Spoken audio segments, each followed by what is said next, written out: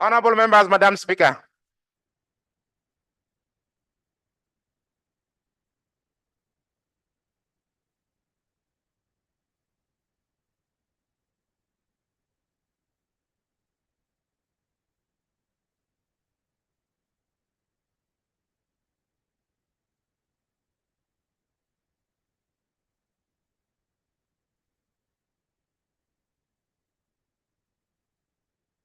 Prayer.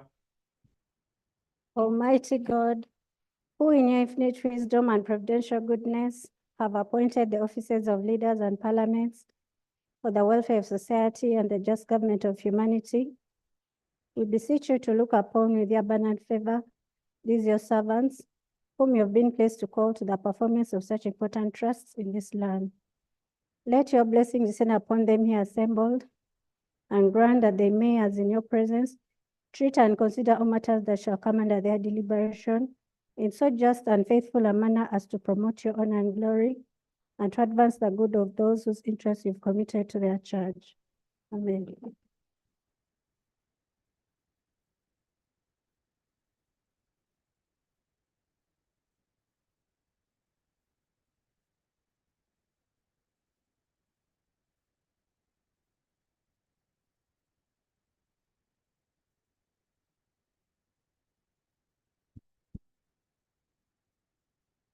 Item 2, communication from the chair. Honorable members, I welcome you to today's sitting. Yesterday, we deferred the consideration of RAPEX bills to today. I urge members to exhibit their usual commitment and comply to Rule 1121 of the Rules of Procedure that requires them to attend all the House sittings unless they have been given leave of absence. As we draw to the close of the third session of the 11th Parliament, we need to offset all the pending business and take priority on the bills. I therefore urge all the chairpersons to ensure that the bills are completed and brought to the House for consideration. I want to thank all of you for coming and nice deliberations.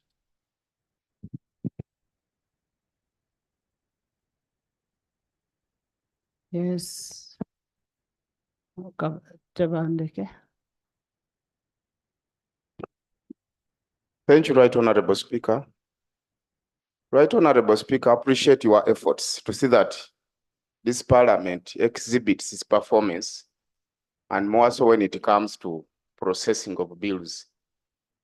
Right Honorable Speaker, my worry is we have processed a number of bills, and I've also seen the order paper is full of a lot of bills, but even the bills we process, assenting to those bills becomes a big challenge. And even where bills have been assented to by the assenting authority, the ministers to come up with the regulations to effect the performance of these bills become a challenge. Right Honorable Speaker, in reference to Act of Parliament Act, section... Which Act of Parliament Act? We don't have that law. Right Honorable Speaker. And first of all, Honorable Tevaneke, let's do what we ought to do. Let's do our job. Let's not take over some other responsibility which is not ours. Ours is legislation. Let's legislate, pass the bills. The assent is on executive. And the issue of bringing guidelines is on executive. We should not stop doing what we are supposed to do because the other people are not doing what they ought to do. Yes. Honorable Speaker, as I appreciate that, kindly. That is, I've already responded to you. Yes, Foreign Affairs. Thank you, Right Honorable Speaker. Right Honorable Speaker, last year, Uganda's ambassador to Iran. Are you people, are you responding to my communication? Yes, Right Honorable Speaker. In the face of the current tensions between Iran and Israel, we have a number of Ugandan nationals who are in that region. They Is have one not, of the bills talking about that? Right Honorable Speaker, Uh-uh. they have not received that advice. Please sit, bring On the it as a security situation. substantial item. Bring it tomorrow. Yes, Jonathan, not Jonah.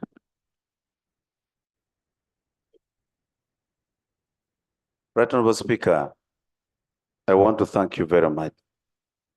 The point here is on the attendance of Parliament and for us to do our job as members of Parliament. For us, we have been here all the time attacking the absence of ministers. Today, I see only 2 are here. We don't see the Attorney General.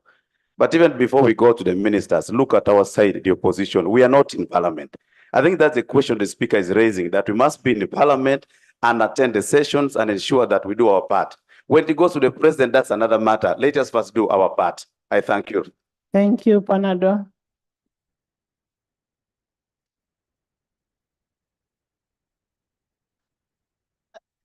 No, but I'm a good citizen. Thank you, Right Honorable Speaker. Right Honorable Speaker, mine is on assassination attempts on my boss Lop. Yesterday, I heard him saying that, you see, his life is at stake, it is in danger. Maybe there could be assassination attempts. He's my close, but I don't want to lose him. Maybe he can clarify on that, because we don't know. We don't know. My boss, he's my boss. Who is your boss? Lop. So maybe he can Honorable clarify. members, Assassination attempts is honorable members, not a joke. If someone says assassination, honorable members, let's not play to the gallery. Let's not play to the gallery. I am seeing a lot of things. If there is an assassination plan, go and report to police. Who can assassinate a person? For what? Of what value are you? What? Let's not play to the gallery. Anyway, if that was talked in the bar, maybe some people are taking something. But I am saying, for me, those are things that should not even come here, because we don't assassinate people. We do not assassinate people. Nobody is of a value that we want to assassinate anybody. And stop playing to the gallery. Next item. Next item. Item 3, laying of papers.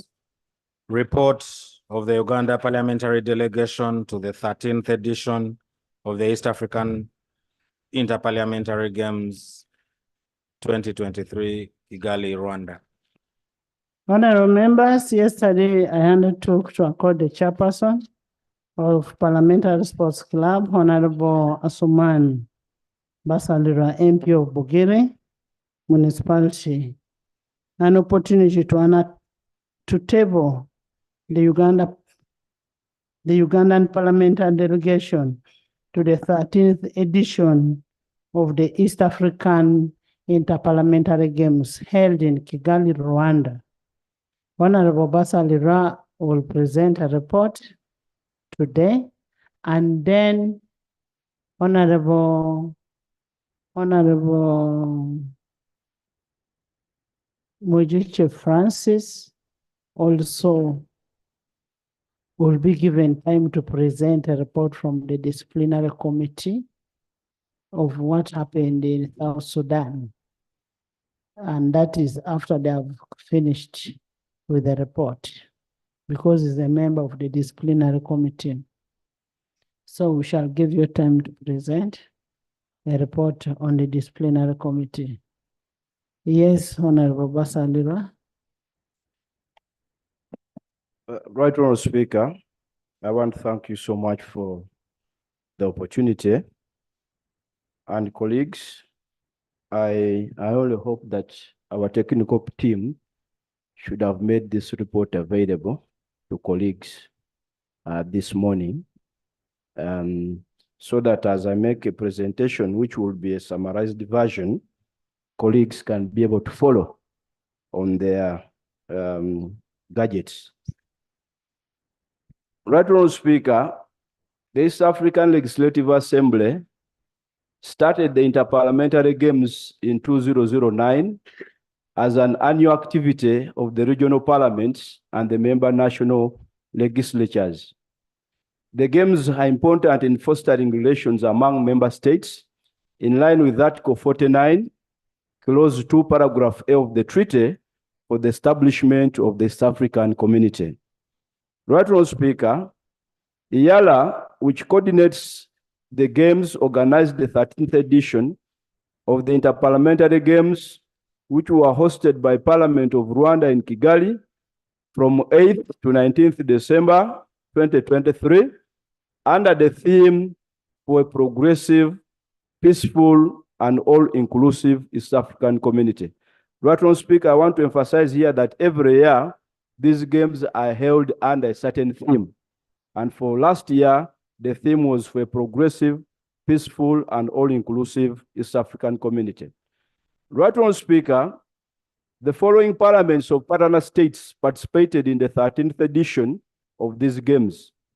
We had the East African Legislative Assembly, which is always the coordinator and organizer, the Parliament of Rwanda, which was the host, Parliament of Burundi, National Assembly of Kenya, National Assembly of Tanzania, the Transitional National Legislative Assembly of South Sudan, and the Parliament of the Republic of Uganda. Right Honourable Speaker, unlike other previous editions, all the teams strictly this time comprised of members of Parliament. The Bureau of Speakers, however, in their last meeting, tasked the Joint Planning Committee with reviewing the decision after the tournament. Right Honourable Speaker, you recall that we had issues in Arusha. We also had issues in Juba regarding eligibility. So a decision was taken that moving forward, only MPs participate in these games. And we hope that the decision will either be maintained or will be reviewed by you, the Bureau of Speakers. Right Honourable Speaker, I'll turn to page 5. That is 4.1. Right Honourable Speaker, following a resolution of the 16th Bureau of Speakers of Parliament, it provided that 2 members of Parliament and staff should serve on the independent competitions and disciplinary committee during the games, with the aim of managing the games and resolving disputes. I am glad, Right Honourable Speaker, that you'll be giving one of the members of the disciplinary committee an opportunity to throw some light on their assignments that you gave them as Bureau of Speakers. Right Honourable Speaker, I'll go to page 6, particularly 5.0. Right Honourable Speaker, I want to emphasize that Team Uganda started preparations for the 13th edition of the Interparliamentary Games as early as January 2023. Right Honourable Speaker, I also want to mention that for purposes of this edition, some of the disciplines have already begun training. In fact, some disciplines began training as early as January this year and are already engaged in some friendly competitions. I know basketball, and the captain, Honorable Mwinempaka, is there. They've been engaged in some competitions, and I also know that in football, they've been engaged in some competitions. So already preparations for this year's edition for some disciplines have already begun, even volleyball. Yes, even volleyball. Although officially, Right Honourable Speaker, we are yet to formally communicate. Right Honourable Speaker, after several training sessions and friendly matches, discipline coaches and captains, as directed by you, the patron, generated and submitted lists of their respective teams comprising of only members that were to represent Parliament of Uganda at the Games. The selection was done based on competencies and needs identified by both the coaches and captains. Again, Right Honourable Speaker, I want to emphasize that there is always a tendency for some colleagues to come to the chairman or the manager seeking to be included in squads. That responsibility, Right Honourable Speaker, was assigned to the coaches. So if anybody wants to represent Team Uganda in any discipline, they must satisfy the coaches. And since these coaches have contracts of parliament, when they don't perform, at least the commission can take decisions against them. So it is also important for colleagues to understand that you can only be included on the team to represent Parliament of Uganda only and only if your performance is to the satisfaction of the coaches in conjunction with the captains. Right Honourable Speaker, we want to thank you and the Parliamentary Commission. This time around, uniforms and tracksuits were procured, they were distributed, and they were indeed up to quality, and we were very smart. And I think those who were in Kigali can attest to this. We want to thank Parliamentary Commission. I can see the commissions here, Honorable Serwanyi, Honorable Afoyo Chan, and you, who is the chairperson of the commission. We are really very grateful, Right Honourable Speaker, that this time around, the quality and smartness was up there. Results. Right Honourable Speaker, most games and disciplines were played using the league format as resolved by the Bureau of Speakers and the Joint Planning Committee. Athletics. Right Honourable Speaker, 7 teams comprising of members of parliament from Yala, Burundi, Kenya, Rwanda, South Sudan, Tanzania, and Uganda participated in the 2-day athletics competition at Nyamata Stadium in the Bugesera district, about 30 kilometers from the seat of Kigali. This competition was held on Monday, 11th December 2023, and on Saturday, 16th December 2023. The races were 100 meters, men and women, 4 by 100, women and men, 200 meters, women and men, 400 meters, women and men, 400 by 4, women and men, 800 meters, women and men, 1,500 meters, women and men, 1,600 meters walking race for women and men. Individual results in athletics. Right Honourable Speaker, I have the honor to report that the different races under the different categories were won as follows. 100 meters women. Overall, number 1, the Honorable Achom Joan Alobo from Uganda and the gold. I saw her around. Yes. Thank you very much. And thank you for representing us. Number 2. Congratulations, Joan. The Honorable Auma Helen Wandera from Uganda. She won silver in that category. Congratulations. And bronze went to another country. But I want to emphasize that we were the best in that category. Number 1 and number 2. 100 meters men. Number 1, the Honorable Odoi Bernard Onen from Uganda won gold. Number 2 and 3 came from another country, so I'll not mention them. 200 meters women. I only mentioned where we won. 200 meters women. Number 1, the Honorable Achom Joan Alobo from Uganda won gold. We want to thank you. Number 2, the Honorable Taka Agnes Mayuma Bujiri won silver from Uganda. Thank you, Kongs. Bujiri continues to shine, Right Honourable Speaker. 200 meters men. 200 meters men, Right Honourable Speaker. The Honorable Ochan Patrick from Uganda won bronze.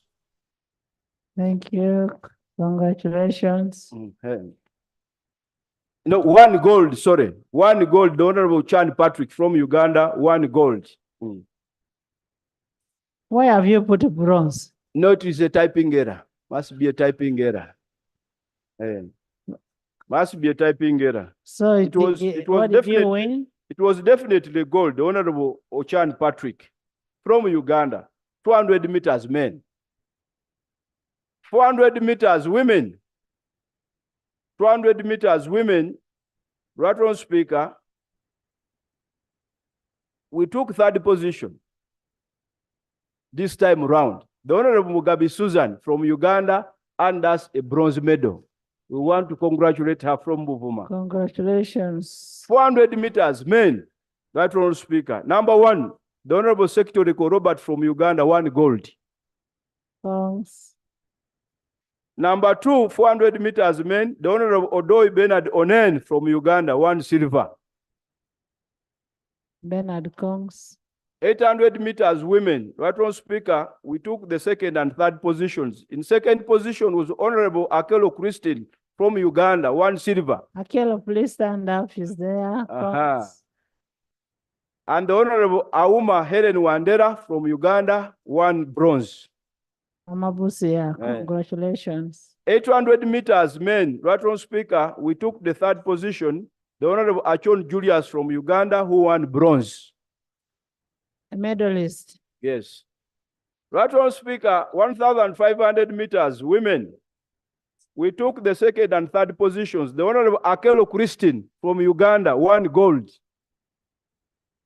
The first position won gold. Yes. And the Honorable Helen Wandera Auma from Uganda won bronze in 1,500 meters. Right on speaker, 1,500 meters in men. The Honorable Achon Julius from Uganda won gold. 1,600 meters, right on speaker. This is a walking race. Women MPs, defending champion again. Honorable Akelo Christine from Uganda won gold. Thanks. Defending champion. The Honorable Abeja Susan from Uganda won silver. Congratulations. 1,600 meters walking race, men. Right on speaker, we took the second and third positions. The Honorable Ochan Patrick from Uganda won silver. And the Honorable Taylor John from Uganda won bronze. Right on speaker, the results for the respective team races under each category are shown below. I think we can look at the screens and get the summary. Trophies, right on speaker. In the previous editions, athletics trophies have always been given to women's athletics champion, the men's athletics champion, and the overall athletics champion, obtained after considering the performance of both the men and women athletics teams. The overall athletics champion was not one of the categories for award in this edition. Points were awarded for each category as per the number of participating teams, which was 6 as below. And right on speaker, I just want to get to the table down and to emphasize that in athletics, women, Uganda was overall with a number of 18 medals in athletics in women. Thank you. And right on speaker, athletics men, Uganda was overall with a total of 18 medals for athletics men. Right on speaker, we'll go to tug of war, page 13. The teams comprising of members of parliament participated in the two-day tug of war competition at IPRC Kichukiro, Kigali on Monday, 11th December and 16th December. The team performance in tug of war for each of the categories is shown as below, right on speaker. And the table indicates the scores. Right on speaker, we want to emphasize that in that table, as you can see, we can go to page 14 to indicate as follows. On page 14, tug of war women, the standings. The gold, silver, and bronze medals were awarded as follows. The second runners up of bronze in tug of war women was Team Uganda, right on speaker. Tug of war men, Right Honourable Speaker, on page 15, tug of war, men, the points scored per team is as follows. In that table on page 15, Right Honourable Speaker, the points we obtained were 4 points, and we took the 4th position in that respective discipline of tug of war, Right Honourable Speaker. Right Honourable Speaker, that's team performances for each of the categories in that, and for emphasis purposes, Right Honourable Speaker, you as the Bureau of Speakers decided that tug of war is one of the disciplines that will be played by colleagues with disabilities. So this is a game, sorry, this is a game specifically for colleagues in that category. And in that, Right Honourable Speaker, on page 16. Honorable Lumumba promised to be here at 8:30. You're welcome. She has kept Right, time. Honorable Speaker, I came early, but I had to go and attend to an issue, but Mia maxima. I mean, it's only Catholics who can understand that. Yes, it means apologies, apologies, apologies, and 1,000 apologies. So with the Catholics know it well. Right Honourable Speaker, on page on page on page 16, Right Honourable Speaker, the tables for darts women are indicated as follows. Number 2 on that table, Right Honourable Speaker, the Honorable Ababiku Jessica emerged as number 2 Team Uganda in darts. Thank you. And we had Right Honourable Speaker, that's wheelchair women. And the Honorable Kanushu Laura emerged as number 2 of all the participating teams in that category. Thanks, Laura. Right Honourable Speaker, that's men.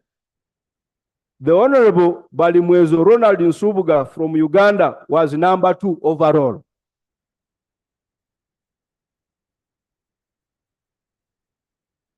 And Right Honourable Speaker, the first runners-up in that category was the Honorable Mpindi Bumali, who obtained a silver. Right Honourable Speaker, we go to golf. Page 18, golf ladies. Right Honourable Speaker, golf attracted participation of 3 ladies teams, namely Kenya, South Sudan, and Uganda. The points scored by each team are indicated below. Right Honourable Speaker, gold, silver, and bronze medals for golf women's category were awarded as follows. Best ladies team that won a gold medal is Team Uganda, Right Honourable Speaker. Golf men, Right Honourable Speaker, the medals in that category of golf were awarded as follows. The best men's team, gold, is Team Uganda. And Right Honourable Speaker, I want to mention specifically here that the Right Honourable Deputy Speaker, the Honourable Thomas Taibwa, played a key role as an international golfer in ensuring that we emerge number 1 in this category. Thank you. Right Honourable Speaker, this He was category, actually the best golfer. yes, this category, Can't you clap for the deputy? And congratulations. yes. In this category, Right Honourable Speaker, I want to mention that there is also what they call individual performance accolades in terms of longest drive. And I want to mention that in terms of longest drive in golf, the Honorable Adrian Odria, Team Uganda, was number 1. Congratulations, Honorable Dria. Yes. And the longest drive, ladies, Honorable Kamusime Caroline, Team Uganda, emerged the best, Right Honourable Speaker. Thanks. And Right Honourable Speaker, in that category of points scored, best golfer in ladies, the Honorable Ariek Judith, Team Uganda, got 78 points. And overall winner in that category, the Honorable Naibales Livia, Team Uganda, with 78 points. Yes, yes. The nearest to the pin, Right Honourable Speaker, the Honorable Mbabazi Jennifer, Team Uganda. Nearest to the pin, the Honorable Mbabazi Jennifer, yes. Basketball, Right Honourable Speaker. 5 teams, namely Kenya, Rwanda, South Sudan, Tanzania, and Uganda, participated in the basketball women's category. The scores for the matches played are shown as below, Right Honourable Speaker, but I want to emphasize the rankings for the different disciplines overall. And I want to mention, Right Honourable Speaker, that when you look at page 22, the best in women basketball was Tanzania, and Uganda was first runners up with the silver in basketball women.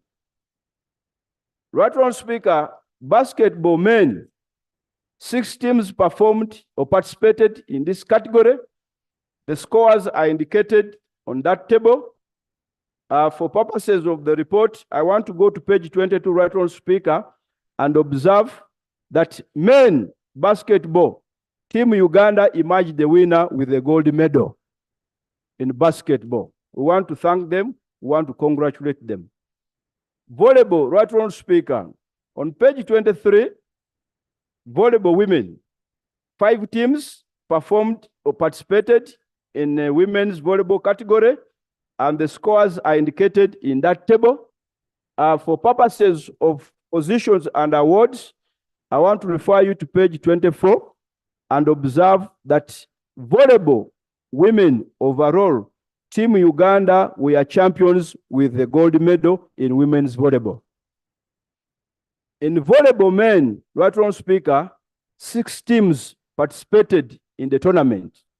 And I want to refer you, Right Honourable Speaker, to page 26 and observe that overall in that category, we were nowhere to be seen because bronze, silver, and gold were taken by some other countries that I don't want to put on record. Netball, Right Honourable Speaker. Netball, Right Honourable Speaker, 5 teams participated in the netball, including Burundi, Kenya, Tanzania, South Sudan, and Uganda. The scores are indicated in that table, Right Honourable Speaker, on page 26. But for purposes of awards, I want to mention, Right Honourable Speaker, that in netball, Team Uganda were first runners up with silver. We want to congratulate them. Football, Right Honourable Speaker, 6 teams participated in the Football League: Yala, Kenya, Rwanda, South Sudan, Tanzania, and Uganda. Right Honourable Speaker, we want to emphasize on page 28 the following awards. First of all, Right Honourable Speaker, for purposes of team football, the tables are very clear and the points. On page 29, we want to emphasize that Team Uganda in football were overall champions and won a gold medal in football. Right Honourable Speaker. Congratulations, Uganda. Yes, and there were 2 records that were made, Right Honourable Speaker. The Honorable Masaba Karim was top scorer in that tournament with 15 goals. I saw him around. We want to thank him. And 2, Right Honourable Speaker, Team Uganda also set a new record for scoring the highest number of goals in a tournament for purposes of football. Right Honourable Speaker, we want to team football, Right Honourable Speaker, for your information, the captain is the Honorable Hashim Magogo for team football. Just for purposes of for purposes of emphasis and clarity, and for avoidance of doubt.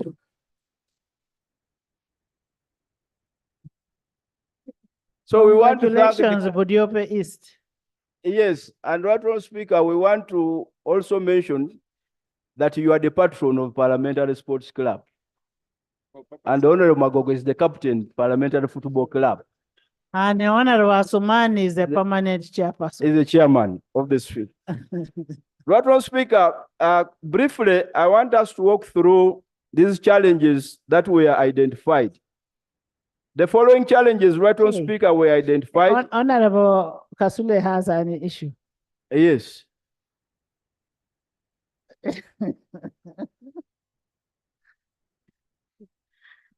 Right, Honorable. I just became so happy when I saw people who are from Busoga attached to the kingdom of Busoga taking lead in this. I just felt proud.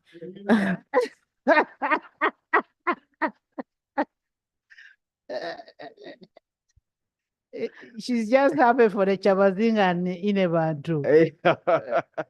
I hadn't observed that, Right Honourable Speaker. Thank you, Right Honourable Lumumba, for mentioning it. I was not aware, actually. Right Honourable Speaker, failure by the Joint Planning Committee to divest itself of the mandate to run and manage the games was a challenge.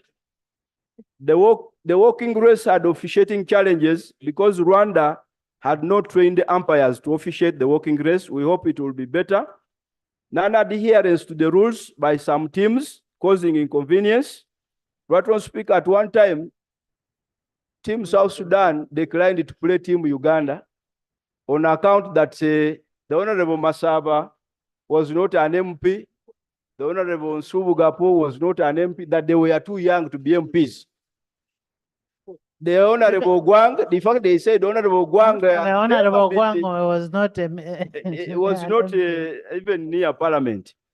So that game was actually called off.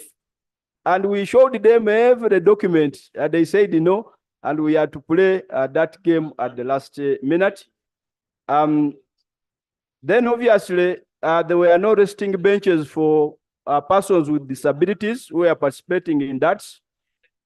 The restriction of the tournament, Right Honourable Speaker, to only members of Parliament affected some teams, such as Rwanda and Yala, and they ended up withdrawing from the games. Right Honourable Speaker, the costs for each golf player were significantly higher than what was planned. This is an issue that needs to be addressed.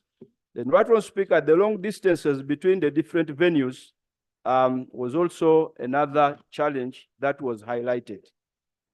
Appreciation. Right Honourable Speaker, as you have observed, Team Uganda performed a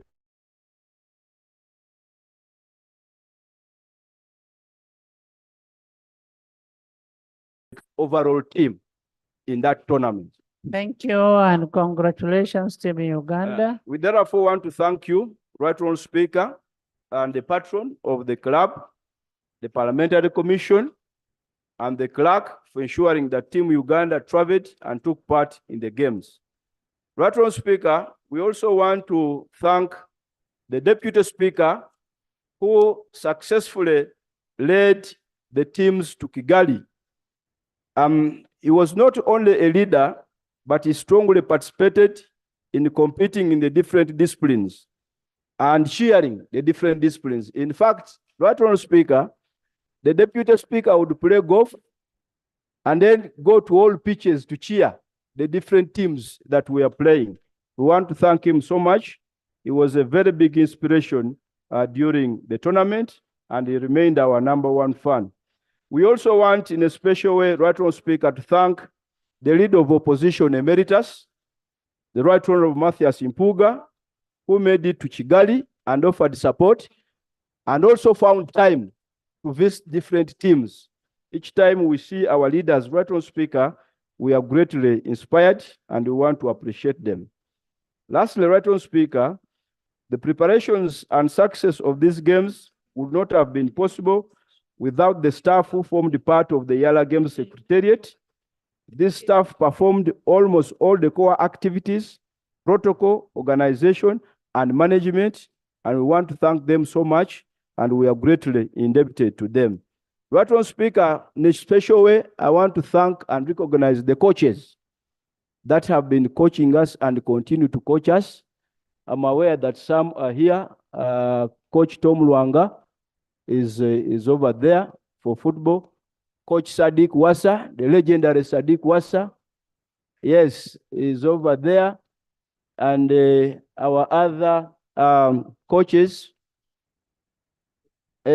Coach Bob, I'm talking about those I am seeing. Yes, our doctor, Tumwesije, is over there. We received apologies, right on, Speaker, for the other coaches who are not here because somehow the information was at short notice. Finally, right on, Speaker, we want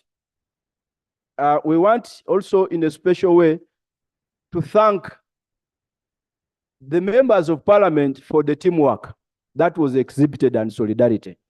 Right on, Speaker, what used to happen in Kigali is that if there was a football game and other disciplines were not playing, everybody would be cheering the football team. And if there was a basketball game and other people were not playing, they would be at the basketball courts. And the same happened for all the disciplines.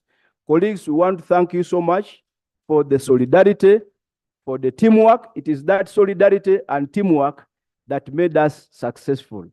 At this point in time, right on, Speaker, I have to take the honor to present and lay on top the different trophies that were won by the different disciplines for purposes of record. Right on, Speaker, this trophy here was awarded to Team Uganda for their overall performance as athletics trophy winner for the women. I beg to lay. Thank you so much. Congratulations. Right on, Speaker, this trophy here was awarded to Team Uganda for golf trophy best men. I beg to lay. Thank you. Congratulations. This trophy here, right on, Speaker, was awarded to Team Uganda football trophy overall winner. I beg to lay. Thank you. Congratulations. This trophy here, right on, Speaker, was awarded to best basketball trophy winner men. I beg to lay. Congratulations. This trophy here, right on, Speaker, was awarded to best golf trophy best women, Team Uganda. Thank you. Congratulations. Right on, Speaker, this trophy is volleyball trophy women winner. I beg to lay. Thank you. Right on, Speaker, this trophy is athletics trophy winner men. I beg to lay. Right on, Speaker, I also want to report that the individual medals were actually awarded and taken by the individual winners. And we didn't have time. I had requested the individual winners to come. Honorable Chon, we congratulated you while you are away. Yes, right on, Even Speaker, Robert. is the captain. Robert also here, we congratulated Yes, you. Honorable Robert Sectoreko. Congratulations. We had wanted the individual winners to come wearing their medals, but it was really short notice. But we want to confirm that they received their medals and they actually have them. And maybe at an appropriate time, there will be a function where they'll put those medals on. Right on, Speaker, as I conclude, there are two things. Number one, I am aware that some disciplines have begun training. We want to thank you, right on, Speaker, that now the coaches are staff of Parliament and they are now engaged in training exercises. So please, it is better we begin early, and I'm sure the coaches are there. Finally, right on, Speaker, I want to thank you and the team and the teams for the participation. Thank you very much for God and my country. Thank you. Thank you so much, Honorable Chairman. And thank you, Team Uganda, for winning all the medals, all the trophies. We'll take all the trophies and deposit them in the parliamentary documents and archives for its reference. We'll have all our trophies kept there. Nobody will take them away for reference. But on a special note, I want first of all to thank the team for the discipline that you had while in Kigali. I got a report. Uganda was the most disciplined team. I want to thank the team. I also want to thank the Deputy Speaker who joined you and the former LOP. Deputy Speaker and the former LOP who joined you in Kigali and made sure that you came back with the trophies, and all the persons that participated for Team Uganda. I want to congratulate you and thank you so much. I know we made a commitment because there was an increment of some days, which we made a commitment to it, and we shall make good of it in these coming games. We will add those days which you spent with my permission. So we'll do that. So we want to thank you, and we will continue appropriating money for these games. And basically, the games are for deepening, widening, and tightening the East African community. So we'll always do that. And I'm surprised Matchbox is a good runner. So Right Honorable, thank you. Right Honorable Speaker, due to my other health reasons, I would not run because I had an operation. But I promise this time, you know me as usual. Among the gold medals, I will bring the medal for Team Uganda. So I want to thank you, Chairman. Thank you so much for leading the team and players and even the cheermasters. I want to thank you so much and thank Parliament of Uganda, and most especially thank the President for accepting to give us the money for that activity. Because he could as well say, we are not giving you the money, but he's the one who has accepted for us to be able to promote the East African community. Thank you. Next item. Item 4, Bill's second reading. There is a government wants a word.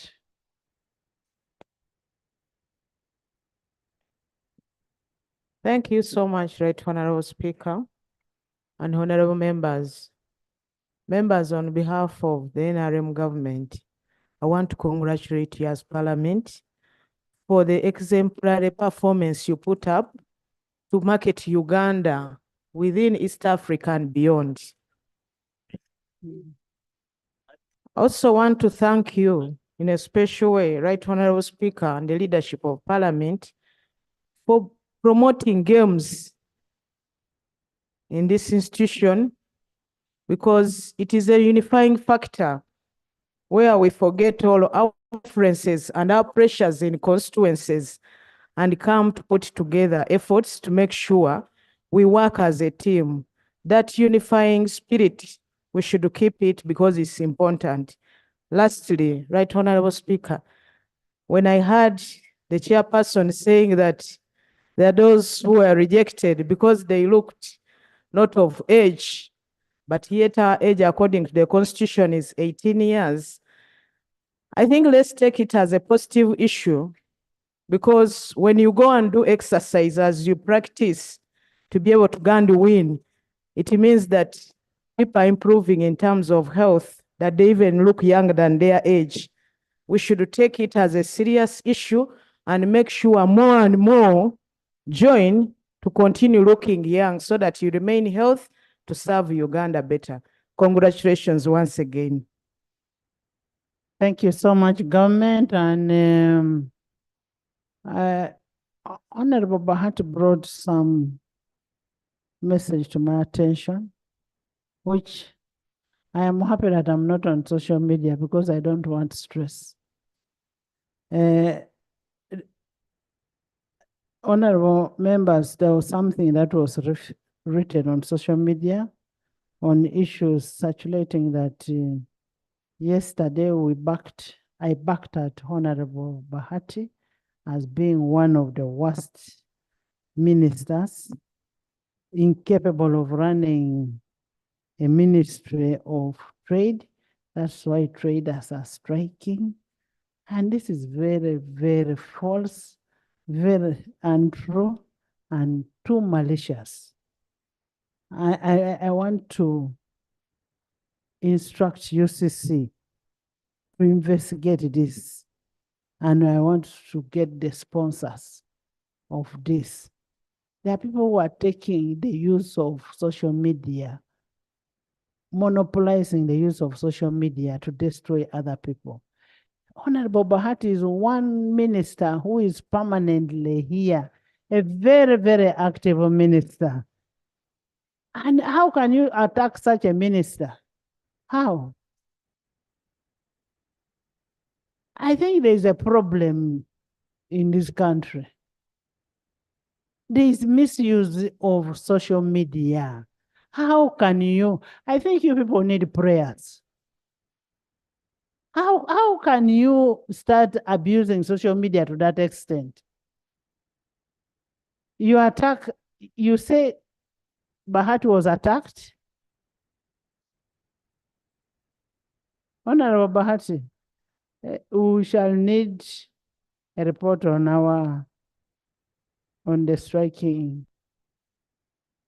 striking traders. Yes.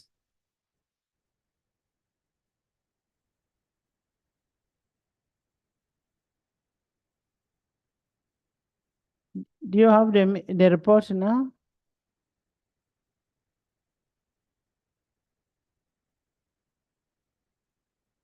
As we wait for the report to be uploaded, we'll start on other business. They're uploading the report, and I want us to look at that report exhaustively. Next item. Social media, leave those ones. I think that's where they earn from. Next item. Bills. And I am going to bring people to book. I am going to bring people to book. I think they don't know whom they are dealing with. Next item.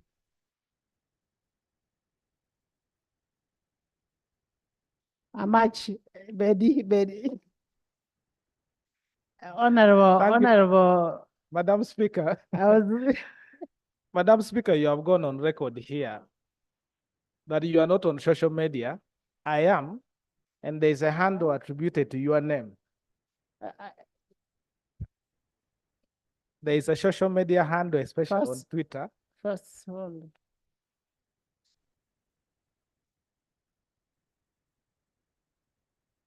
What is wrong with that? I don't know what's wrong with it. Then I just thought I'd bring it to attention. Let me just read it. You go, you can't sit.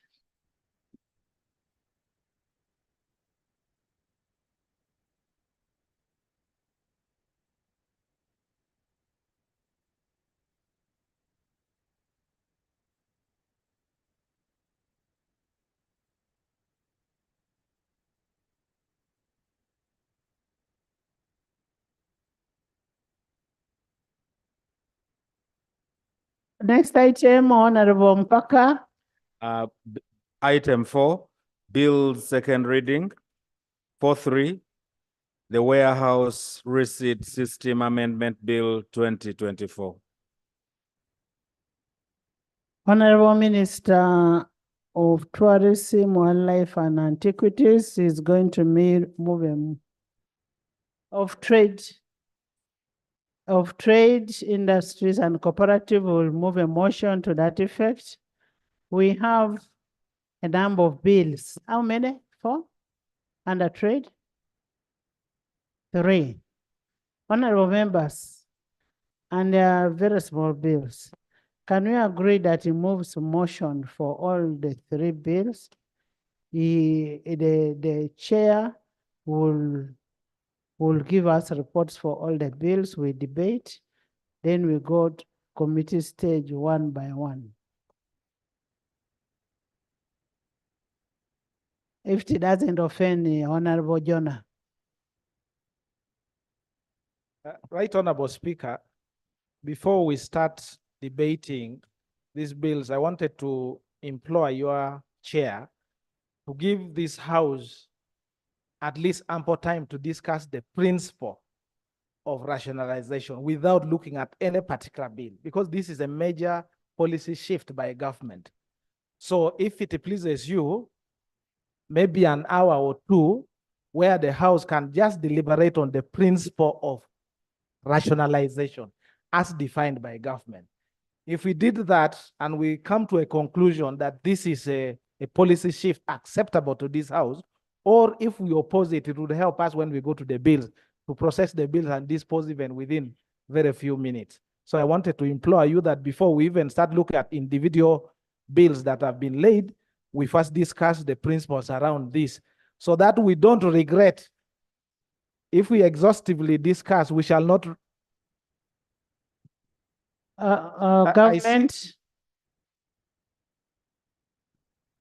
Government, all the boys from a match. And me and Honorable Dur, we share a constituency. In fact, if he decides to put a roadblock, I need a very brave and strong contingent to access my constituency, but that is for another day. Right, Honorable Speaker, you recall that at first government delivered to Parliament the bills where Parliament decided that we unpack them. And when the Ministry of Public Service was in charge of the omnibus bill, we explained why rationalization. The intended role of rationalization is not to bring about unemployment, honorable colleagues. The intended role of rationalization is to make government ministries, departments, and agencies more efficient by bringing all entities together under ministries, departments, and agencies of government. And this was explained. And how it is going to be done, a clear example was rare. Of course, you know the transitional period led to some delays. But when the minister was here, he explained that all engineers who were under REA are all now incorporated under the Ministry of Energy. Now, the other cadres, for instance, accountants, who are normally nominated and posted by Ministry of Finance, will go back. For the lawyers, they will go back to the Ministry of Justice and Attorney General's chambers. And that is the essence. Now, for those who may not meet the required qualifications for these particular jobs, those are the people where government will plan to compensate them. But in a nutshell, all these people that are going to be mainstream will be under the salaries of our mainstream civil service or public service. So that is the essence of rationalization in a nutshell. And we have explained this.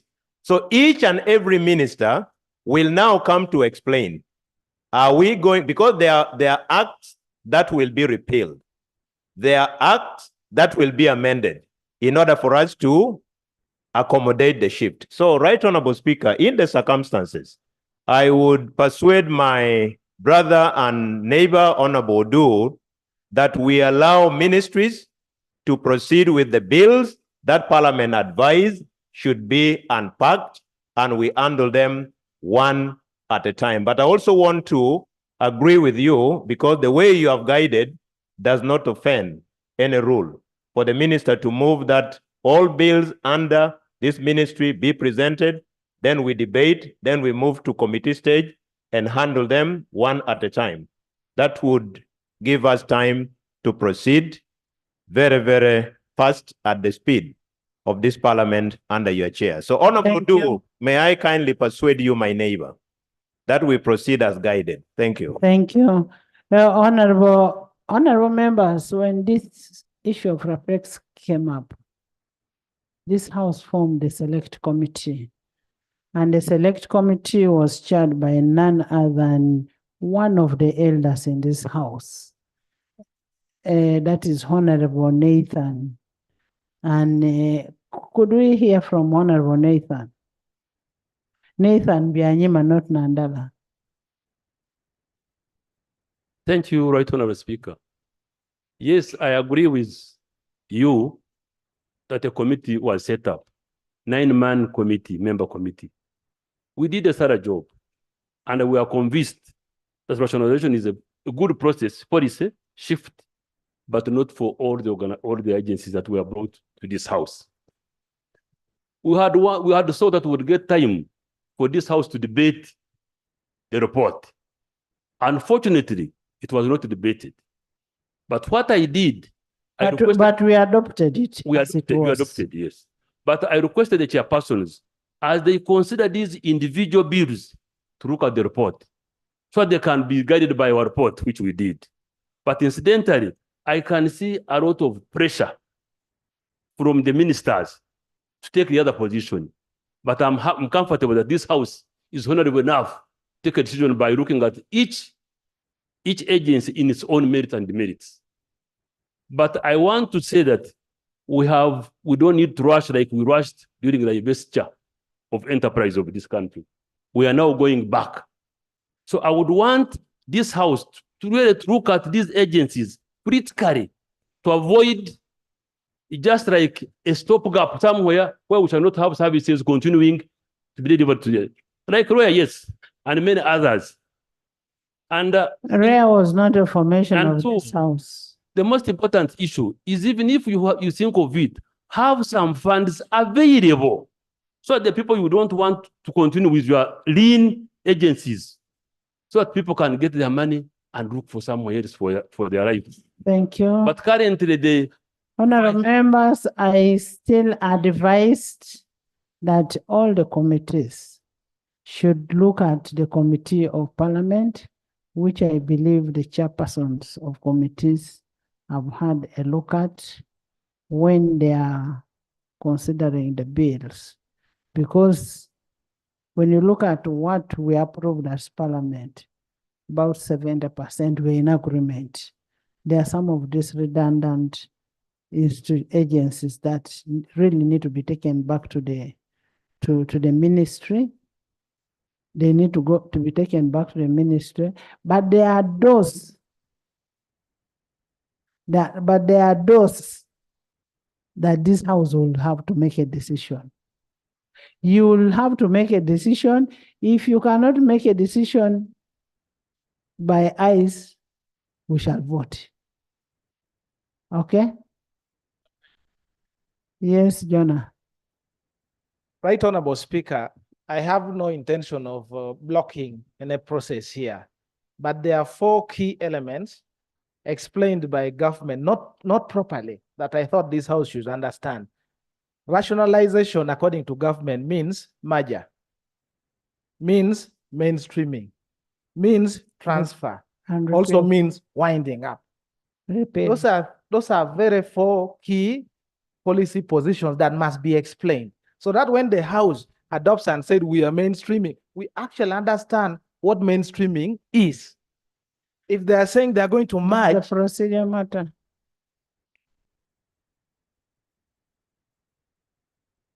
Madam Speaker, these are not the first bills we are going to repeal. If you may recall, we have already repealed some bills under the rationalization perspective. Now, Madam Speaker, Honorable Odur is trying to reopen a general debate which has been overtaken by the events.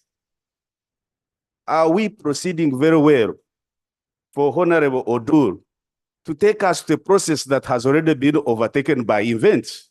Are we proceeding well?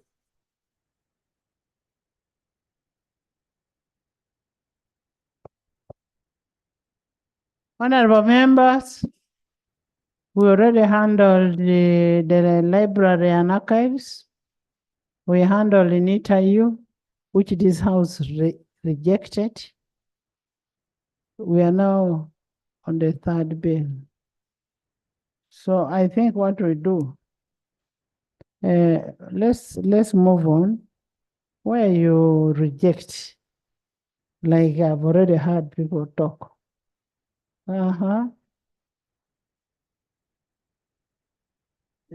So let's.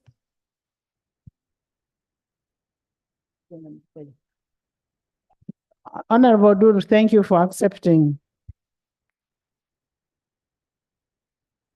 In the public gallery this morning, we have students from Kitara Students Association of Kampala International University, Kampala campus, and they are represented by Honorable Nalui Mabe, Betty Ethel, and Honorable Nyeko Derrick.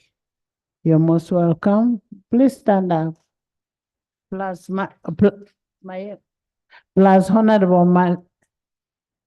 Honorable Malende Shami of Kampala, not Ethel. Then we have in the public gallery this morning, students from UCHAN International School in Entebbe. They are represented by Honorable Naluima, Betty Ethel, and Honorable Kakembo Mbwa. Michael, you're most welcome. Please stand up. Join me in welcoming them. And thank you so much for coming to Parliament. Next.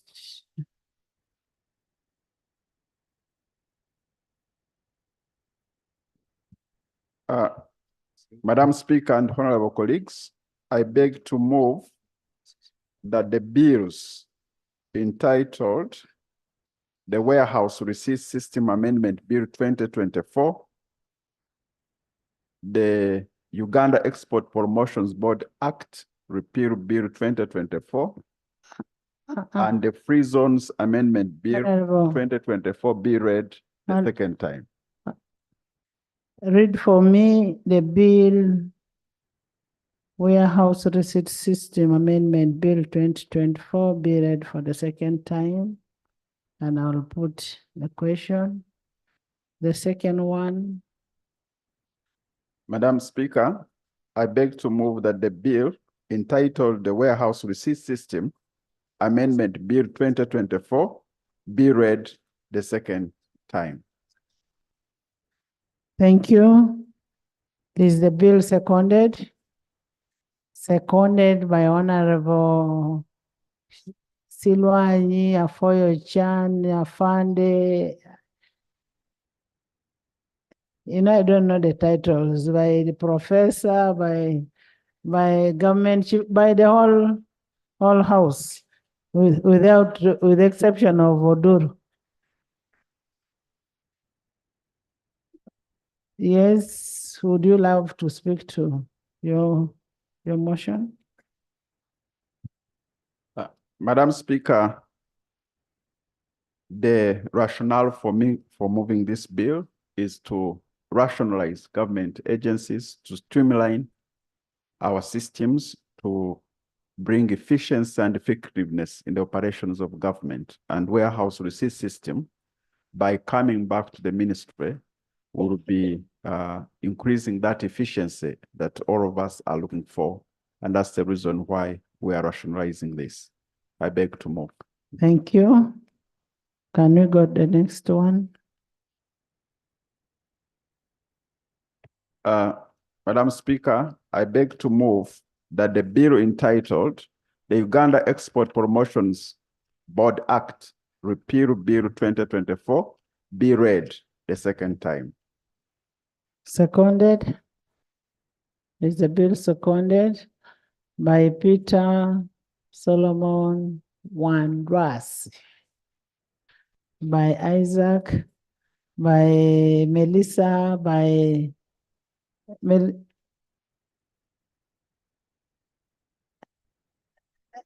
Matchbox, are you seconding? Because I'm seeing you on phone. By Hoima, by Honorable Chinobere, by Richard Budaka. I've seen Budaka by Boka. Would you allow to speak to it? Madam Speaker and honorable colleagues, we set out a policy of import substitution and export promotion. We have an aim of increasing our exports from currently 6 billion to 10 billion in the next 10 years. And for us to do this, we need to organize our export efforts. And the reason for repeating this is to combine the Export Promotion Board with the Free Zones Board, which I'm going to move in a few minutes, to increase our exports. I beg to move. Thank you. Next.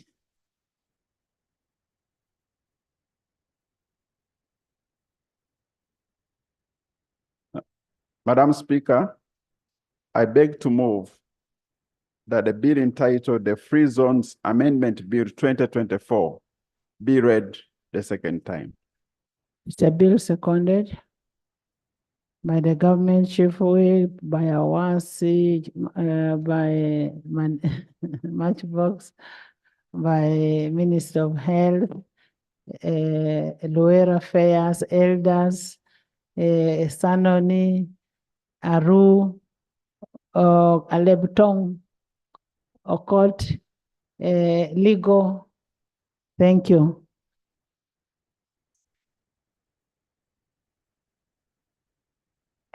Thank you, Right Honorable Speaker. Would you love to speak to that bill?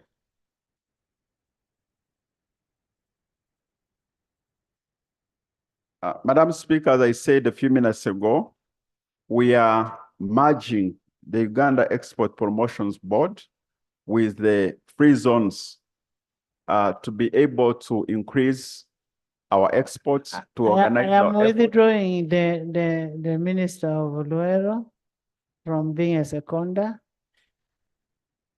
because ex-officials do not have votes. And they don't have voting powers. Okay, go ahead. So when the two institutions are merged, we believe that we'll be streamlining the effort of promoting exports in our country.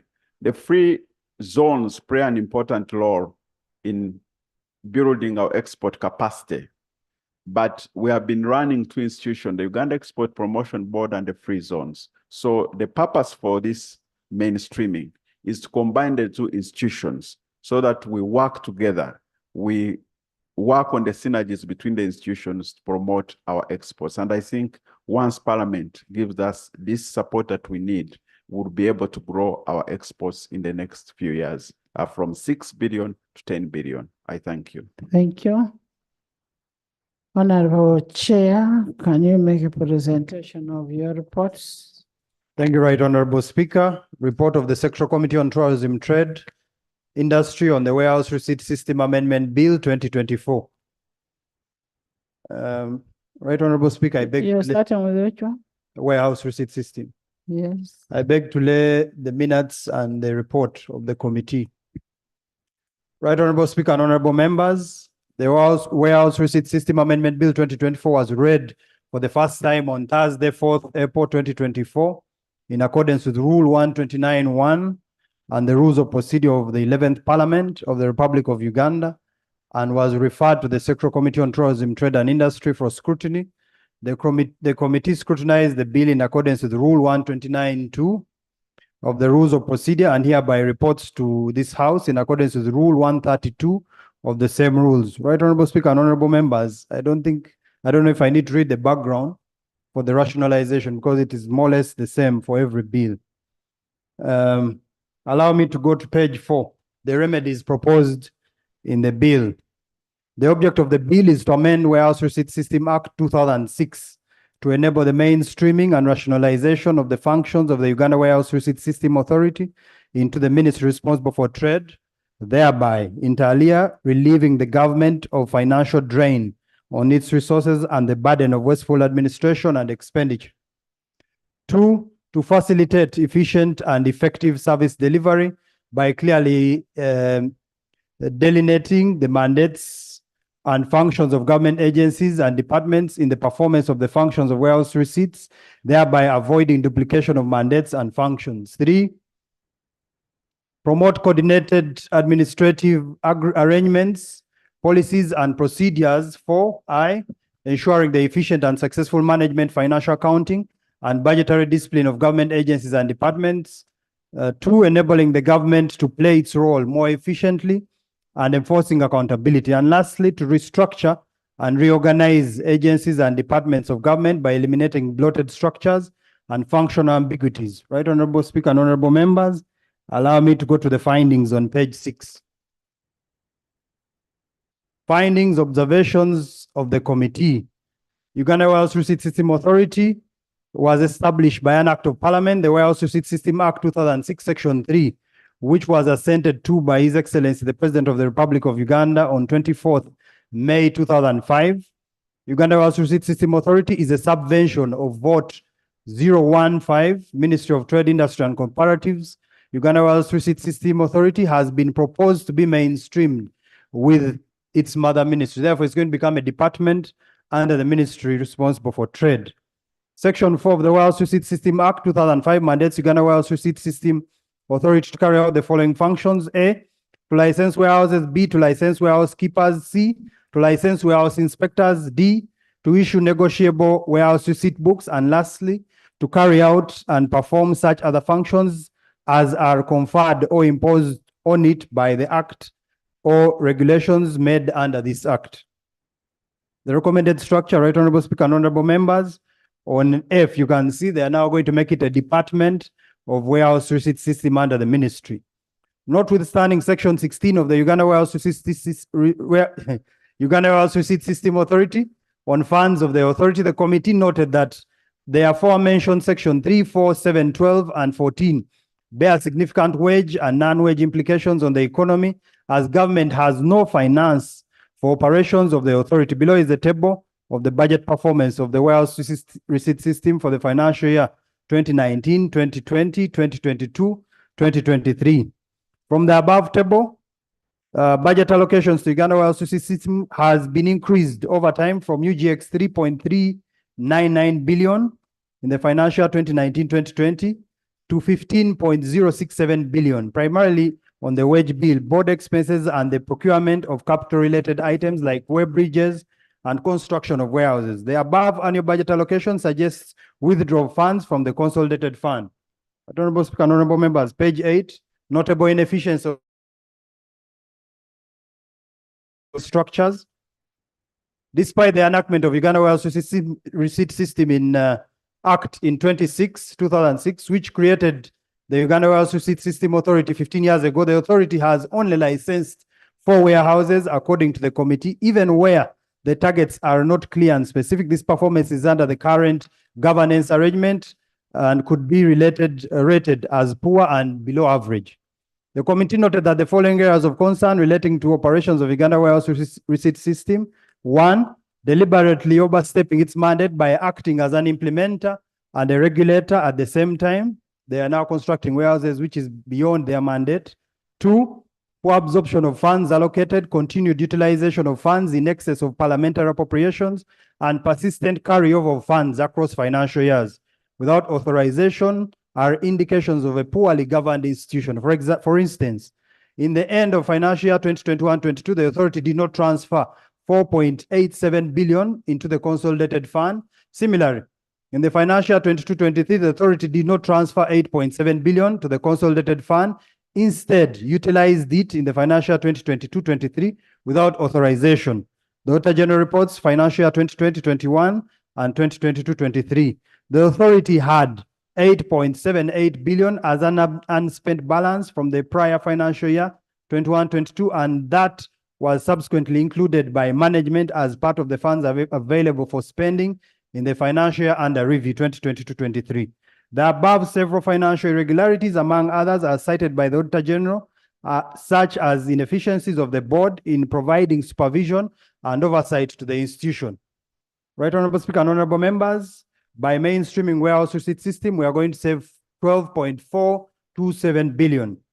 From the above, from the foregoing, the committee makes the following observations: that there would be no costs accruing to government as a result of mainstreaming Uganda warehouse receipt system into the ministry responsible for trade. 2, that the bill addresses mischief and intends to improve market efficiency and mitigates risk because it will be easier for farmers and traders to access credit using their stored agricultural commodities as collateral, leading to more efficient allocation of resources in agricultural markets, reducing transactional costs and improving market liquidity.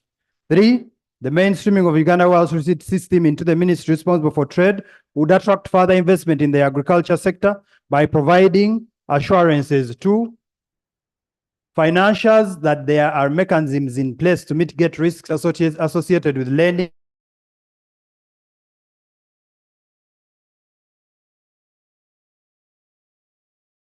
Suppose we are going for the second reading. Can I have all the members in? Yes. Other implications of mainstreaming the roles and functions of Uganda warehouse receipt system into the ministry responsible for trade. During the meeting, the committee held with the Minister of Trade, Industry and Cooperatives on the same, the minister assured the Receipt System Act 2006 would be retained, but that these shall be executed under specialized department tenable at the ministry responsible for trade under the supervision of the Permanent Secretary, Ministry of Trade, Industry and Cooperatives. In another meeting of the committee, the minister responsible for public service buttressed that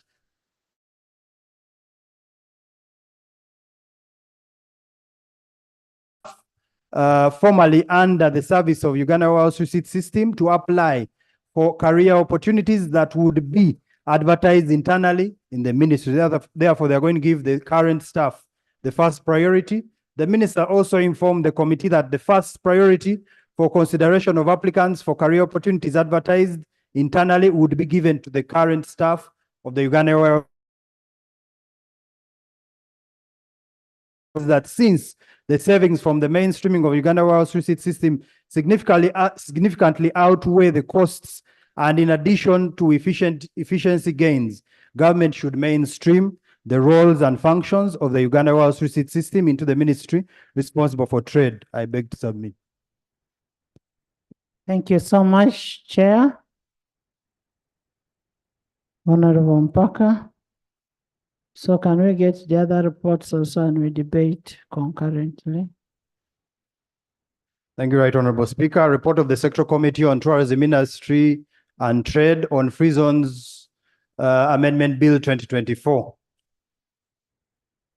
Right Honorable Speaker, I think for the interest of time, I can go straight to the findings and observations. That is page 6. Uganda Free Zones Authority. The Uganda Free Zones Authority is a regulatory agency established in line with the East African Community Partner States' commitment to develop free zones for the purposes of accelerating development through creating an enabling environment for the production of export competitive goods as envisaged under Article 75 and 76 of the treaty and Articles 29, 31, and 32 of the East African Community Customs Union Protocol and regulations thereof, export promotion zones and free and FP ops. Right, Honorable Speaker and Honorable Members, the roles of free zones are on page 6 and 7. Allow me to go straight to the observations on page 10. Right, Honorable Speaker and Honorable Members, we are going to save 9.533 billion by merging Uganda Free Zones Authority with Uganda Export Promotions Authority. From the foregoing table on page 10, the committee notes that the total cost implication of the merger of Uganda Free Zones Authority and Uganda Export Promotions Board, government would make a net saving of up to 9.533 billion during the financial year 2024-25, and net saving expected to increase to 10.446 billion in the financial year 2025-26. Observations of the committee, the proposal by government to merge Uganda Free Zones Authority and Uganda Export Promotion Board into a single entity called Uganda Free Zones and Export Promotions Authority under the supervision of the ministry responsible for trade is a positive move towards addressing the mischief of duplication of roles. The committee now observes that the mandates and functions of the two agencies are complementary in nature, that the two agencies are both involved in fostering export, development, and promotion, and their reorganization would improve response time and coordination and cohesion. Implications of the merger, staff structure. The committee observes that 16 staff of Uganda Free Zones Authority would be laid off, and this would therefore attract 913 million as a one-off payment as terminal benefits in the financial 24-25.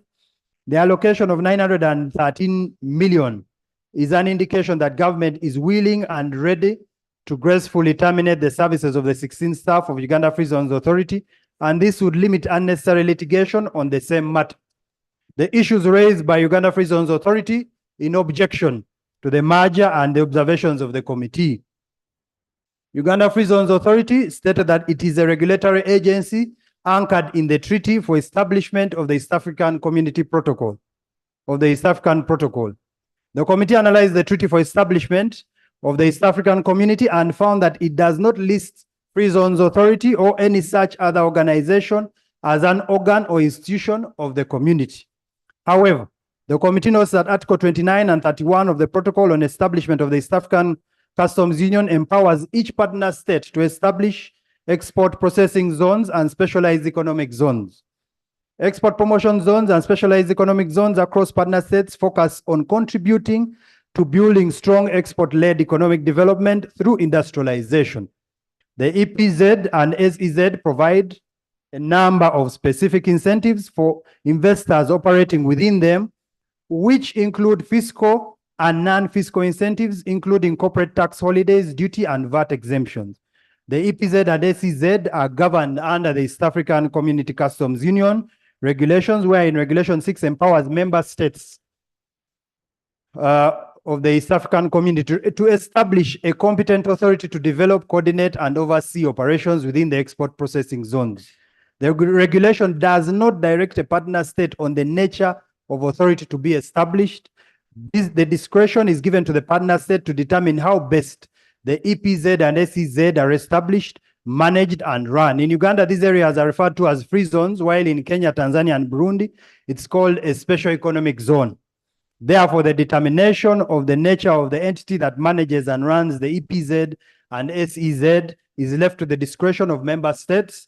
This means that the government is free to establish any entity it deems that will operate and manage the SEZ and EPZ as it deems fit, and therefore finds no merit in the above justification not to merge Uganda Free Zones Authority with the Uganda Export Promotions Board. 2, that the free zones should belong to the sector that deals with fiscal matters and not trade as proposed by the bill. 3, that the substitution of the Minister of Finance, because this export promotion zones has been under finance, is now going to trade. These were the arguments raised by free zones, that the substitution that the Minister of Finance for with Minister of Trade in clause 45C will transfer the minister to the Minister of Trade fiscal responsibilities. The committee summarizes this argument moved against the merger to mean that Uganda Free Zones Authority cannot be transferred from Ministry of Finance, Planning and Economic Development to the Ministry of Trade, Industry and Cooperatives.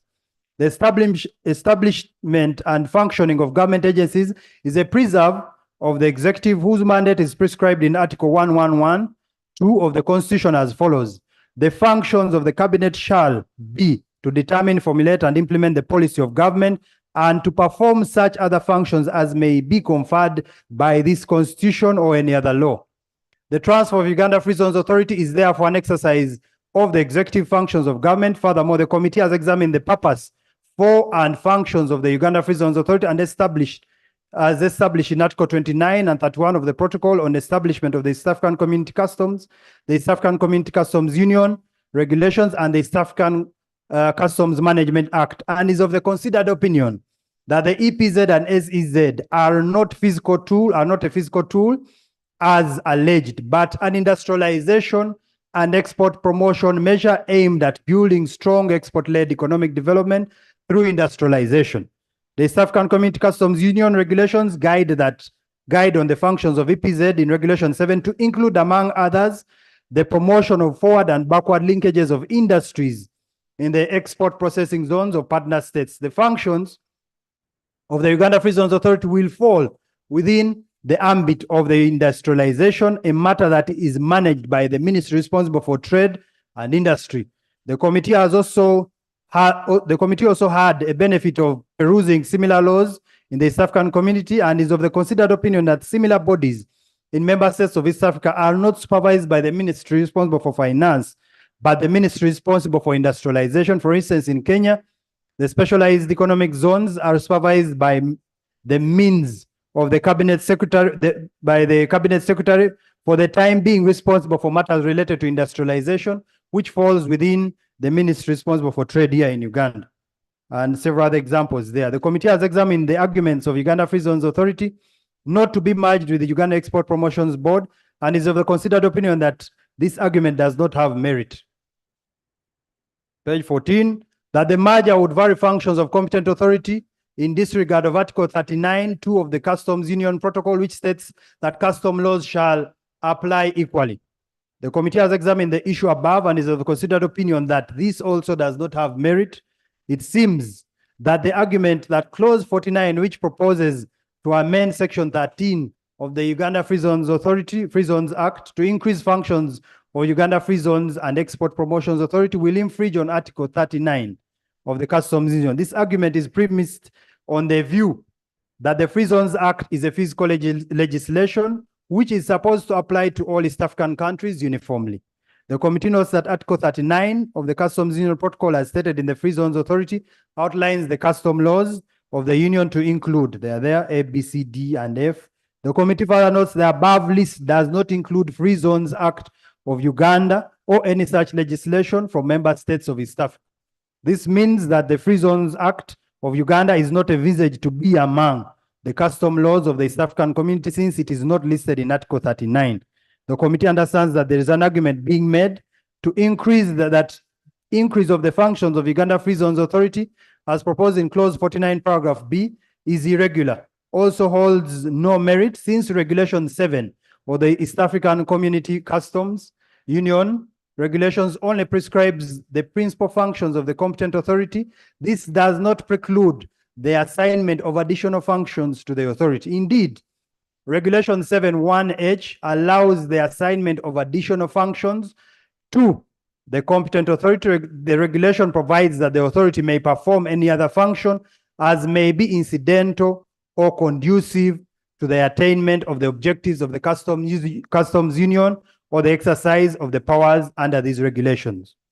5, the committee therefore finds that this provision allows government to assign additional functions to the proposed as proposed in the bill. 5, that the proposed merger between Uganda Free Zones Authority and Uganda Export Promotions Board will present challenges of practical implementation leading to misalignment with the East African Community Treaty protocols, policies, laws, and regulations to which Uganda is a signatory. That the merging Uganda Free Zones Authority and Uganda Export Promotions Board will further disrupt Uganda's engagement in the regional, continental, global specific zones, economic zones ecosystem as a result of inconsistencies in the institutional work. 7, that further still it will lead to a creation of an institution which is convoluted with adequate roles, clarity, and with inadequate role clarity, and an identity crisis because there exist significant differences as a result of legal commitments Uganda has made to the East African community level between the customs territory and gazetted customs areas outside the customs territory. Firstly, the committee finds that Article 29 and 31 of the Protocol on Establishment of the East African Community Customs Union empowers each partner state to establish export processing zones and special economic zones. Uganda Free Zones Authority and Uganda Export Promotions Board can easily fall within the categories of bodies envisaged in Article 29 and 31, since they are intended to build strong export-led economic development through industrialization. The committee also notes that Article 25 of the Customs Union Protocol empowers partner states to design and support export promotion schemes in the community for the purposes of accelerating development, promoting and facilitating export-oriented investments, producing export competitive goods, developing and enabling environment for export promotion schemes and attracting foreign direct investment. This means that Uganda Export Promotions Board and Uganda Free Zones Authority are not mutually exclusive and can perform similar and complementary functions, hence the need to merge them into one body. Right, Honorable Speaker, for the interest of time, the committee therefore finds merging Export Promotions Board and Free Zones Authority is permissible and the merger will not lead to the creation of an institution which is convoluted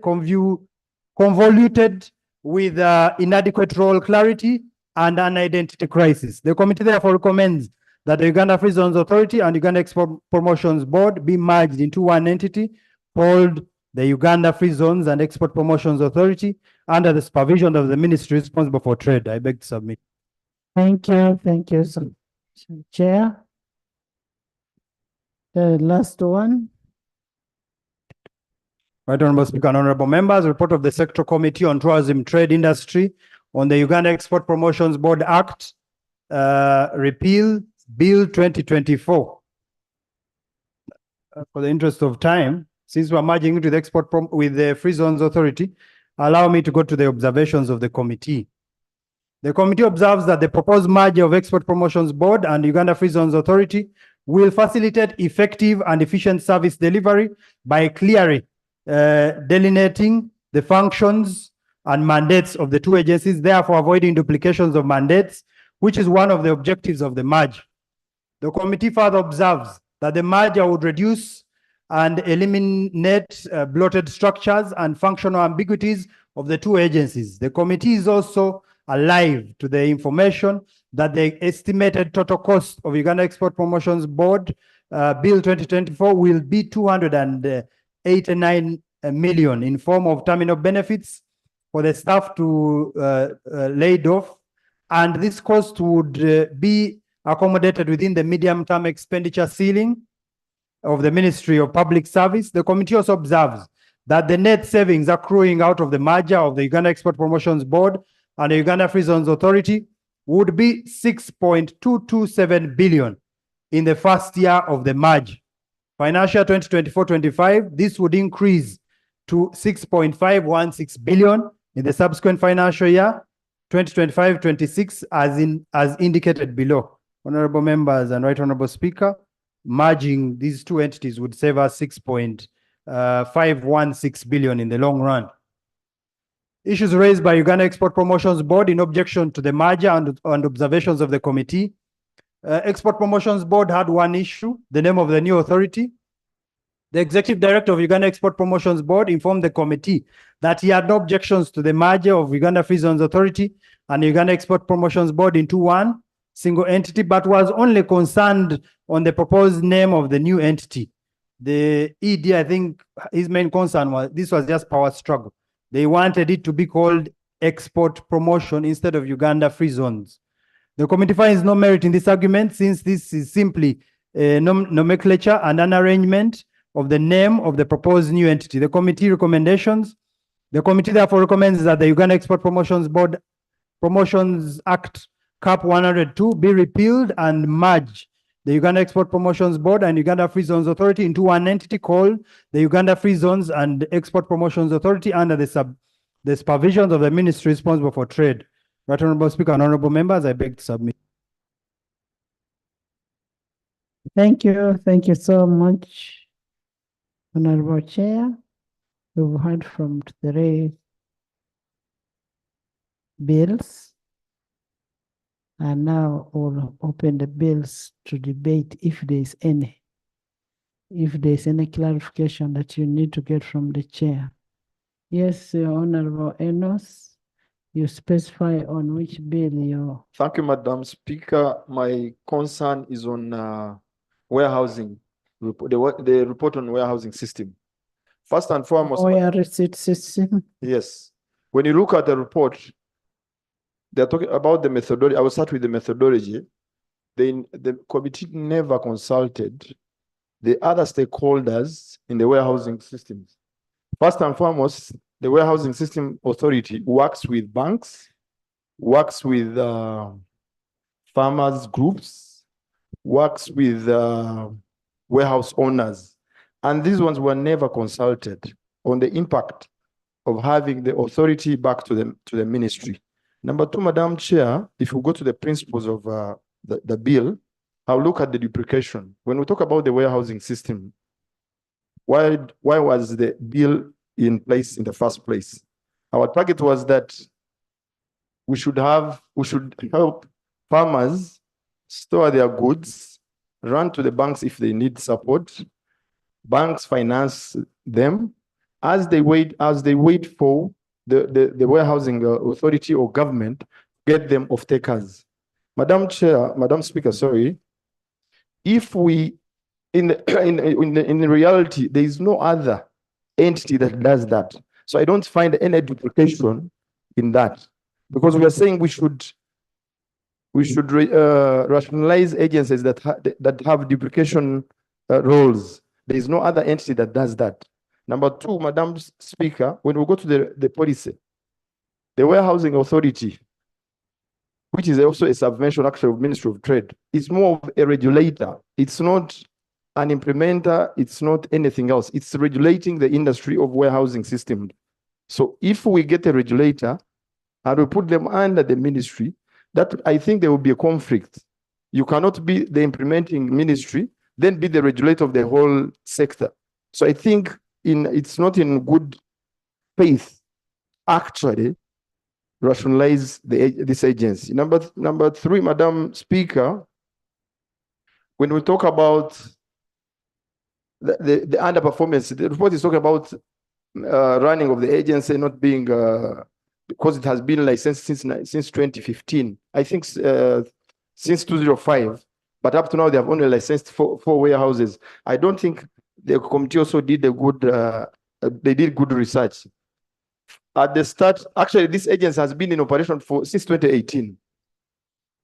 From 2005, when the law was enacted, until 2018, the ministry had given the mandate to Uganda Stock Exchange, which Uganda Securities and Stock Exchange never materialized. So all the first 10 years or so, the agency was not in operation. It was the ministry directly dealing with Uganda Stock Exchange. So since 2018 until now, it's when the actual authority was inactive, and of course under the ministry. So I think even the inefficiencies is because the ministry tried to run the warehousing system itself, and it failed, and eventually it followed the law and put the authority. So I think it's premature for us to rationalize the Uganda receipting authority. So I suggest, Madam Chair, I do not support the report, and I do not support us rationalizing the warehousing system authority for now. Thank you so much, Madam. Let the chair first respond to. Thank you, Right Honorable Speaker. The Honorable Member states that it's not fair to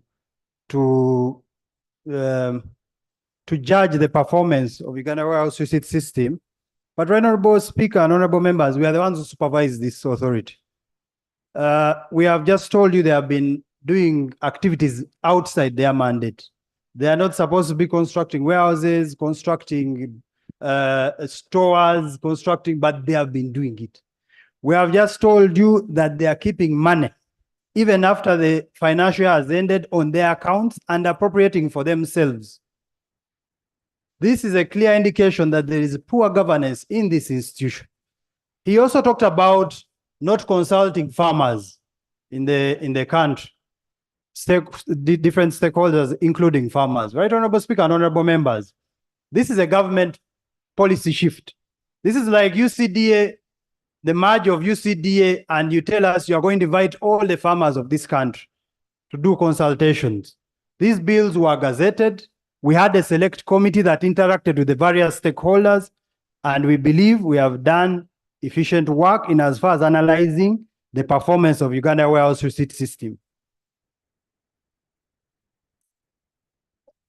And honorable members, one thing that Enos should know, that a very competent team here headed by none other than Honorable Nathan, had a meeting and met stakeholders of all these institutions.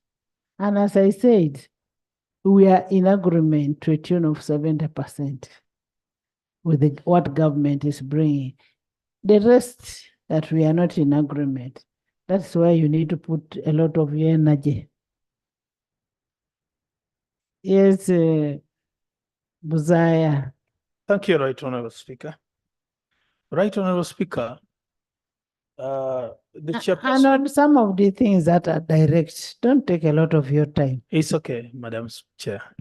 Right Honorable Speaker, when I heard the chair say that they've been giving these people money and have not been using it well, and he has been the chairperson of the committee who has been presenting ministerial statements on this floor of parliament, it perturbs my understanding, Right Honorable Speaker. A chairperson of Right, Honorable Speaker and honorable members. The Trade Committee has never appropriated money to warehouse receipt system to carry out activities beyond their mandate. However, they somehow get this money through supplementaries and other means,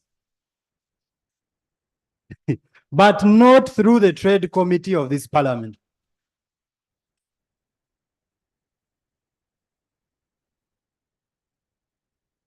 Shadow Attorney General. Honorable members, let's not debate on issues that, because appropriation is done by you and me and everybody.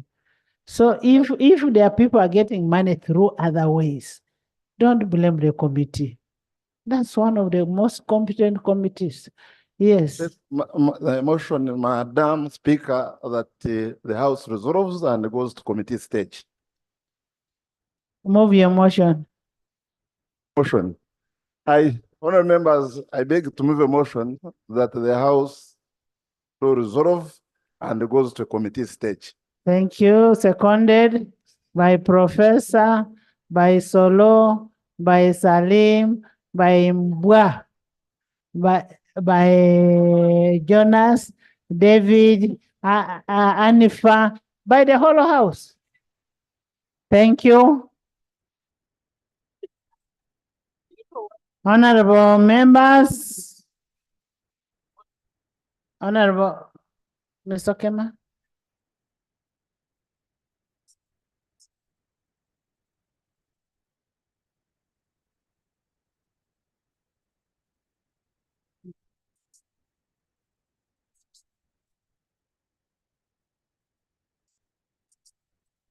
Honorable members, in terms of quorum, we have 131 physically and 60 virtual, meaning we have the quorum. I now, honorable members, put a question that the warehouse receipt system amendment bill 2024 be read for the second time. Those in favor say under contrary nay. The ayes have it. The Warehouse Receipt System Amendment Bill 2024, Bills Committee stage. We are going to the next one first. The motion was for the three.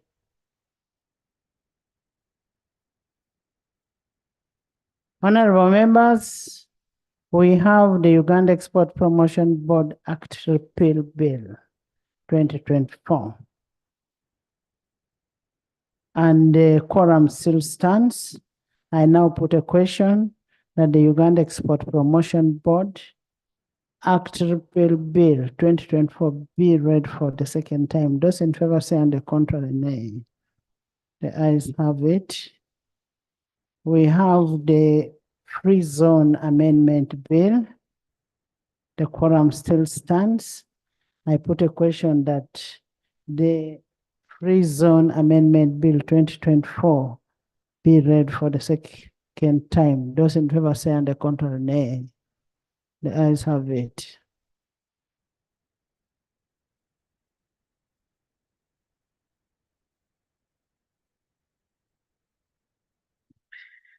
The Warehouse Receipt System Amendment Bill 2024, Bills Committee stage.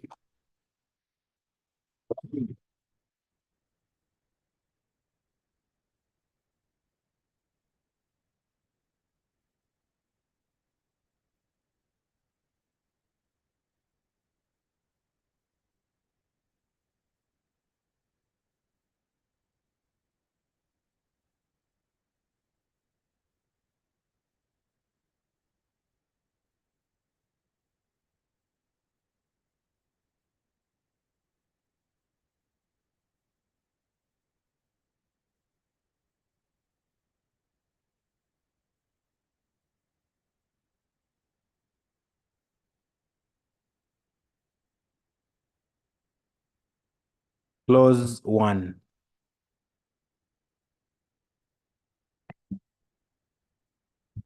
Clause 1, I put a question that clause 1 stands part of the bill. Those in favor say and the contrary nay. The ayes have it. Clause 2. I put a question that clause 2 stands part of the bill. Those in favor say and the contrary nay. The ayes have it. Clause 3. I put a question that clause 3 stands part of the bill. Those in favor say and the contrary nay. The ayes have it. Clause 4. I put a question that clause 4 stands part of the bill. Those in favor say and the contrary nay. The ayes have it. Clause 5. I put a question that clause 5 stands part of the bill. Those in favor say and the contrary nay. The ayes have it. Clause 6. I put a question that clause 6 stands part of the bill. Those in favor say and the contrary nay. The ayes have it. Clause 7. I put a question that clause 7 stands part of the bill. Those in favor say and the contrary nay. The ayes have it. Clause 8. I put a question that clause 8 stands part of the bill. Those in favor say and the contrary nay. The ayes have it. Clause 9. I put a question that clause 9 stands part of the bill. Those in favor say and the contrary nay. The ayes have it. Clause 10. I put a question that clause 10 stands part of the bill. Those in favor say the contrary nay. The ayes have it. Clause 11. I put a question that clause 11 stands part of the bill. Those in favor say and the contrary nay. The ayes have it. Clause 12. Clause 12, I put a question that clause 12 stands part of the bill. Those in favor say and the contrary nay. The ayes have it. Clause 13. I put a question that clause 13 stands part of the bill. Those in favor say and the contrary nay. The ayes have it. Clause 14. I put a question that clause 14 stands part of the bill. Those in favor say and the contrary nay. The ayes have it. Clause 15. I put a question that clause 15 stands part of the bill. Those in favor say and the contrary nay. The ayes have it. Clause 16. I put a question that clause 16 stands part of the bill. Those in favor say and the contrary nay. The ayes have it. Clause 17. I put a question that clause 17 stands part of the bill. Those in favor say and the contrary nay. The ayes have it. Clause 18. Clause 18, I put a question that clause 18 stands part of the bill. Those in favor say and the contrary nay. The ayes have it. Clause 19. I put a question that clause 19 stands part of the bill. Those in favor say and the contrary nay. The ayes have it. Clause 20. I put a question that clause 20 stands part of the bill. Those in favor say and the contrary nay. The ayes have it. Clause 21. I put a question. 21. Clause 21, Right Honorable Yeah. Speaker. Clause 21 is amended by inserting immediately after paragraph B the following. C in subsection 2 by substituting the word section 33 of the Insurance Act, the word section 45 of the Insurance Act 2017. The justification is to make reference to the correct provisions of the law, since at the time of the enactment of the Warehouse Receipt Systems Act 2006, the relevant provision was section 33 of the Insurance Act Cap 2013. However, in 2017, Parliament repealed and replaced the Insurance Act Cap 213 Cap 213 with Insurance Act 2017. Honorable members, Margaret, honorable members, I am going to record the people who are in this house. And I will give it to your boss. We are dealing with the bills. Honorable Bua, maybe you need to re-echo to your members. I am not going to be a presiding officer as well as a whip. You guys should be in the house.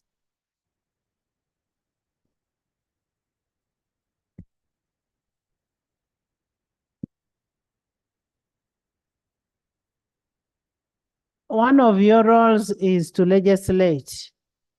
And when you're doing legislation, you're passing bills. And when you're passing the bills, we need a quorum in the house. If we are not going to respect the issue of the quorum, then don't come to parliament. I want all the committees that are sitting to come to the house.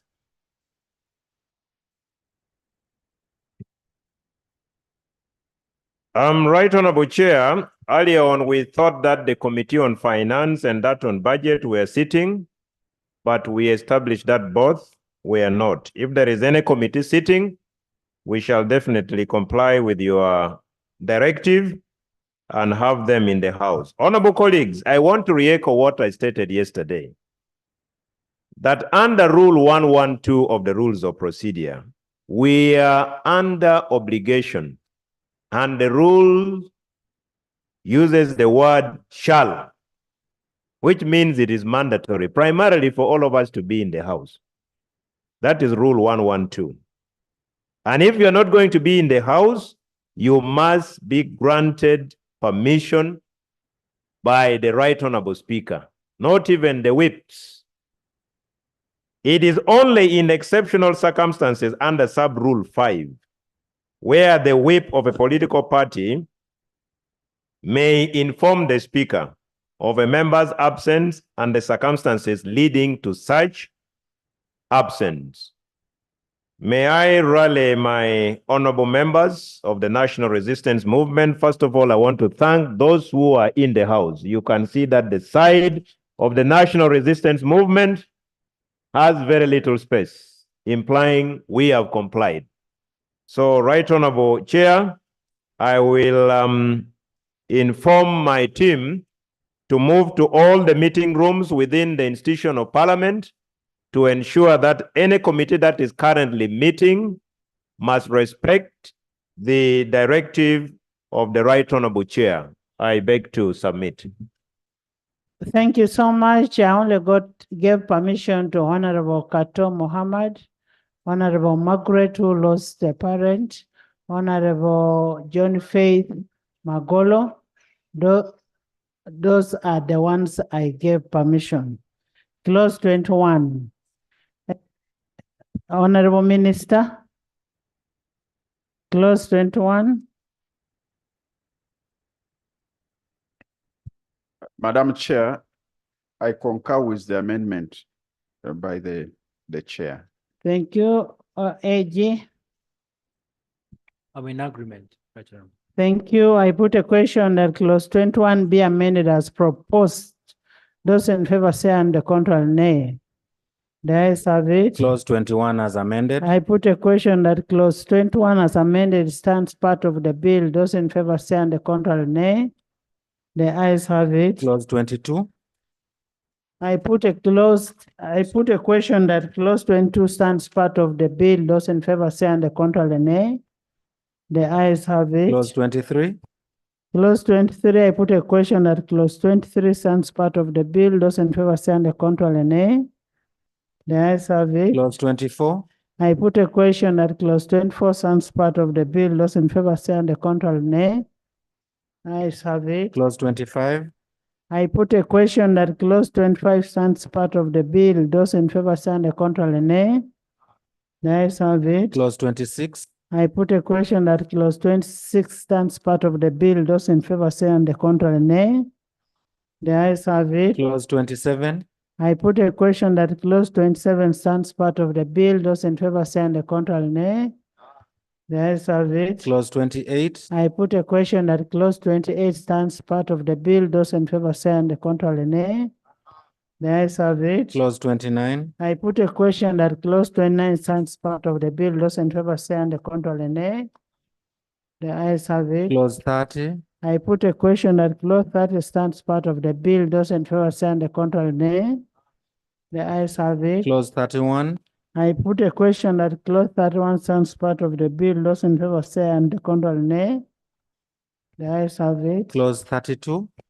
I put a question that clause 32 stands part of the bill. Those in favor say and the contrary nay. The ayes have it. Clause 33. I put a question that clause 33 stands part of the bill. Those in favor say at the contrary nay. The ayes have it. Clause 34. I put a question that clause 34 stands part of the bill. Those in favor say and the contrary nay. The ayes have it. Clause 35. I put a question that clause 35 stands part of the bill. Those in favor say and the contrary nay. The ayes have it. Clause 36. Clause 36. I put a question that clause 36 stands part of the bill. Those in favor say and the contrary nay.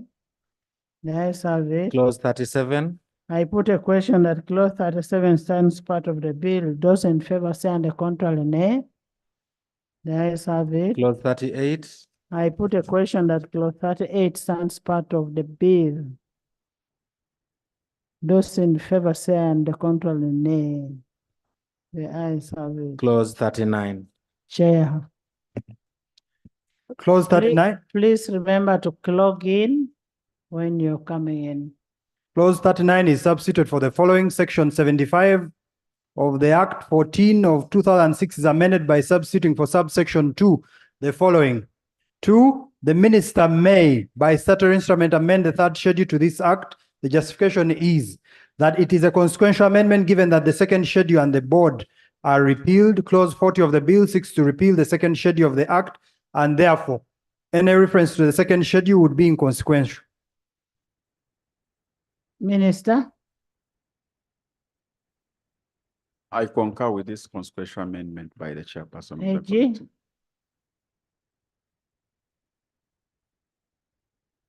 I'm in agreement, Right Honorable. Thank you. I put a question that clause 39 be amended as proposed. Those in favor say and the contrary nay. The ayes have it.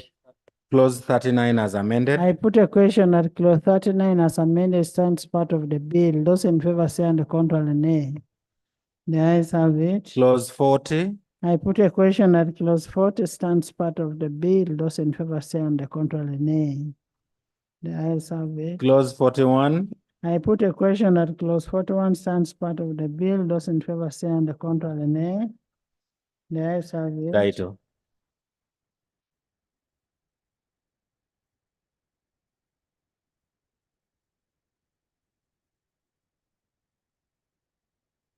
I put a question that the title stands part of the bill. Those in favor say and the contrary nay. The ayes have it. Motion for resumption of the House. Honorable Minister. Madam Chair, I beg to move that the House do resume and the committee of the whole House reports thereto. Thank you. I put a question that the House does resume and the committee of the whole House reports thereto. Those in favor say and the contrary nay. The ayes have it.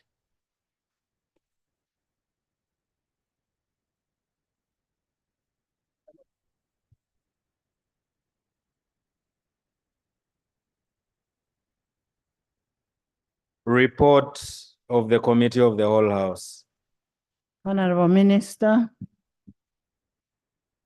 Madam Speaker, I beg to report that the committee of the whole House has considered the bill entitled the Warehouse Receipts System Amendment Bill 2024 and passed it with amendments. Thank you. Motion for adoption of the report of the committee of the whole House. Honorable Minister. Madam Speaker, I beg to move that a report from the committee of the whole House be adopted. I put a question that the report of the committee of the whole House be adopted by this August House. Those in favor say and the contrary nay. The ayes have it.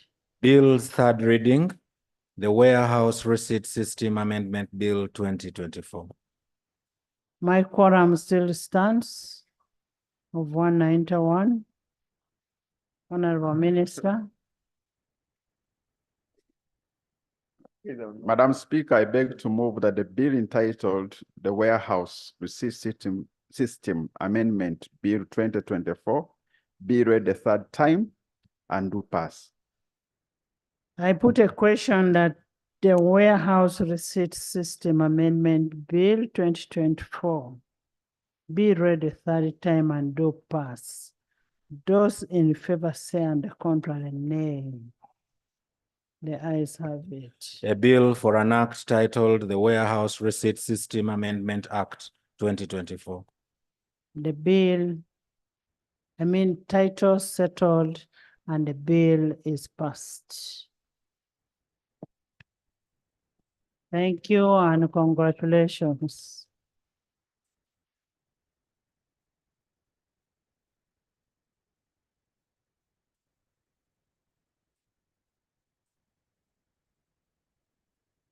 The Free Zones Amendment Bill 2024, Bills Committee stage.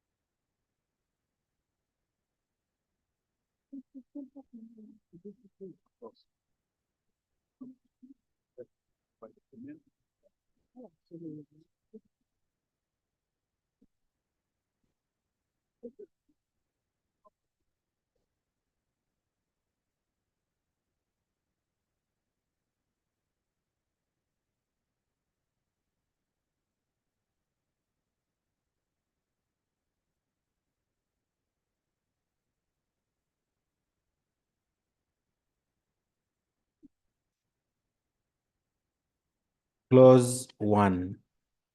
I put a question that clause 1 stands part of the bill. Those in favor say and the contrary nay. The ayes have it. Clause 2. I put a question that clause 2 stands part of the bill. Those in favor say and the contrary nay. The ayes have it. Clause 3. I put a question that clause 3 stands part of the bill. Those in favor say and the contrary nay. The ayes have it. Clause 4. I put a question that clause 4 stands part of the bill. Those in favor say and the contrary nay. The ayes have it. Clause 5. I put a question that clause 5 stands part of the bill. Those in favor say and the contrary nay. The ayes have it. Clause 6. I put a question that clause 6 stands part of the bill. Those in favor say and the contrary nay. The ayes have it. Clause 7. I put a question that clause 7 stands part of the bill. Those in favor say aye, to the contrary nay. The ayes have it. Clause 8. I put a question that clause 8 stands part of the bill. Those in favor say and the contrary nay. The ayes have it. Clause 9. I put a question that clause 9 stands part of the bill. Those in favor say and the contrary nay. The ayes have it. Clause 10. I put a question that clause 10 stands part of the bill. Those in favor say aye, to the contrary nay. The ayes have it. Clause 11. I put a question that clause 11 stands part of the bill. Those in favor say and the contrary nay. The ayes have it. Clause 12. I put a question that clause 12 stands part of the bill. Those in favor say aye, to the contrary nay. The ayes have it. Clause 13. I put a question that clause 13 stands part of the bill. Those in favor say and the contrary nay. The ayes have it. Title.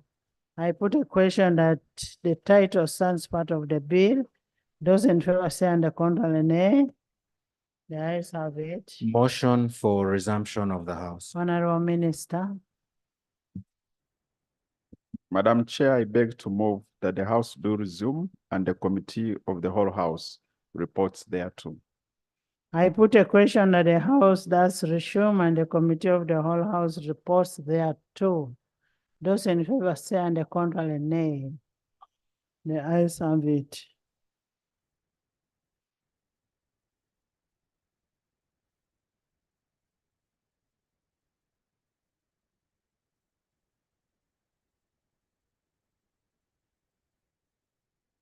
Report of the Committee of the Whole House. Honorable Minister. Madam Speaker, I beg to report that the Committee of the Whole House has considered the bill entitled the Free Zones Amendment Bill 2024 and passed it without amendments. Motion for adoption of the report of the Committee of the Whole House. Honorable Minister. Madam Speaker, I beg to move that a report from the Committee of the Whole House be adopted. I put a question that the report of the Committee of the Whole House be adopted by this House. Those in favor say and the contrary nay. The ayes have it. Bill's third reading, the Free Zones Amendment Bill 2024. Honorable Minister. Madam Speaker, I beg to move that the bill entitled the Free Zones Amendment Bill 2024 be read the third time and do pass. My quorum still stands at 191. I put a question that the Free Zones Amendment Bill 2024 be read the third time and do pass. Those in favor say and the contrary nay. The ayes have it. A bill for an act titled the Free Zones Amendment Act 2024. Title settled and the bill passed. Congratulations to the committee and the whole House. Thank you. The Uganda Export Promotions Board Repeal Bill 2024, Bills Committee stage.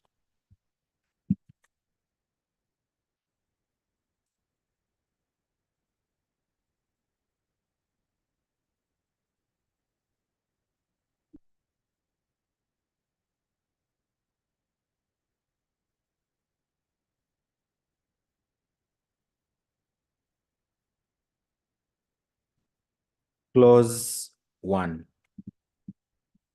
I put a question that clause 1 stands part of the bill. Those in favor say on the contrary nay.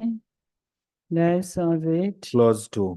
I put a question that clause 2 stands part of the bill. Those in favor say on the contrary nay. The ayes have it. Clause 3. I put a question that clause 3 stands part of the bill. Those in favor say aye to the contrary nay. The ayes have it. Clause 4.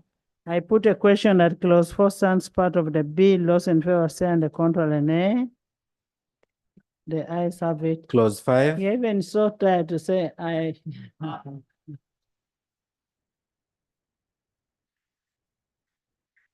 Clause 5. I put a question that clause 5 stands part of the bill. Those in favor say on the contrary nay. The ayes have it. Title.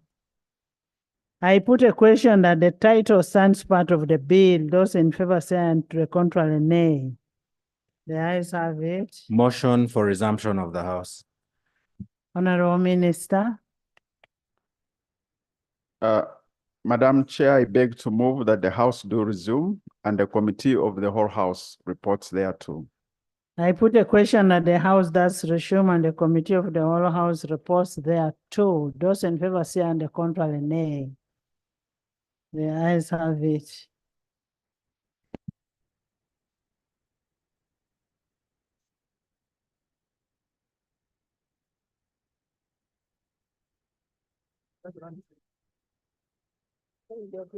Report of the Committee of the Whole House. Honorable Minister. Madam Speaker, I beg to report that the Committee of the Whole House has considered the bill entitled the Uganda Export Promotions Board Act Repeal Bill 2024 and passed it without amendments. Motion for adoption of the report of the Committee of the Whole House. Honorable Minister. Madam Speaker, I beg to move that a report from the Committee of the Whole House be adopted. I put a question that the report of the Committee of the Whole House be adopted by this August House. Those in favor say and the contrary nay. The ayes have it. Bill's third reading, the Uganda Export Promotions Board Act Repeal Bill 2024. Honorable Minister. Madam Speaker, I beg to move that the bill entitled the Uganda Export Promotions Board Act Repeal Bill 2024 be read the third time and do pass. Quorum still stands 191. I put a question that the Uganda Export Promotion Board Act Repeal Bill 2024 be read the third time and do pass. Those in favor say and to the contrary nay. The ayes have it. A bill for an act titled the Uganda Export Promotions Board Repeal Act 2024. Title settled and the bill passed. Congratulations, the minister and the committee members and the members of parliament. Next item.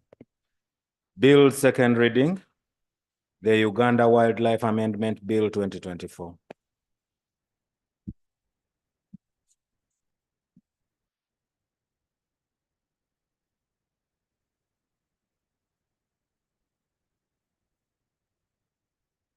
You're not ready? You're ready. Honorable Minister, can you move the motion to that effect? Honorable Minister, move a motion. Speaker, I beg to move that the Uganda Wildlife Amendment Bill be read the second time. I beg to move. Thank you, Honorable Minister. Is the bill seconded? Is the motion seconded by Attorney General, by elders, by Sanon, Honorable Lanyo? By the Lob, by emeritus commissioners, all emeritus commissioners, by Dr. By Aguti, by Dr. Christine Anifa, Honorable Emigu, Honorable Court, Honorable Emmanuel, Honorable Mariam, Honorable Sauda, Honorable Erika, Honorable Margaret, Mbwa, Mpindi, Masawa, Solo, Rita. Now that tells you that I know all your names. By the whole house. Thank you. Would you love to speak to your motion?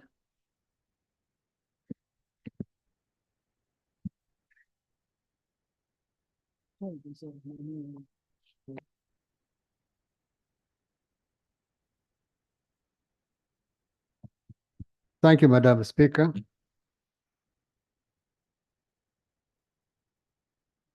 Madam Speaker, the purpose of this bill is to confer to Uganda Wildlife Authority additional functions of the Uganda Wildlife Conservation Education Center established by the Uganda Wildlife Conservation Education Center Act 2015, thereby relieving government of the financial drain on its resources and the burden of wasteful administration and expenditure by maintaining two agencies whose functions may be performed by one agency. It is a merger, and when you merge, one agency subsumes the other, and really that is the main purpose. I beg to move. Thank you so much, Honorable Minister. Could you move a motion for the other bill too? The Uganda Wildlife Conservation Education Center Act Repeal Bill 2024. I beg to move that the Uganda Wildlife Conservation Education Center Act Bill 2024 be read the second time. I beg to move. Thank you. Seconded. It's seconded by the government chief whip. You've seconded. The whole house has seconded. this is a very direct bill. Very direct. You have already spoken to it, that you just, okay. Madam Speaker, the intention of the bill is to repeal the Uganda Wildlife Conservation Center Act 2015 to enable the merger between Uganda Wildlife Conservation Education Center and the Uganda Wildlife Authority in order to give effect to the government policy for rationalization of government agencies and public expenditure. Thank you so much, Honorable Minister. It is a merger between UWEP and Uganda Wild Authority and the UWEC. My son was asking me, what is UWEC? And I was telling them the zoo where you always go. The zoo where you go. So can we have a report, a brief report? Thank you, Right Honorable Speaker. I beg to lay the report of the committee. The report of the Secretary Committee of... Enos, do you have a procedure matter? Thank you, Madam Speaker. My procedure matter, Madam Speaker, has a lot to do with we are now rationalizing entities that were acting as regulators of most of these sectors. I would like the ministers in charge, guide us. Once these agencies are rationalized or mainstreamed, what will happen to the sectors? Who will be regulating? How can you be the implementer and then you become the regulator? How will they be doing that? So I was seeking clarification or whether it's procedurally right to actually rationalize agencies that have been regulating some of those sectors. Okay, let's first hear the report, then you can answer. He's smuggling in the debate and I will close the debate and Mzee, answer. Madam Speaker. I'm sorry, Honorable, answer. Madam Speaker. Madam Speaker, in this particular case, the role of Uganda Wildlife Conservation Education Center and the role of Uganda Wildlife Authority, the roles are really complementary. And therefore, merging them, one subsuming the other, is a mere consolidation, but the roles remain the same. Thank you. Thank you. Honorable, can we have a report? And Madam Speaker, it is not Uganda Wildlife Authority which regulates Uganda Wildlife Conservation Education Center or vice versa. So they are completely different, but the purpose is really to merge. Thank you. Thank you. Yes, let's get a report. You're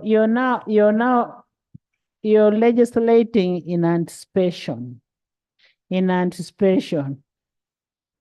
Honorable, I want you to read your rules that you never debate on anticipation. Thank you, Right Honorable Speaker. I beg to lay the report of the Secretary Committee on Tourism, Trade and Industry on the Uganda Wildlife Amendment Bill 2024. I also beg to lay the report of the Secretary Committee on Tourism, Trade, Industry on the Uganda Wildlife Conservation Education Center Act Repeal, Bill 2024. Right Honorable Speaker and Honorable Members, the report of the Secretary Committee on Tourism, Trade, Industry on the Uganda Wildlife Amendment Bill 2024. Right Honorable Speaker, for the interest of time, allow me to go to page 6. The government is going to save 15.166 billion through this merger, and we are going to incur a one-off total cost of only 1.334 billion as terminal benefits to be paid to staff who will be affected upon the merger of Uganda Wildlife Conservation Center with Uganda Wildlife Authority, and the government has already accommodated the aforementioned cost within the medium-term expenditure framework ceiling for the Ministry of Public Service during the financial year 2024-25. that both U and WEC played key complementary roles and functions in the promotion and development of tourism, conservation of wildlife, and related ecosystems, which roles and functions had associated risks of functional overlaps and duplication. 3, that the additional functions and roles conferred upon Uganda Wildlife Authority would lead to a stronger institutional capacity in terms of reporting mechanisms and structures, and improvement in financial management practices for wildlife conservation activities. The additional functions would as well lead to improved communication, collaboration, enhanced monitoring and evaluation programs, effectiveness and sustainability of wildlife conservation and education efforts in Uganda. That the bill, once acted into law, would enable centralized control over wildlife conservation and education activities, and putting in place standardized policies and procedures, clear chain of command, enhanced coordination and collaboration, and would lead to improved service delivery through providing unified conservation and education programs, streamlining visitor services, enhancing conservation outreach, improving wildlife protection measures, optimizing administrative expenses and processes, investing in infrastructure and technology, and promoting capacity building. Recommendation of the committee. The committee recommends the Uganda Wildlife Authority be amended to confer on Uganda Wildlife Authority additional functions because of the merger with Uganda Wildlife Conservation Center, in order to give effect to the government policy on rationalization of government agencies and public expenditure, and for related purposes. I beg to submit. Thank you, Chair. Next report. Report of the Sectoral Committee on Tourism Trade Industry on the Uganda Wildlife Conservation Education Center Act Repeal Bill 2024. Right, Honorable Speaker and Honorable Members. Page 6. Like we had said earlier, the merger, we're going to say 15.166 billion. From the foregoing, government will generate net savings of about 15.166 billion in the financial year 2024-2025. This will increase to 16.6 billion in the financial 25-26. The net savings generated outweigh the expenditure on terminal benefits for laid off staff, amounting to 1.334 billion and a one-off. The committee observes that the proposed merger will improve on efficiency as communication between the two agencies will be easier, and monitoring and evaluation will be more sustainable. Furthermore, the committee observes that the proposed merger will enable centralized control over wildlife activities and putting in place standardized policies and procedures. The committee also observes that the merger of the two agencies would facilitate effective and efficient service delivery by avoiding duplication of mandates and functions. Recommendations of the committee. The committee recommends that Uganda Wildlife Conservation Education Center Act 2015 be repealed in order to give effect to the government policy on rationalization of government agencies and public expenditure, and for related matters. I beg to submit. Thank you so much, honorable members. You've had a report, and it's basically a merger between UWEC and wildlife, and it's as direct as it is. On a motion, there's a motion from Isaac. Thank you, Madam Speaker. Just as you stated, this is a direct forward bill. The duties still remain the same of conservation. I would like to move that the House moves to the committee stage to consider this bill. Thank you. Seconded. Seconded by Lamwaka, by everybody. It's a direct thing. Yes.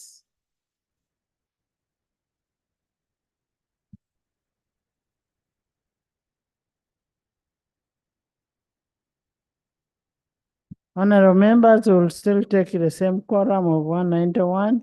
I put a question that Uganda Wildlife Conservation Education Center Act Repeal Bill 2024 be read the second time. Those in favor say on the contrary name. The ayes have it. The Uganda Wildlife Conservation Education Center Act Repeal Bill 2024, Bills Committee stage.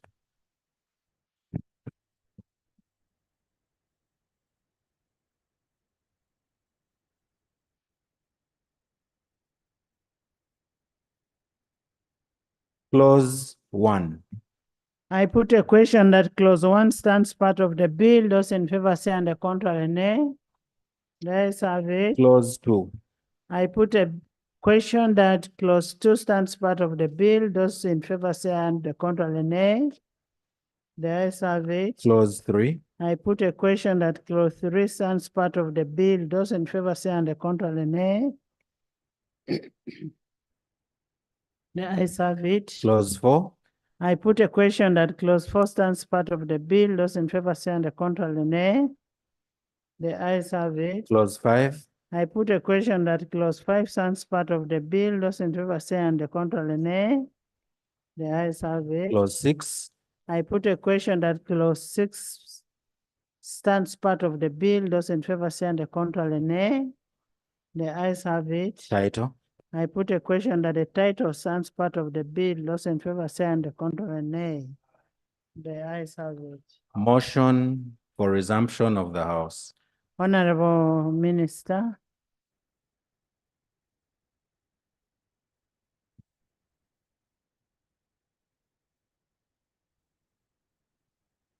Madam Speaker, I beg to move that the House do resume and the Committee of the whole House report thereto. I beg to move. I put a question that the House does resume and the Committee of the whole House reports thereto. Those in favor say and the contrary nay. The ayes have it.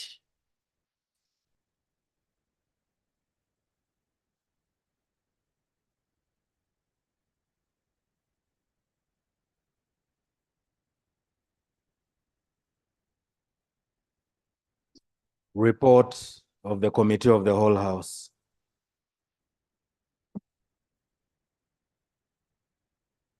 Honorable Minister.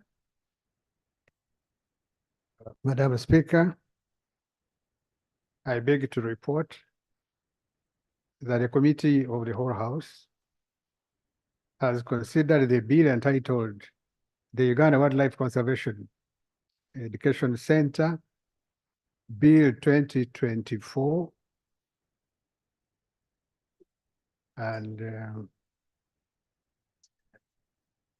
and passed it. I beg to move. Without amendments, I beg to move.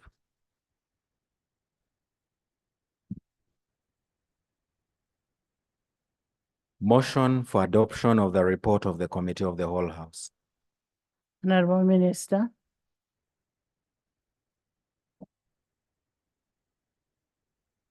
I beg to move that the House adopts the report of the Committee of the whole House. I beg to move. I put a question that the report of the Committee of the whole House be adopted by this Honorable August House. Those in favor say and the contrary nay. The ayes have it. Bill's third reading.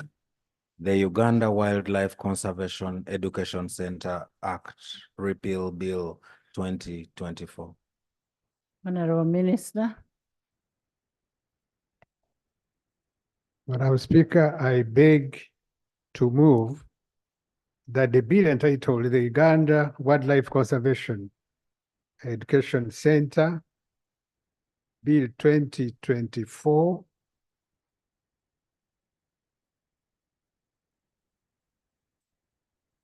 be read the third time and do pass. I beg to move.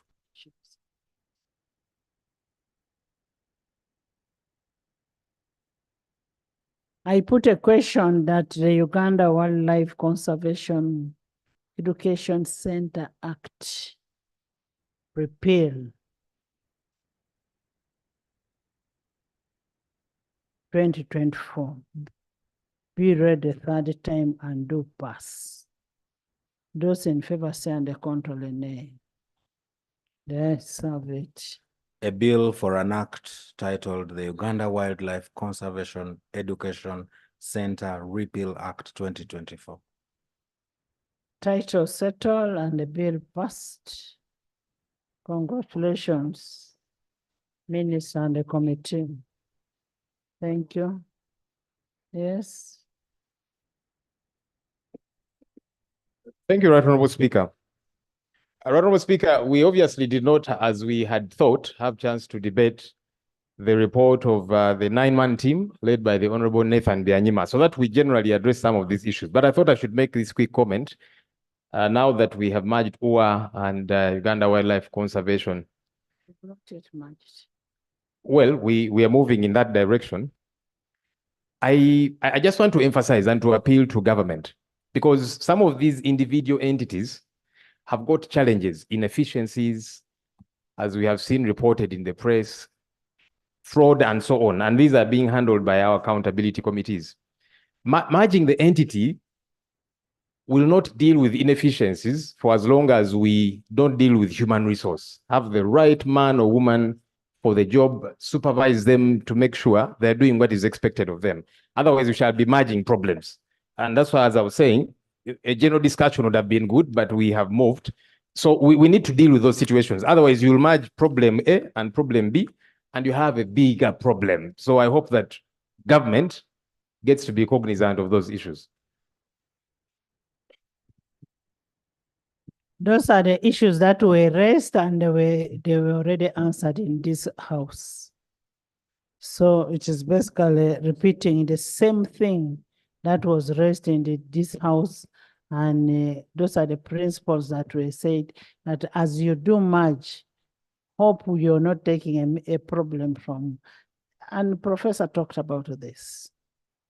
So Lope is basically repeating what Professor said. Yes, Honorable Finance.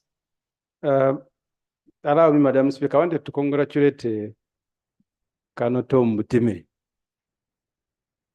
upon succeeding. You know the trouble we had at the beginning. And maybe for those of you who don't know Kano Mutime, one of the NRA soldiers who trained in Libya. But the one particular thing I wanted to use to give assurance to Parliament, one of the few principled Ugandans, when they appointed him Minister for Karamoja, and he refused. From that day, he has my respect. So I am sure that he will, once these things have been merged under his stewardship, he will do the job that we expect. So I congratulate him, Madam Speaker. Thank you so much. Honorable members, that is a very, very good compliment for Honorable Tom Mutime. And thank you for being principled. Next. The Uganda Wildlife Amendment Bill 2024, Bills Committee stage.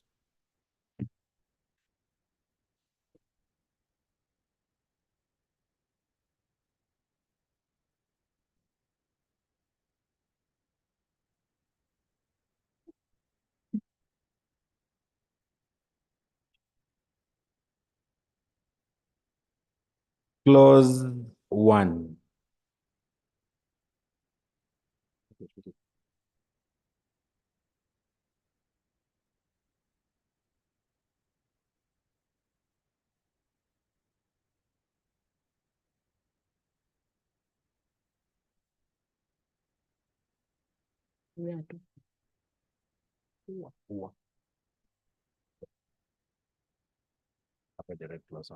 I put a question that clause 1 stands part of the bill. Those in favor say and the contrary nay. The ayes have it. Clause 2. I put a question that clause 2 stands part of the bill. Those in favor say and the contrary nay. The ayes have it. Clause 3. I put a question that clause 3 stands part of the bill. Those in favor say and the contrary nay. The ayes have it. Clause 4. I put a question that clause 4 stands part of the bill. Those in favor say and the contrary nay. The ayes have it. Clause 5. I put a question that clause 5 stands part of the bill. Those in favor say and the contrary nay. The ayes have it. Clause 6. I put a question that clause 6 stands part of the bill. Those in favor say and the contrary nay. The ayes have it. Clause 7. I put a question that clause 7 stands part of the bill. Those in favor say and the contrary nay. The ayes have it. Clause 8. I put a question that clause 8 stands part of the bill. Those in favor say aye, to the contrary nay. The ayes have it. Title? I put a question that the title stands part of the bill. Those in favor say on the contrary nay. The ayes have it. Motion for resumption of the House. Honorable Minister.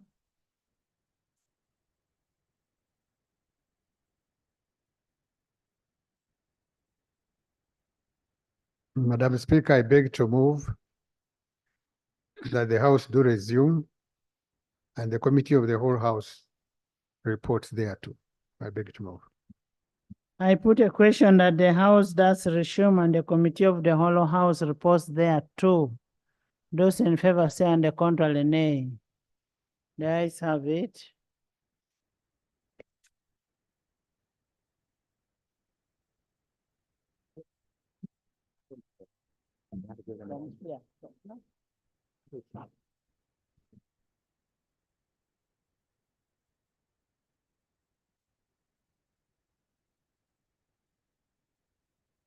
Report of the Committee of the whole House. Honorable Minister.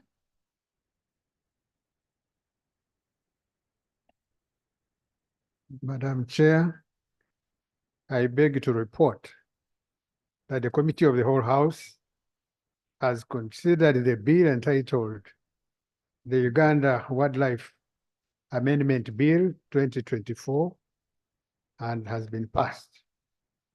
I beg to report. Thank you. Motion for adoption of the report of the Committee of the whole House. Honorable Minister.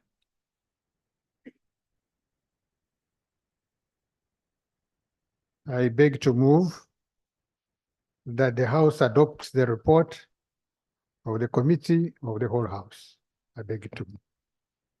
I put a question that the report of the Committee of the whole House be adopted by this honorable House. Those in favor say and the contrary nay. The ayes have it. Bill's third reading, the Uganda Wildlife Amendment Bill 2024. Honorable Minister. Madam Chair, I beg to move that the bill entitled Uganda Wildlife Amendment Bill 2024 be read the third time and do pass. I beg to move. Thank you. The quorum still stands at 191. I put a question that Uganda Wildlife Amendment Bill 2024 be read the third time and do pass. Those in favor say on the contrary nay. The ayes have it. A bill for an act titled the Uganda Wildlife Amendment Act 2024. Title settled and the bill passed. Congratulations, Honorable Butime and the committee and the whole House.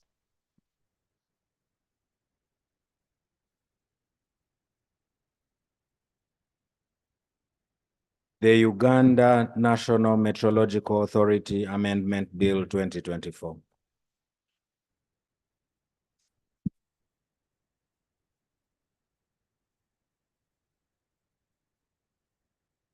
Is the chair in?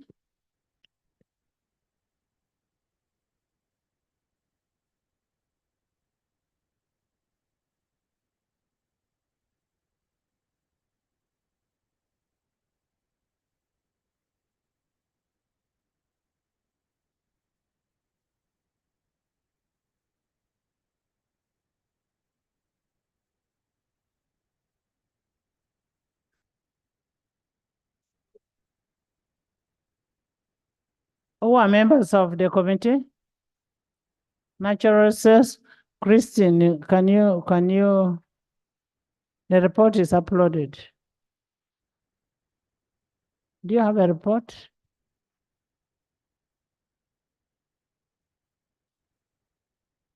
I can give you a copy.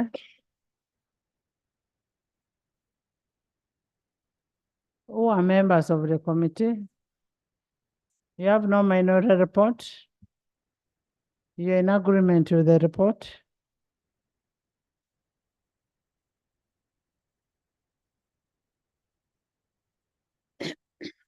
Honorable Minister, can you move a motion?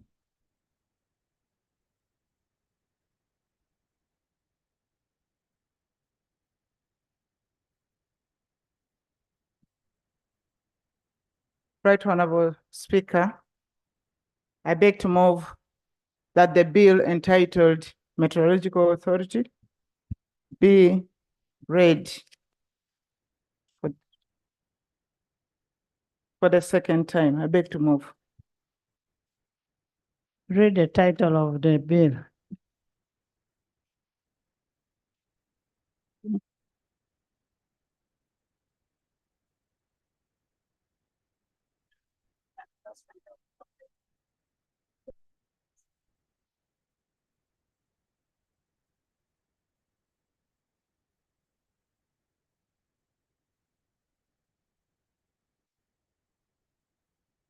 I beg to move, Right Honorable Speaker, that the bill entitled Uganda National Meteorological Authority Amendment Bill 2024 be read for the second time. I beg to move. Thank you. Seconded. Is it seconded? Seconded. Seconded by Joyce Michana, Alan Nakaseke, Butaleja,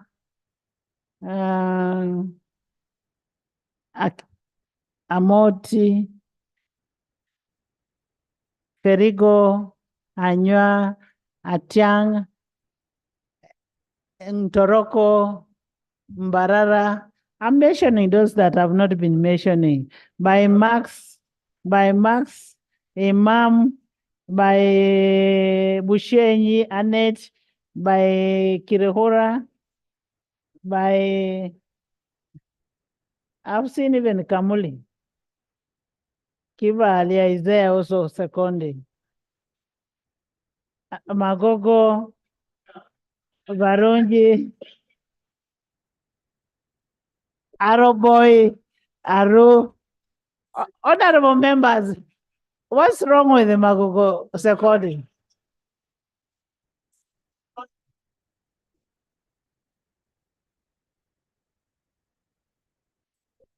By Honorable Magogo Salongo of Budiobe East. Can you speak to you?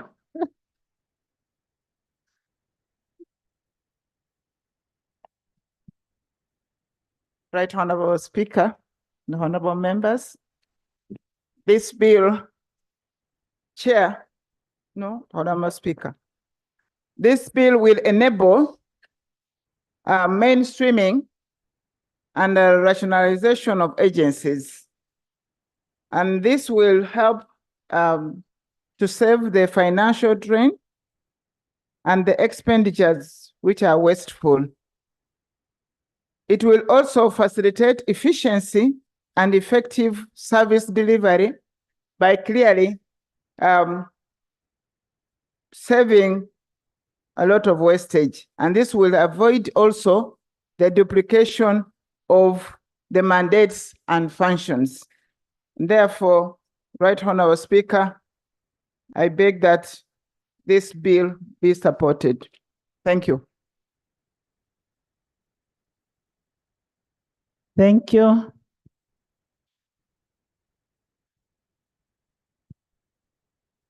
For these ones, let's look at one by one.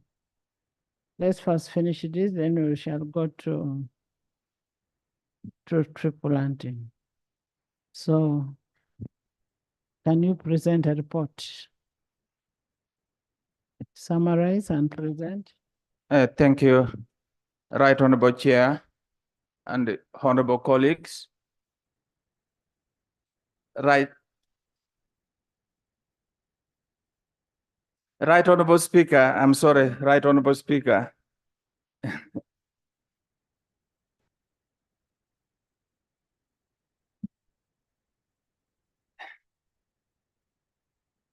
Thank you. There's a procedure. Madam Speaker, according to Rule 130 of our rules of procedure, when a report is called and the chairperson is not present or the minister, the speaker can designate any member of the committee to present the report.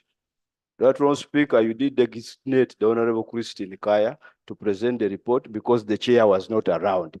Is it procedurally right for the chair now to come and hijack in contravention of Rule 130, sub Rule 2 of our rules of procedure?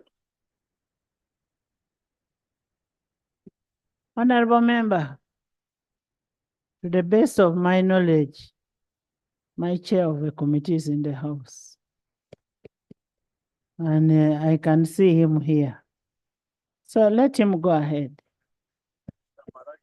And he's just going to summarize.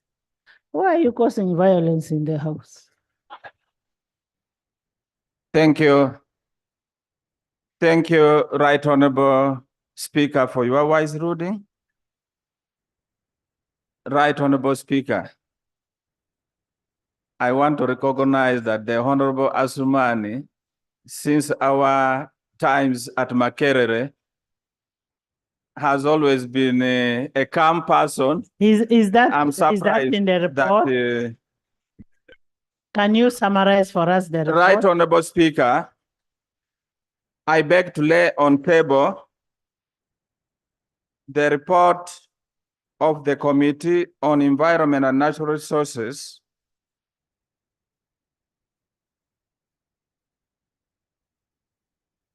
on the National Meteorological Authority Amendment Bill 2024. Together with the report, I'm laying on table the minutes of the proceedings therefrom. Thank you. Right Honorable Speaker, I beg to lay. Thank you.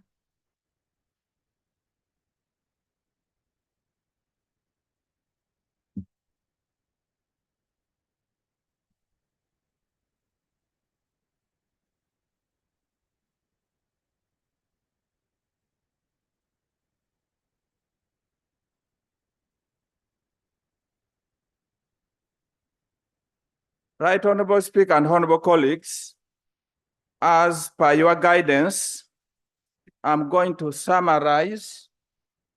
On page 3, we give the background of how this bill came about when it was laid on the floor of Parliament here.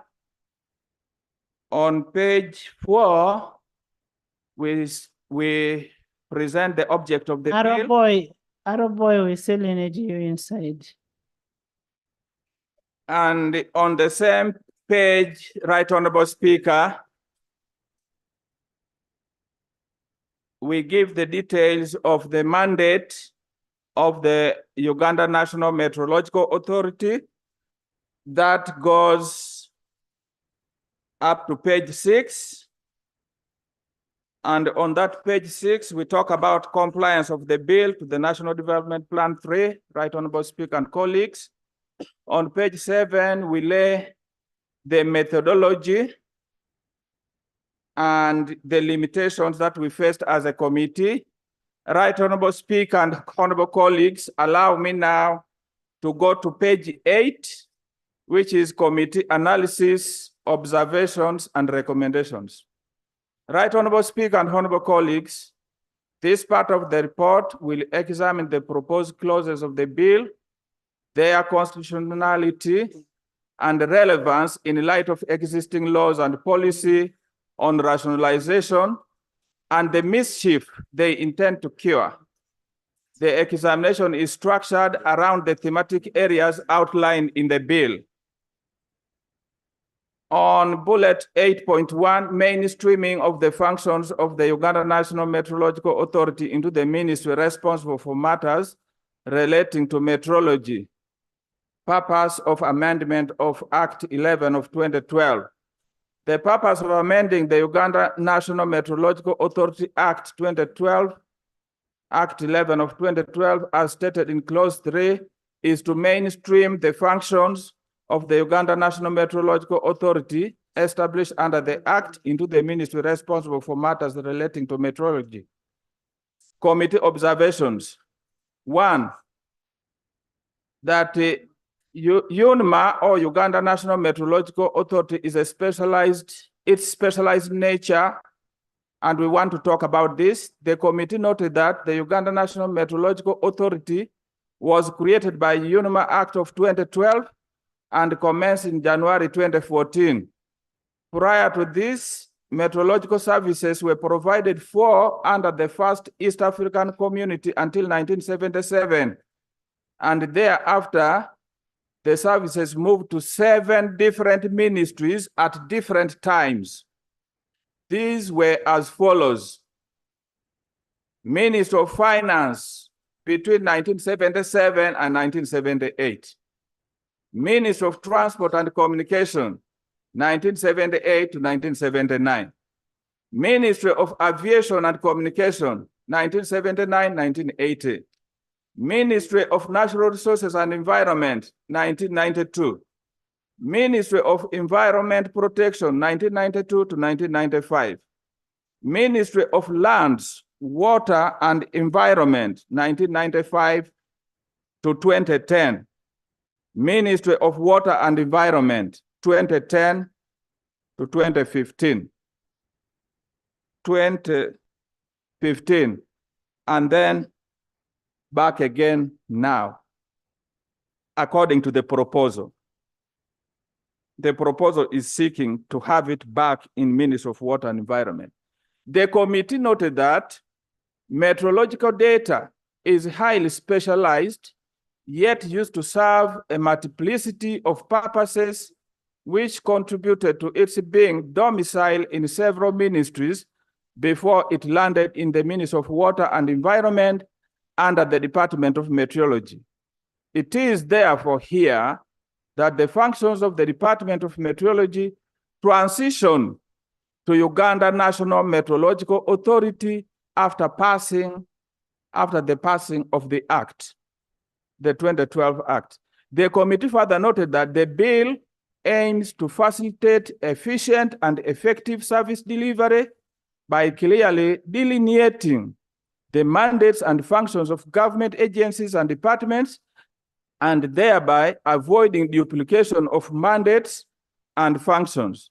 The report that guided the rationalization process indicates that the mandate of the Department of Meteorology under the Ministry of Water and Environment is duplicated by UNMA in regard to monitoring weather and climate conditions and tendering technical advice for safe and economic air navigations, agricultural planning, water resource management, and natural disaster management. The committee, however, noted that no evidence of this duplication was adduced, and the unique nature of NEMA's roles emphasized the need for UNMA to be an independent entity. The committee noted that UNMA's roles are specialized and specific, not duplicated at the ministry. It is therefore important to retain UNMA as an autonomous institution while the ministry focuses on development of policies. 2, meteorology is an essential service. The committee observed that a service is considered essential if such a service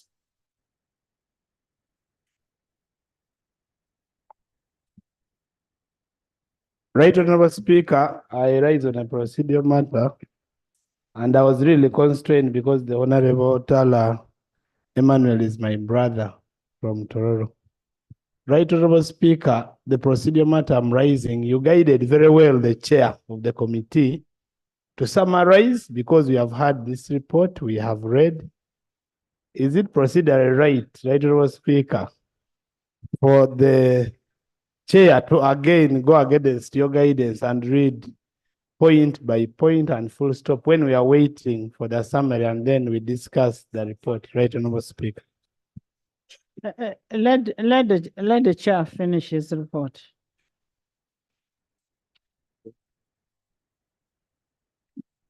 Thank you. Thank you, Right Honorable, for your guidance. I was on point number 2, where my committee stated that meteorology is an essential service, and allow me to repeat that the committee observed that a service is considered essential if such a service is critical to preserving life, health, public safety, and basic societal functioning. Meteorological is an essential service as per the 6th schedule of the Public Service Negotiating, Consultative, and Dispute Settlement Machinery Act of 2008. The committee noted that UNIMA, as a national meteorological and hydrological service, is key in all these areas. Meteorological services, whether direct or indirect, or user-specific, are crucial in agriculture, aviation, construction, industries, disaster management, energy generation and supply, environmental protection, fisheries, forestry, health, tourism, manufacturing, military, as in defense, transport, sports, urban planning, banking, and financial services, as water resource planning and management, among others. But specifically, it contributes enormously to aviation. UNIMA issues forecasts to enable air navigation in and outside the country. For instance, in 2020, it issued 2,196 terminal aerodrome forecasts and 13,700 flight folders. B, in the tourism sector, weather and climate information provided by UNIMA is crucial for tourists in planning travel on both land and air itineraries. Yes. C rather, agricultural production. UNIMA plays a vital role in combating food insecurity by providing essential weather and climate information to support agricultural production, thus contributing to national food security. D, I beg to correct, there is a mistake. Water resource quality and availability. UNIMA's continuous monitoring of weather elements helps in managing water resources, monitoring floods, droughts, and ensuring the quality and availability of water resources in Uganda. E, energy sector planning and development. UNIMA's provision of countrywide rainfall data, wind speed and direction, and solar radiation is indispensable for realizing the energy potentials and master plan for the country, contributing to effective energy sector planning and development. F, health. In the face of increasing climate variability and climate change, UNIMA's weather and climate monitoring is essential for early warning in the health sector, helping to address emerging health issues and mitigate the impacts of weather and climate-related epidemics such as malaria, typhoid, cholera, respiratory infections, and pandemics such like COVID-19. G, disaster preparedness. UNIMA's role is critical in establishing an effective early warning system to prepare and minimize the negative impacts of weather and climate-induced disasters in Uganda, including loss of lives, property, livelihoods, famine, and water scarcity. The committee therefore noted that given these cross-cutting functions and the failure to effectively accommodate UNIMA in any one single specific ministry in the past, UNIMA's unique mandate cannot be efficiently executed under the Ministry of Water and Environment as proposed in the bill. 3, international obligations. Right Honorable Speaker and Honorable colleagues, allow me to talk about this. The committee noted that weather, climate, and water cycle have no national boundaries and thus require cooperation at a global scale for countries to develop and benefit from applications of meteorology and operational hydrology. The World Meteorological Organization provides the framework for such international cooperation in meteorology for its 193 member states and territories. It has become a global trend that national meteorological and hydrological services to transform into semi-autonomous government agencies. This is to enable provision of more efficient and effective services for disaster risk reduction and socio-economic development, environmental protection, as well as building resilience to adverse impacts of climate change. Uganda, being a member of the WMO, had to comply, and the then Department of Meteorology metamorphosed into UNMA. And I've attached that letter from the Secretary General of World Meteorological Organization dated 30th September 2021. The committee further noted that regionally, Uganda is a partner state to the East African Treaty of 1999, which under Article 100 provides for meteorological services and inter alia calls on member states to harmonize policies for the provision of meteorological services. It is in line with this that the Sectoral Council on Transport, Communication and Meteorology, which is one of the established organs of the EAC, as provided in Article 9, Sub-Article 1D, implored all national meteorological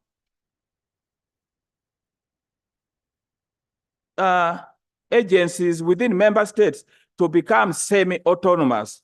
Uganda led the way. That resulted into UNMA.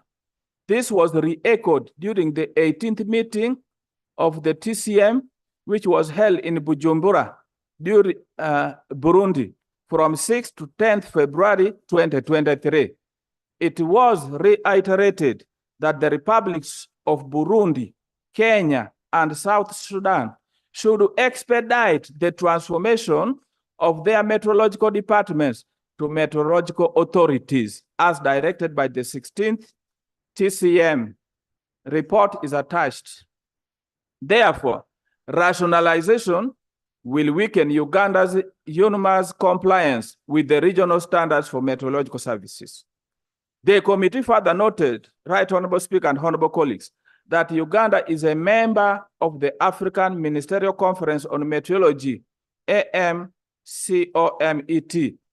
and therefore is bound by resolutions of AMCOMET.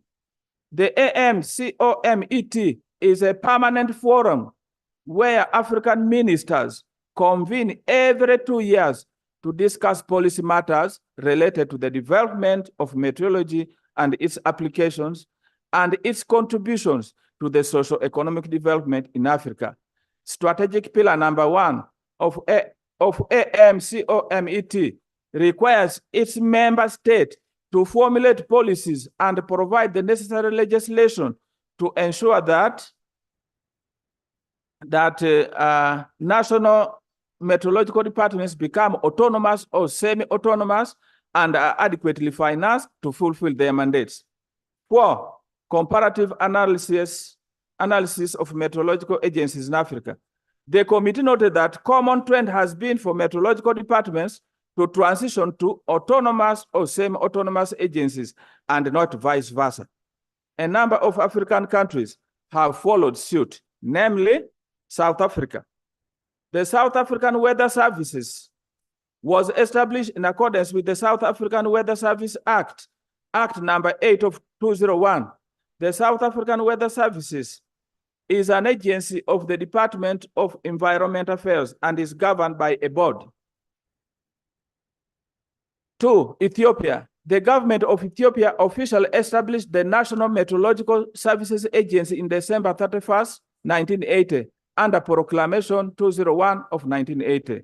3, Nigeria. The federal government of Nigeria approved the setting of the Nigerian Meteorological Agency, NIMET, by an act of government on the 21st of May, 2003. In 2022, the NIMET established Establishment Act was repealed and replaced by the NIMET Establishment Act of 2022. The new Establishment Act grants the agency the sole authority to grant approvals and licenses for the establishment of meteorological stations and other related matters. The other countries, Ghana, Tanzania, Rwanda, I think I don't have to go into the details of those ones, and our neighbor here, Kenya. Kenya currently operates a meteorological department which is in the process of transitioning into a semi-autonomous agency. The 12th meeting of the East African Community Sectoral Council on Transport, Communications and Meteorology, TCM, held on 21st, 24th September 2015, urged Kenya and Burundi, the only partner states that had not effected the transition of their national meteorological services, to expedite their transformation from the main civil service to semi-autonomous government agencies. To that effect, Kenya passed the Meteorology Bill 2023, which provides for the establishment of Kenya Meteorological Services Authority, regulation, coordination, monitoring, management, provision, and control of meteorological services for connected purposes.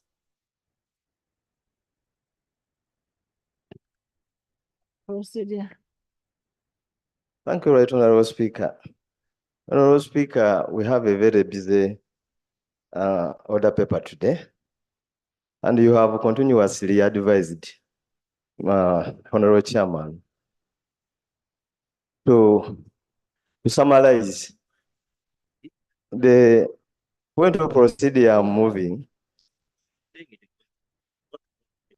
Right Honorable Speaker, is the chair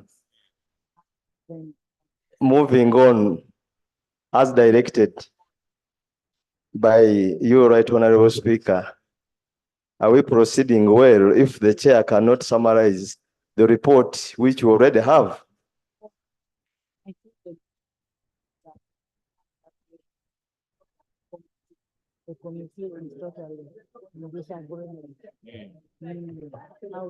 Right Honorable Speaker, you guided on this, and let me now summarize even further.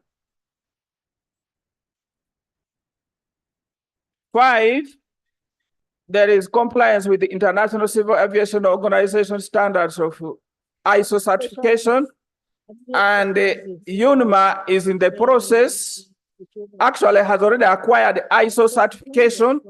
Mainstreaming it would jeopardize this international certification that it has acquired. 6, ability to become self-sustaining.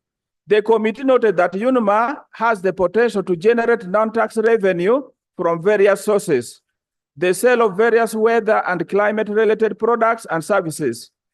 UNMA projects to collect 20 billion per year due to improved forecasts that will result from the investments in radar and improvements in network stations across the country. In the long term, UNMA will be self-sufficient and can eventually be weaned off the treasury. The projected revenues for UNMA is as indicated on table 1. You can see for yourselves, that is what they are projecting to collect.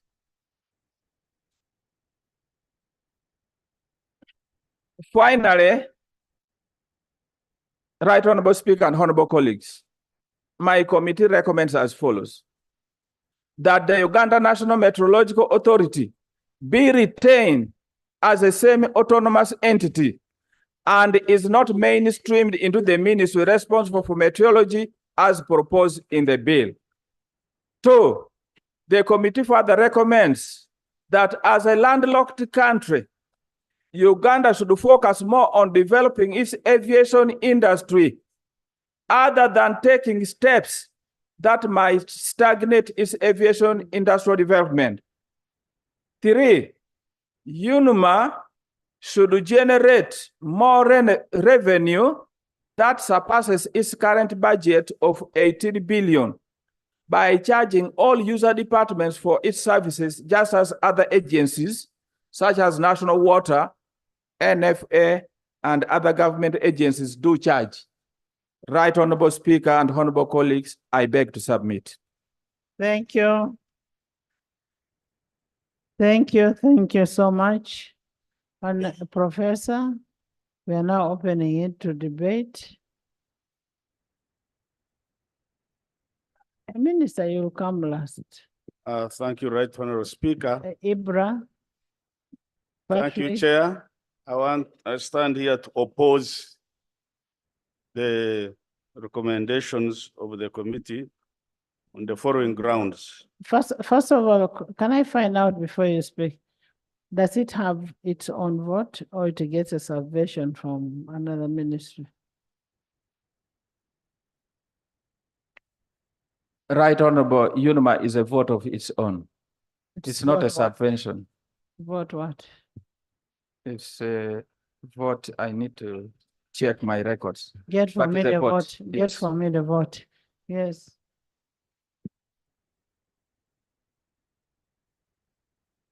Thank you, Right Honorable Speaker. In the bill, that before 2012, meteorology was a department under the ministry and it performed the functions effectively. Listening to the chair, as a scientist, I would have expected him to provide evidence that after using an authority on the following variables, meteorology performed better than how it was as a department. I have not found that evidence. Secondly, the chair argues that there will be income coming, but he has not tabled currently how much money is being generated by the authority. He's just talking about in the future, the anticipation. Now, on those two grounds, lack of sufficient evidence to show quantitative evidence, because he's a scientist, he's a doctor. I expect him to talk in terms of quantitative evidence that there was a department, you introduced an authority. Now, if you are to measure the impact, you look at the before and after effects. Now, from a department to authority, what is the impact in quantitative terms? There is no such evidence. And we are seeing the proposal that it will generate income when there is no evidence of the current income. On the basis of those two reasons, I oppose the recommendation of the report, and I would still go with the government that this authority should be rationalized. Honorable Minister of Sports. You will answer.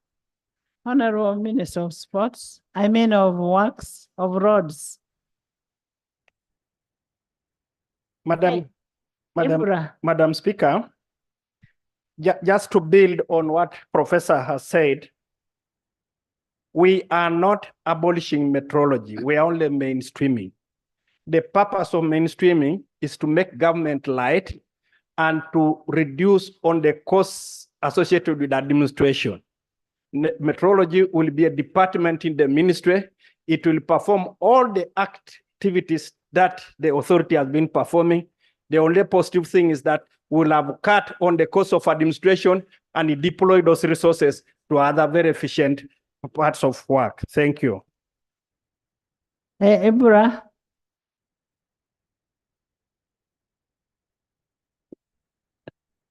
Thank you very much, Madam Speaker. First of all, in principle, we support a lean government, in principle. If we were the ones in charge of government, even the ministries should have remained about 40-30.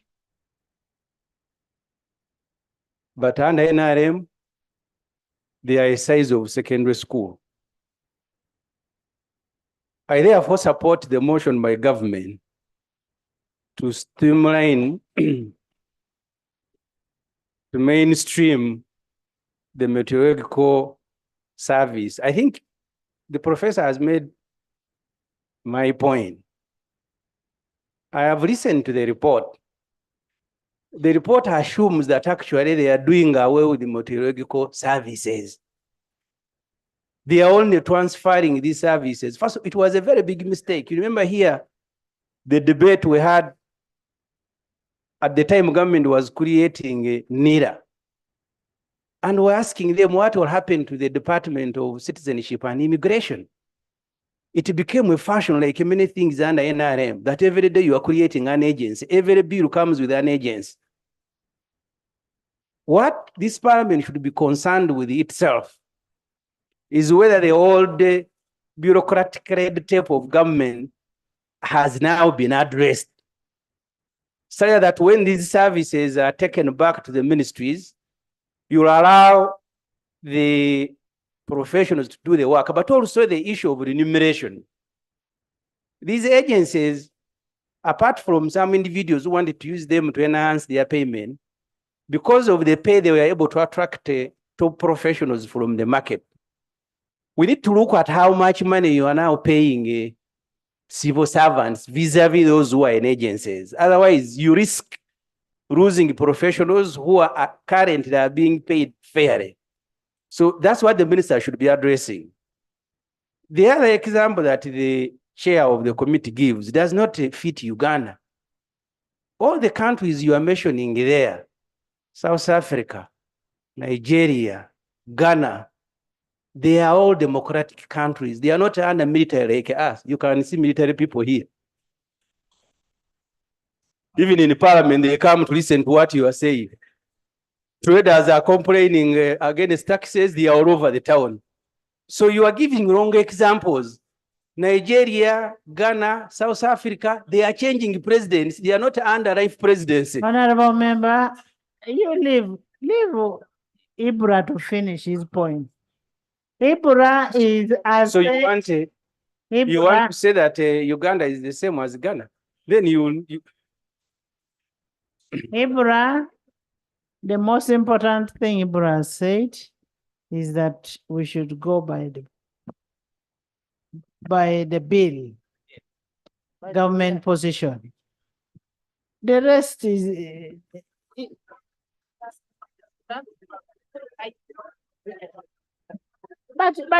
but you see one thing.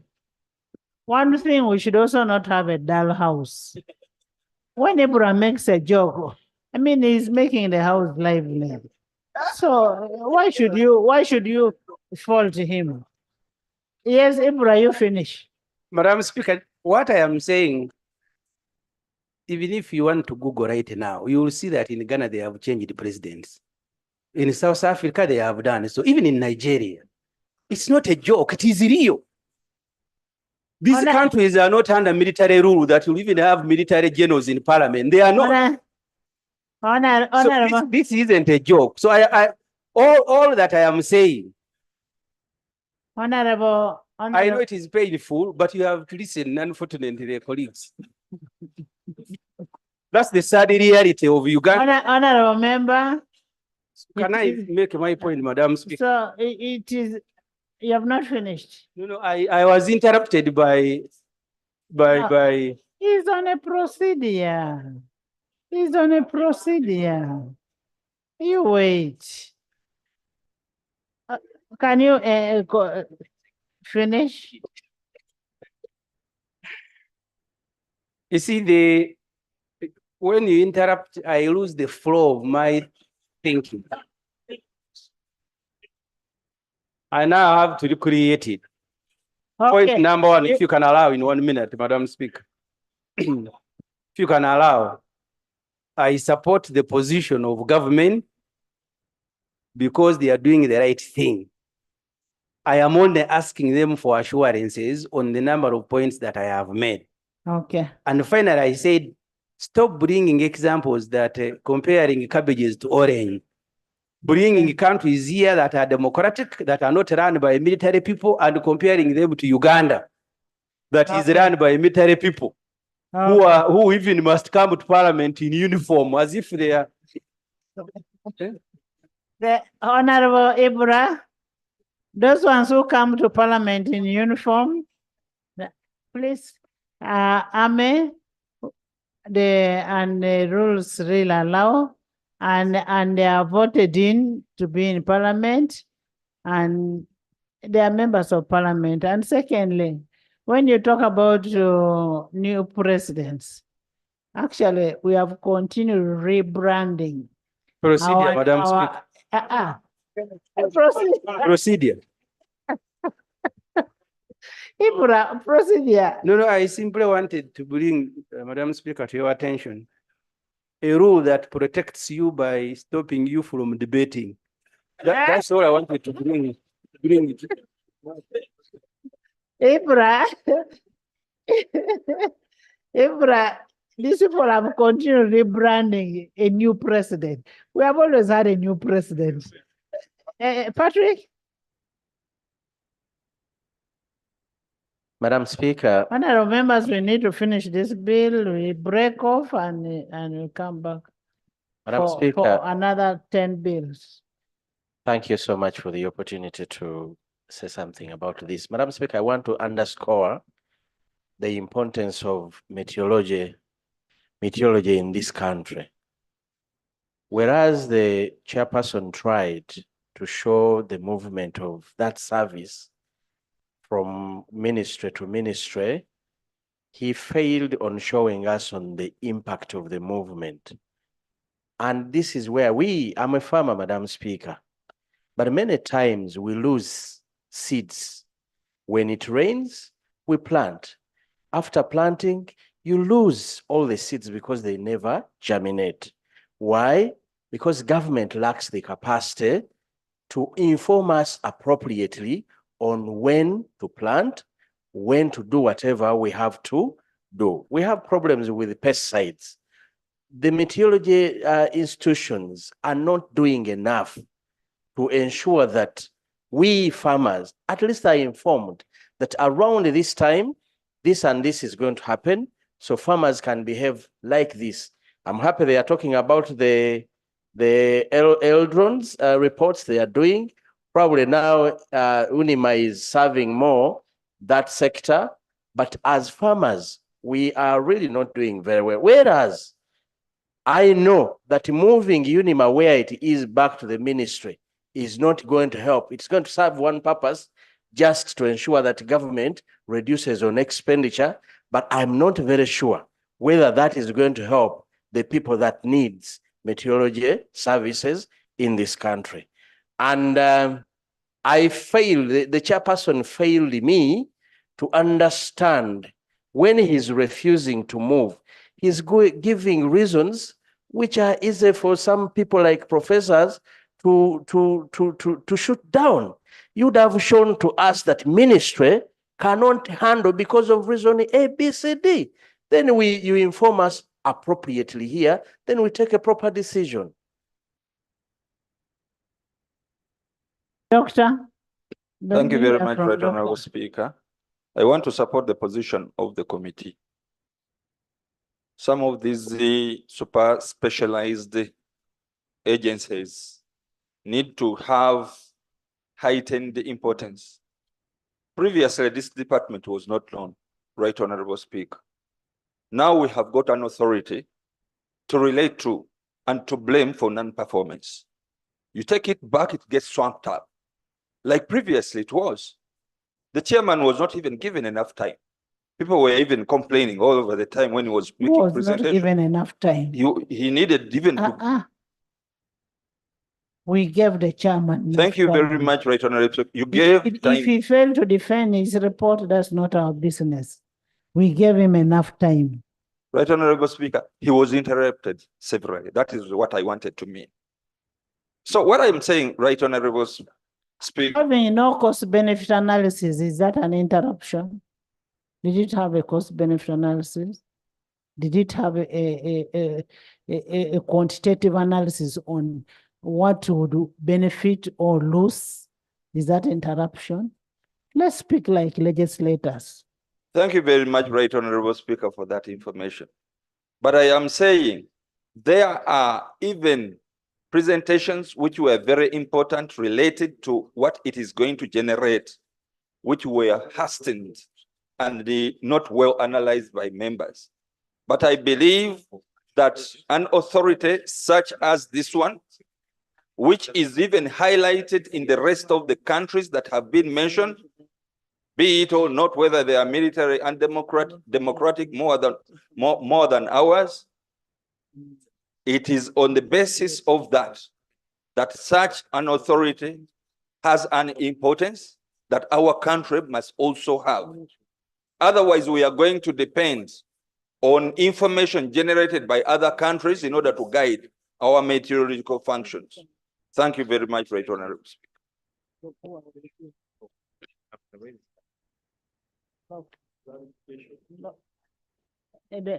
Lob, can you allow your member first? Thank you, Right Honorable Speaker and the Lob. Right Honorable Speaker, the impression being created, especially by my senior colleague, Dr. Baiga Lulume, is that prior to the establishment of this authority, meteorological services in this country were being poorly handled. And that's the impression being created. And now the onus was on the chairperson and the committee. Because you see, this became an authority in 2012. That's when the law was passed. And it's incumbent for us to understand before 2012 and now, what are the fundamental differences in terms of performance? That would be the only justification. In the absence of that, this authority has to suffer the same fate with the other authorities. I beg to submit. What fate? What fate? Of mainstreaming. It has to be mainstreamed. And Right Honorable Speaker, as in other words, I am in support of the bill. Okay, only bill. Yes. Right Honorable Speaker, I would like to put this forward, that environmental services may not fetch money to our economy. These services are aids. They give us conducive environment for other sectors to perform well. So services by the Meteorological Authority may not accrue revenue to our coffer, but aiding other sectors. Most important, Right Honorable Speaker, when meteorological services... When you aid our sector. Other sectors. Other sectors like agriculture. Yes. Where Honorable Musa Patrick. Yes. Even loses money. Isn't that a loss? That is why when we strengthen it, we want it to improve its services to all sectors, including health, including tourism.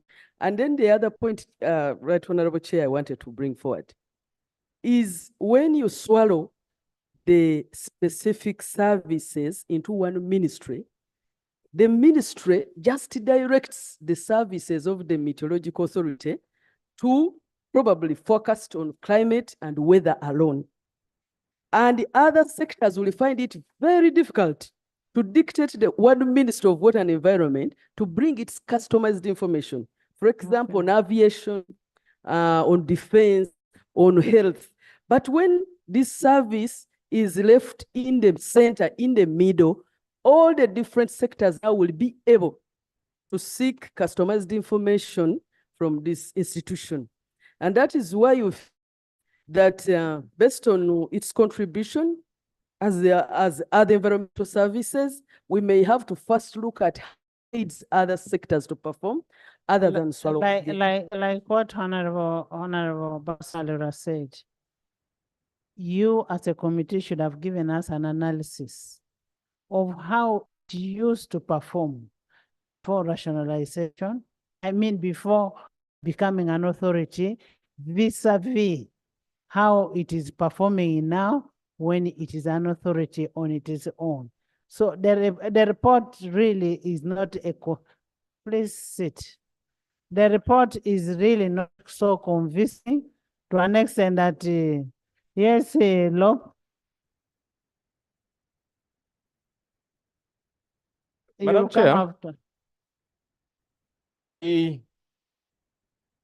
Looking at the committee report, I'm trying to see where the committee is coming from with certain concerns.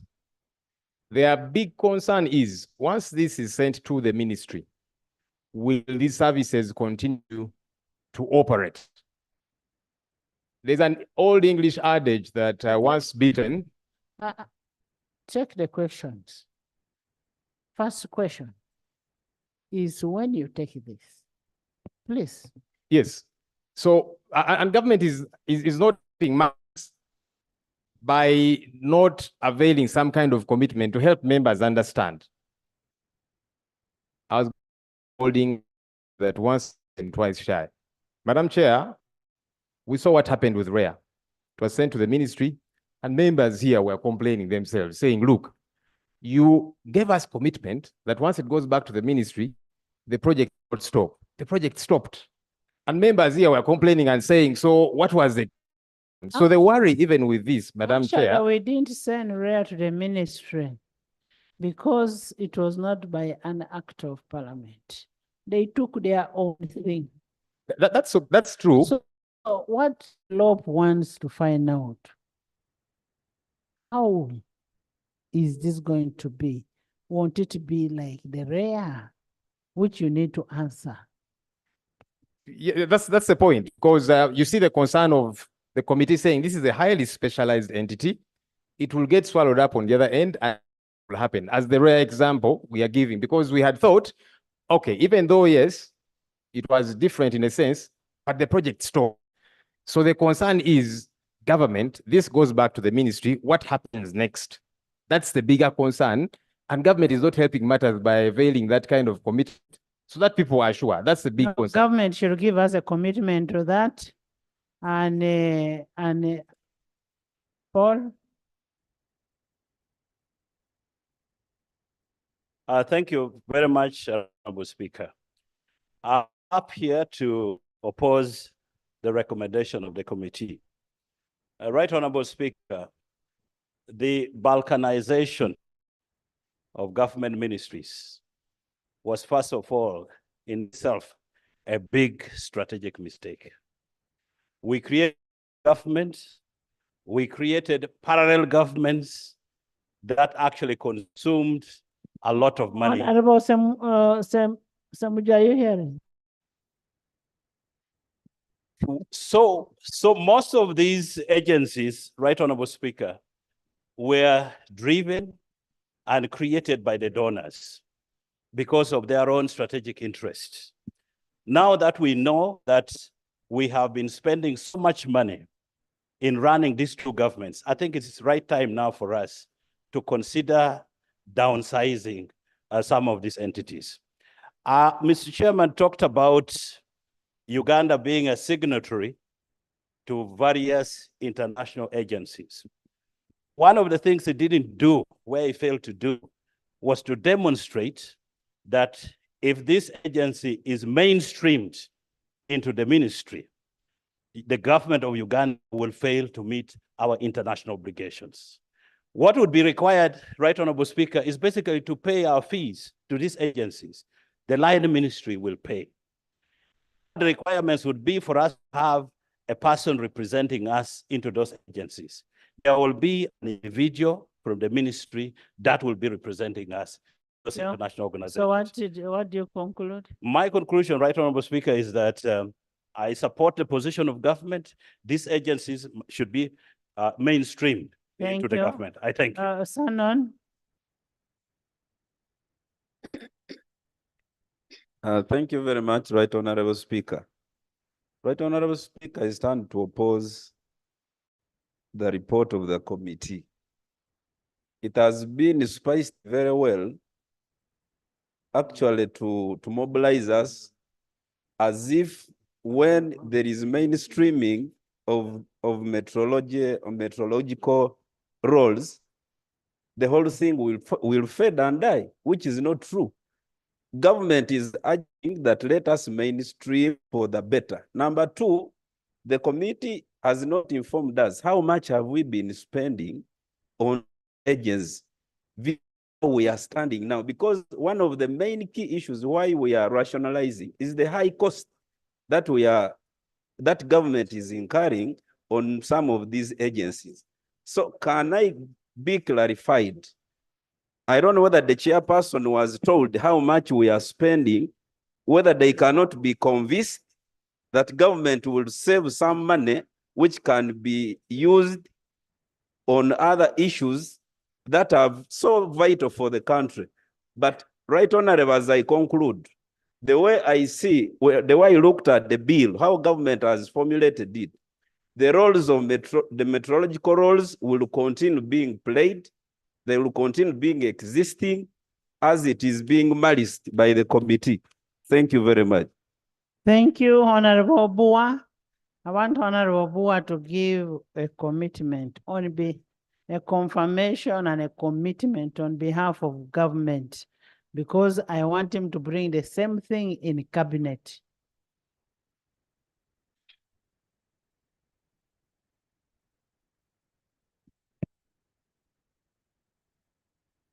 Right Honorable Speaker, I want to thank the committee and the members, especially members who are supporting the government bill in its original form. Like Honorable Semuju. Like my dear brother and my member of parliament, while I'm within the Kampala Metropolitan, the Honorable Semuju Nganda. Government recognizes the fact that meteorological function is highly specialized. But through this bill, government wishes to affirm that we are proposing to mainstream the functions of Uganda National Meteorological Authority into the ministry responsible on matters that are meteorological in nature. We shall even go ahead to restructure and reorganize the ministry in that the services currently being offered by this authority will continue, but not under the auspices of the authority, but under the ministry responsible for meteorological matters in Uganda. And therefore, honorable colleagues, there is no contradiction. Will it continue to operate? Yes, in that the functions currently executed by this authority will be executed through the line ministry, where we are going to restructure and reorganize. So, Right Honorable Chair and Right Honorable Speaker, we want to affirm that we are in the right trajectory. No one should be worried that the functions currently performed by this authority will be in vain. It shall continue, but under the mainstream ministry. Thank you. Thank you. Thank you so much, Honorable. Government motion. Madam Speaker, I raise that a motion be put, a question be put, and a decision be made. Thank you so much. Under Rule 81. Honorable members, you must know that the report was informative. The question I'm putting is a question for the second reading of the report. And if you're in agreement, you say aye. Meaning that we continue with the bill. If you are not in agreement, like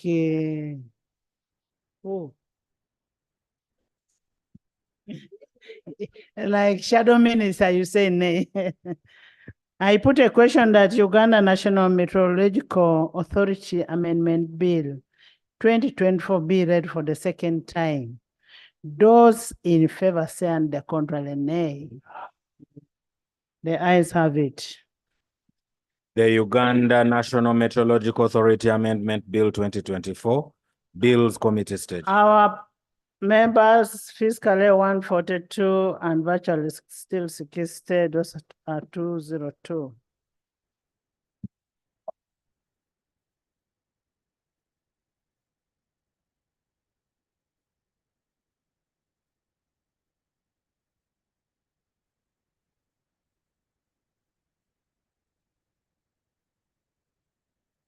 Clause 1.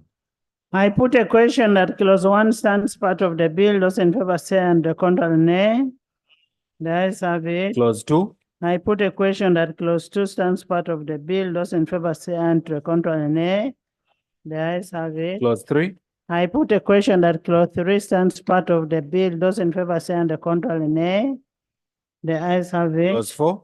I put a question that clause 4 stands part of the bill. Those in favor say and the contrary nay. The ayes have it. Clause 5. I put a question that clause 5 stands part of the bill. Those in favor say and the contrary nay. The ayes have it. Clause 6. I put a question that clause 6 stands part of the bill. Those in favor say and the contrary nay. I put a question that clause 6 stands part of the bill. Those in favor say and the contrary nay. The ayes have it. Clause 7. I put a question that clause 7 stands part of the bill. Those in favor say and the contrary nay.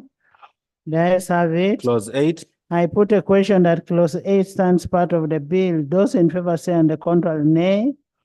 The ayes have it. Clause 9. I put a question that clause 9 stands part of the bill. Those in favor say and the contrary nay. The ayes have it. Clause 10. I put a question that clause 10 stands part of the bill. Those in favor say and the contrary nay. The ayes have it. Clause 11. I put a question that clause 11 stands part of the bill. Those in favor say and the contrary nay. The ayes have it. Clause 12. I put a question that clause 12 stands part of the bill. Those in favor say aye and the contrary nay. The ayes have it. Clause 13. I put a question that clause 13 stands part of the bill. Those in favor say and the contrary nay. The ayes have it. Clause 14. I put a question that clause 14 stands part of the bill. Those in favor say and the contrary nay.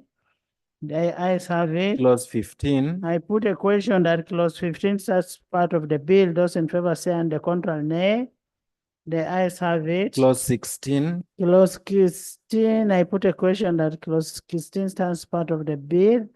Those in favor say and the contrary nay. The ayes have it. Clause 17. I put a question that clause 17 stands part of the bill. Those in favor say and the contrary nay. The ayes have it. Clause 18. I put a question that clause 18 stands part of the bill. Those in favor say and the contrary nay. The ayes have it. Clause 19. I put a question that clause 19 stands part of the bill. Those in favor say and the contrary nay. The ayes have it. Clause 20. I put a question that clause 20 stands part of the bill. Those in favor say and the contrary nay. The ayes have it. Clause 21. I put a question that clause 21 stands part of the bill. Those in favor say and the contrary. The ayes have it. Clause 22. I put a question that clause 22 stands part of the bill. Those in favor say and the contrary nay. The ayes have it. Clause 23. I put a question that clause 23 stands part of the bill. Those in favor say and the contrary nay. The ayes have it. Clause 24. I put a question that clause 24 stands part of the bill. Those in favor say and the contrary nay. The ayes have it. Clause 25.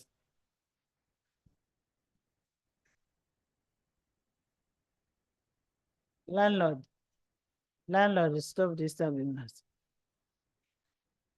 I put a question that clause 25 stands part of the bill. Those in favor say and the contrary nay. The ayes have it. Clause 26. I put a question that clause 26 stands part of the bill. Those in favor say aye and the contrary. The ayes have it. Clause 27. I put a question that clause 27 stands part of the bill. Those in favor say and the contrary nay. The ayes have it. Clause 28. I put a question that clause 28 stands part of the bill. Those in favor say and the contrary nay. The ayes have it. Clause 28. I put a question that clause 28 stands part of the bill. Those in favor say and the contrary nay. The ayes have it. Clause 29. I put a question that clause 29 stands part of the bill. Those in favor say and the contrary nay. The ayes have it. Clause 30. I put a question that clause 30 stands part of the bill. Those in favor say and the contrary nay. The ayes have it.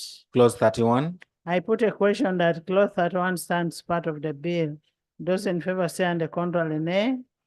The ayes have it. Clause 32. I put a question that clause 32 stands part of the bill. Those in favor say aye and the contrary nay. The ayes have it. Clause 33. I put a question that clause 33 stands part of the bill. Those in favor say and the contrary nay. The ayes have it. Clause 34. I put a question that clause 34 stands part of the bill. Those in favor say and the contrary nay. The ayes have it. Clause 35.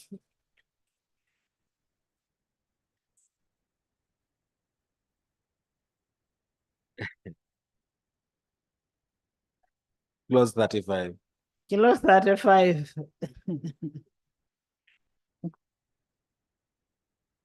I put a question that clause 35 stands part of the bill. Those in favor say and the contrary nay. The ayes have it. Clause 36. I put a question that clause 36 stands part of the bill. Those in favor say and the contrary nay. The ayes have it. Clause 37. I put a question that clause 37 stands part of the bill. Those in favor say and the contrary nay. The ayes have it. Clause 38. I put a question that clause 38 stands part of the bill. Those in favor say and the contrary nay. The ayes have it. Clause 39. I put a question that clause 39 stands part of the bill. Those in favor say and the contrary nay. The ayes have it. Clause 40. I put a question that clause 40 stands part of the bill. Those in favor say and the contrary nay. The ayes have it. Clause 41. I put a question that clause 41 stands part of the bill. Those in favor say and the contrary nay. The ayes have it. Clause 42. I put a question that clause 42 stands part of the bill. Those in favor say and the contrary nay. The ayes have it. Clause 43. I put a question that clause 43 stands part of the bill. Those in favor say and the contrary nay. The ayes have it. Clause 44.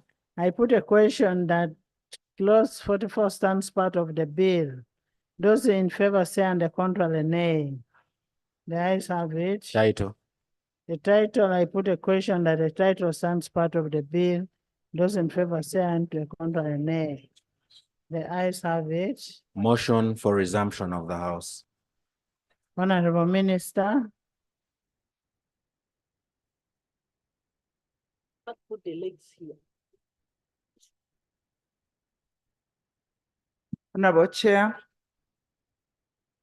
I beg to move that the House do resume and the Committee of the whole House do report thereto.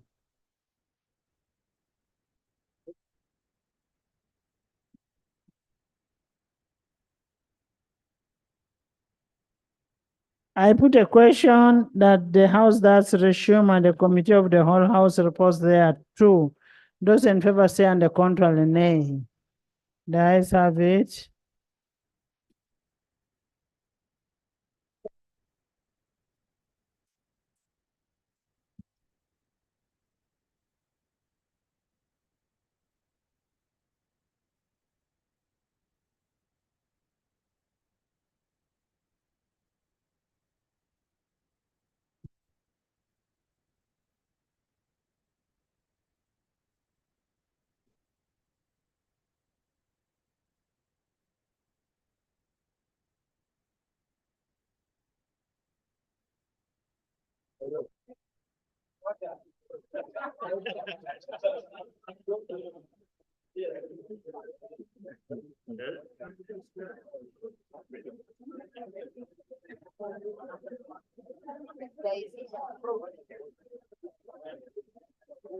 Report of the Committee of the whole House. Honorable Minister.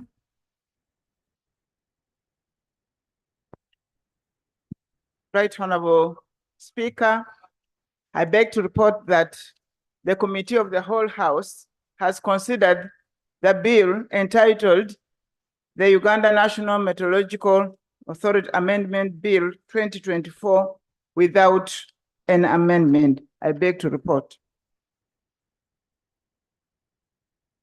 Motion for adoption of the report of the Committee of the whole House. Honorable Minister.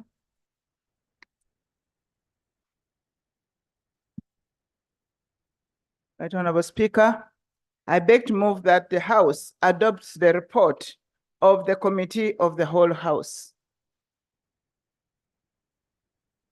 I put a question that the report of the Committee of the Whole House be adopted by this House. Those in favor say and the contrary nay. The ayes have it. Bill's third reading, the Uganda National Meteorological Authority Amendment Bill 2024. Honorable Minister.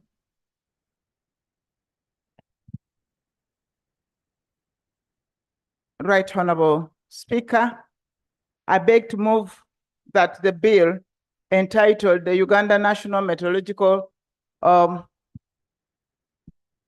I wish to move that the bill entitled the Uganda National Meteorological Amendment Bill 2024. Meteorological Authority Amendment Bill 2024. I beg to move that the bill entitled the Uganda National Meteorological Authority Amendment Bill 2024 be read for the third time and do pass. I beg to move. I put a question that the Uganda National Meteorological Authority Amendment Bill 2024 be read for the third time and do pass. Those in favor say and the contrary nay. The ayes have it. A bill for an act titled the Uganda National Meteorological Authority Amendment Act 2024. Title settled and the bill passed. Thank you, thank you. Honorable members in the public gallery, this afternoon, we have law students from Islamic University in Uganda, Kampala campus, and they're represented by Honorable Shamim Malende and Honorable Mehdi Nsereko, Muhammad Nsereko. Where are you? Please stand, you're most welcome. Thank you so much for coming. Honorable Nsereko, you stand up and wave. That is your member. Stand up and wave at your members. Thank you, Right Honorable Speaker. Allow me to thank you in a special way for recognizing these gallant young men and women who have turned up to this august house to observe the proceedings. May the good Lord bless you, and in future you might become leaders. Assalamu alaikum wa rahmatullahi wa barakatuh.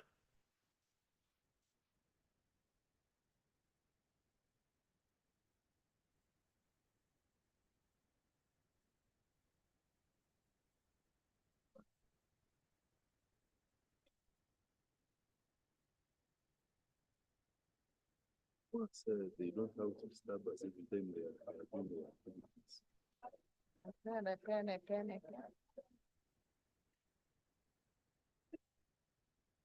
You know, we sign here, then also you know.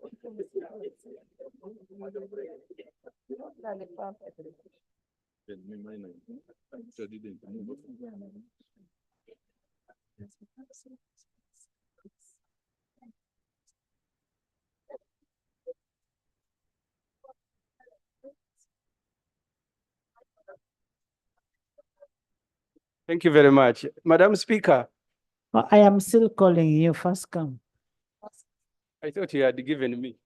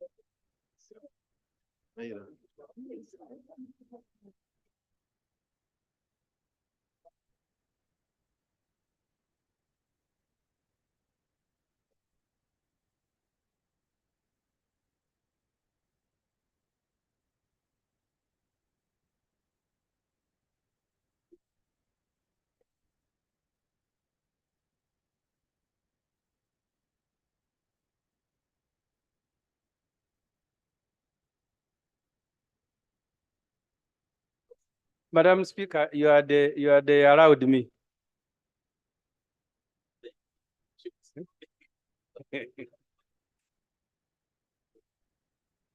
People are standing.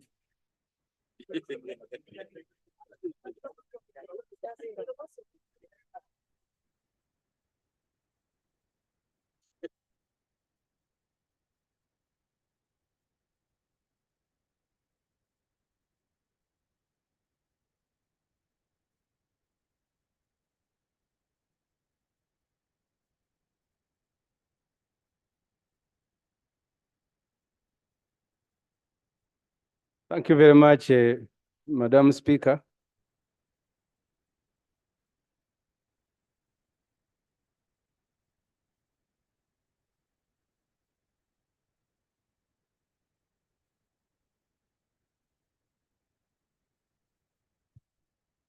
Thank you very much, Madam Speaker.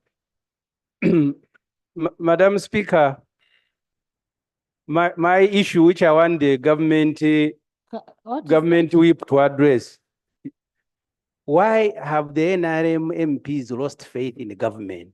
That they bring here a bill and they say when it goes to the ministry, there is a problem. Can the government whip address that matter? Why have your members lost faith in the government? Because that's the reason they are opposed to rationalizing. They think when agencies are taken back to government, it is trouble. So can you address Parliament on that? Honorable members in the public gallery this afternoon, we have a delegation of members and staff from the National Assembly of Namibia. We have Mrs. Emilia Alwendo, the Deputy Director. Where are you? Please stand. Thank you. You're most welcome. We have Mr. Risto Nakayala, Monitoring and Evaluation Officer. Welcome, most welcome. Thank you. And we have Ms. Esther, Learning and Development Officer. You're most welcome. Welcome to Uganda, the Pearl of Africa, and Parliament of Uganda. Thank you so much for coming.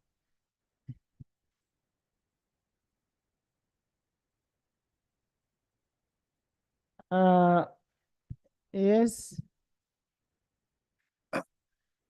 Thank you, Right Honorable Speaker.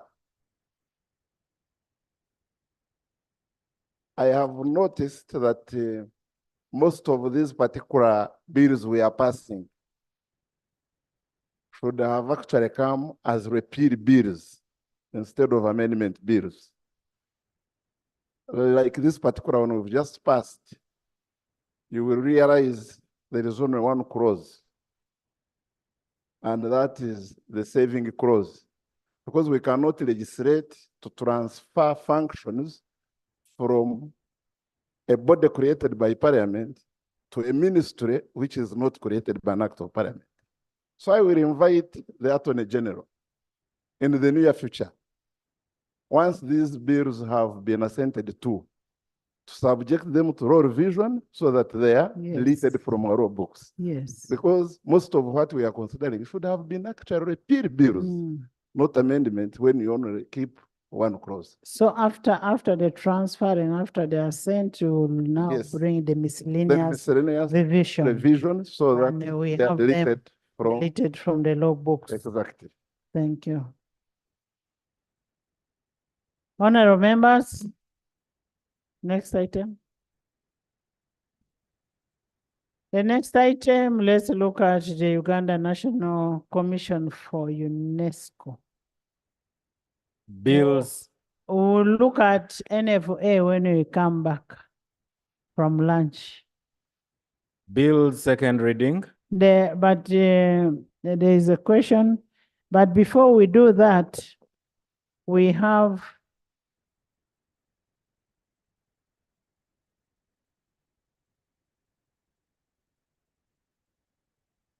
Honorable Minister of Finance. Honorable Minister of Finance, I see you want to lay some documents. This will be substantive items on the order paper. I don't want to amend the order paper in the middle to sneak in, especially when it comes to a supplementary. I will not amend the order paper in the middle. Please bear with me. We shall put it on tomorrow's order paper. Thank you. Bill second reading. The Uganda National Commission for UNESCO Amendment Bill 2024.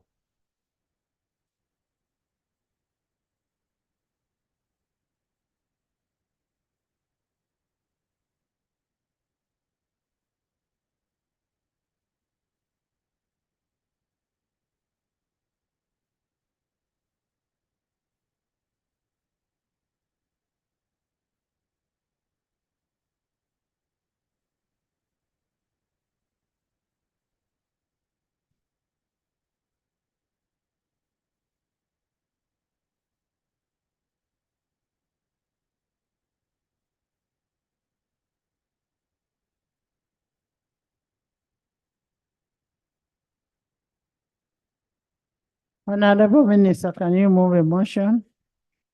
Honorable members will handle NFA in the afternoon. After lunch. We are coming back after lunch. And a bill where that is very sensitive, where we don't agree, I will ask people to vote, to raise their hands, so that we know that it is really true that you've rejected it. Yes, Honorable Minister. Right, Honorable Speaker, I beg to move that the bill entitled Uganda. You want your answer? I have another very serious procedural issue. As Obua prepares the Honorable, the other one. Honorable Boa. Honorable Obua. Our rules require that the minister who has signed on the bill presents the bill. This particular one, the one who has signed on it is Janet Museveni. That's the bill we have. No, I am reading the way it is written on the bill. So that is in your head. I'm reading the bill. She's Honorable Janet Kataha Museveni. She has not written Honorable Janet. Maybe I need. But out of respect, she's a member, she's a honorable member. It costs you nothing. Absolutely. Honorable Janet Kataha Museveni Tibuhaburwa. So, Madam Speaker, until this rule is suspended, we cannot proceed with another minister who has not signed the bill coming here to present a bill. This is what the rules say. Honorable members, Rule 130, second reading, that is one. Subject to this rule, the Vice President, the Minister, or any other member in charge of the bill shall move that bill. Bill be read as a second time and may speak to the motion. Honorable Kaduchu is a minister in the Ministry of Education. And okay, if you so wish, I am suspending Rule 130 and can Honorable Kaduchu now read the bill. It is not entrenched.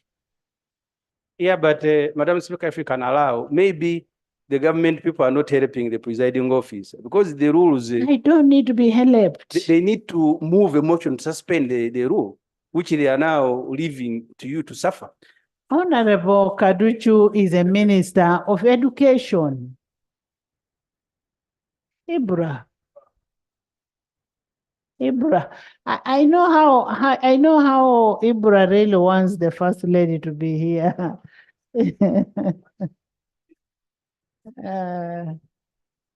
Okay, move the motion to suspend the rule.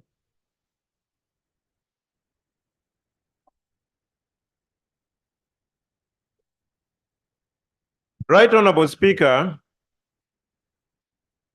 I would wish to humbly request that before I comply with your directive, I would first read verbatim the provision of Rule 130.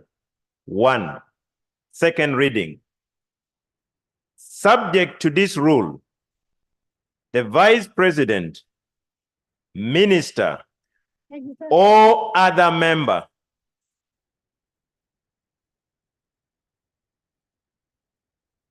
in charge of a bill shall move that the bill be read a second time and may speak to the motion. The Honorable Kaduchu is a member of this House. Oh. The member, Honorable Kaduchu, is a minister in the Ministry of Education and Sport, and it is the Minister of Education and Sports in charge of this bill. Right Honorable Speaker, I would beg that probably you guide. I have no hesitation. I can move that the rule be suspended, but the literal interpretation of this rule, in my humble opinion, we are proceeding well. But Madam Speaker, the rule. Let me hear the from. rule is. Let me hear from the Attorney General. Let me hear from the Attorney General.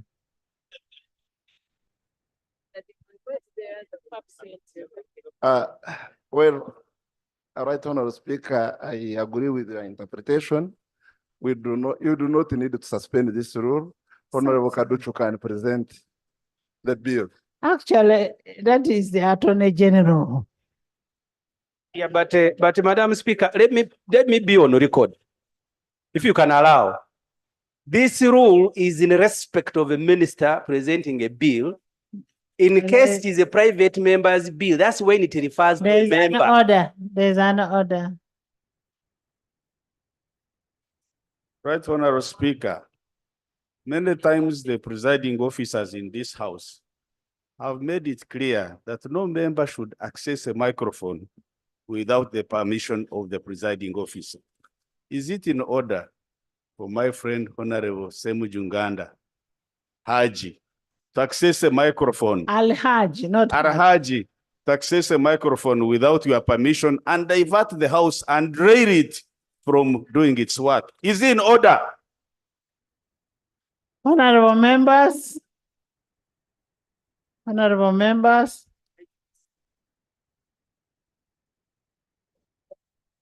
I think for purposes of clarity, especially to help my friend Honorable Semuju, you may also need to rule to the interpretation, because when the rules refer to a minister to include the Prime Minister, Deputy Prime Minister, and the Minister of State. So Honorable Kaduchu, as a Minister of State, is fit and proper to read this particular bill. Thank you so much, AG.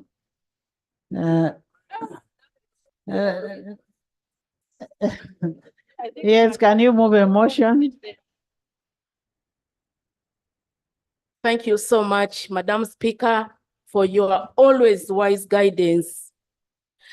Madam Speaker, I beg to move that the bill entitled Uganda National Commission for UNESCO 2024 Amendment Bill 2024. That Uganda National Commission for UNESCO Amendment Bill 2024 be read for the second time. Thank you, Honorable Minister. Seconded. Is the motion seconded? Seconded by the whole House. with the exception of Odur. No, age is. Thank you. Would you want to speak to your motion?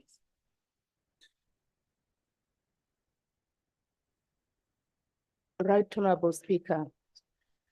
The policy and the principles behind this bill is to give effect to the government policy for rationalization of government agencies. We are not hearing you, ma'am.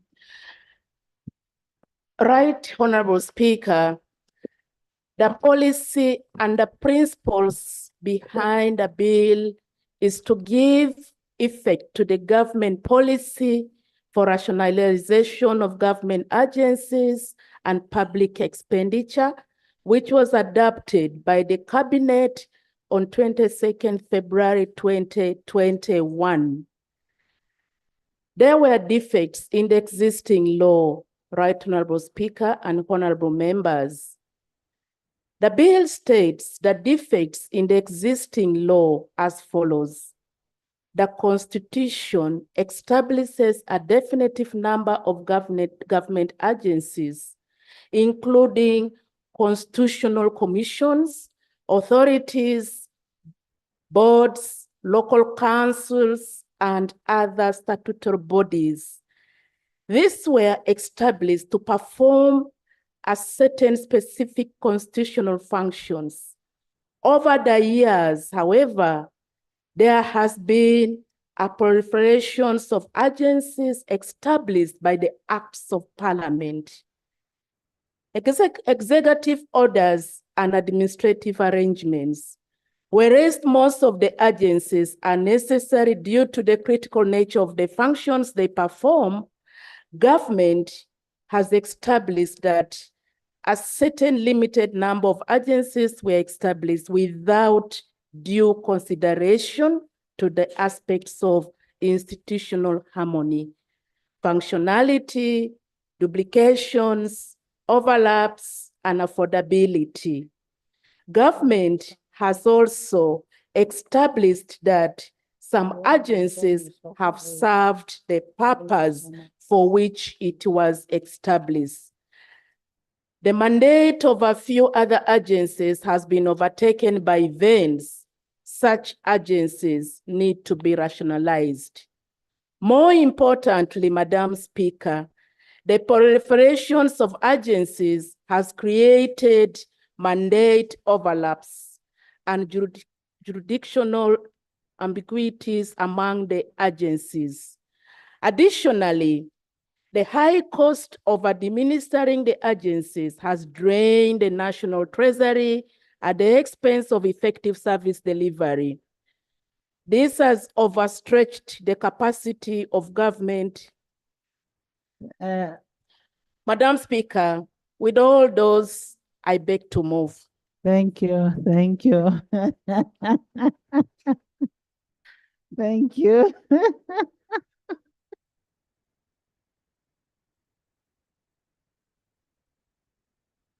Thank you so much. Can we hear from now the chair, a summary? Yes, Honorable Ibra. Madam Speaker, you have invited the Minister for Education to move Parliament to consider a specific bill. She has brought notes prepared by the Honorable Mururi Mukasa, responsible for the whole rationalization. She has not uttered a single word about the bill before a Parliament. No, she talked about the objects of the bill. No, she says the rationalization, things that the Honorable Mururi Mukasa said here. And then when I was helping her, such that she addresses the bill she has brought here, she took off. So Okay, the procedure issue I am raising is whether actually there is a motion. There is a motion in place and was seconded.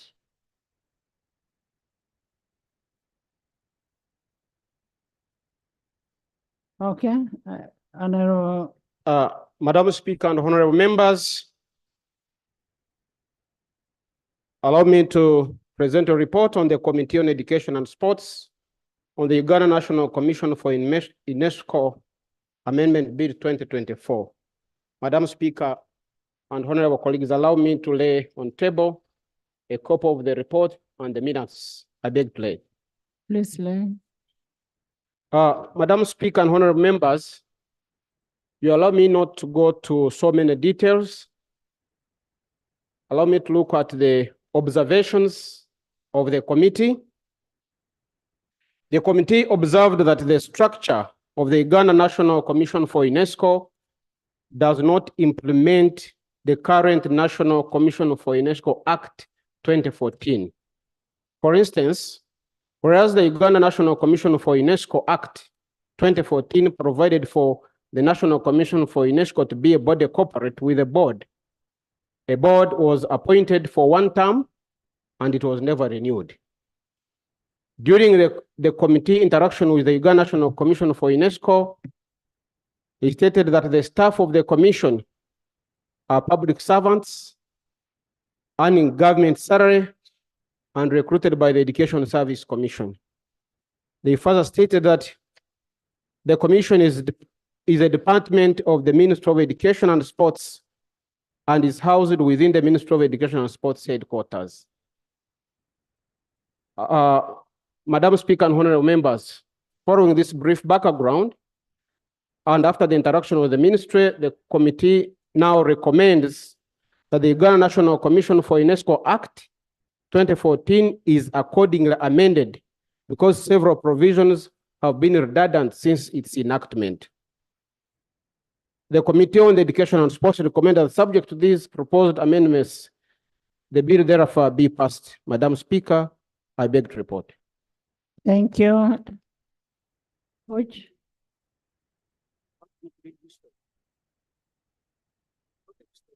Honorable members, you've heard from the chairperson.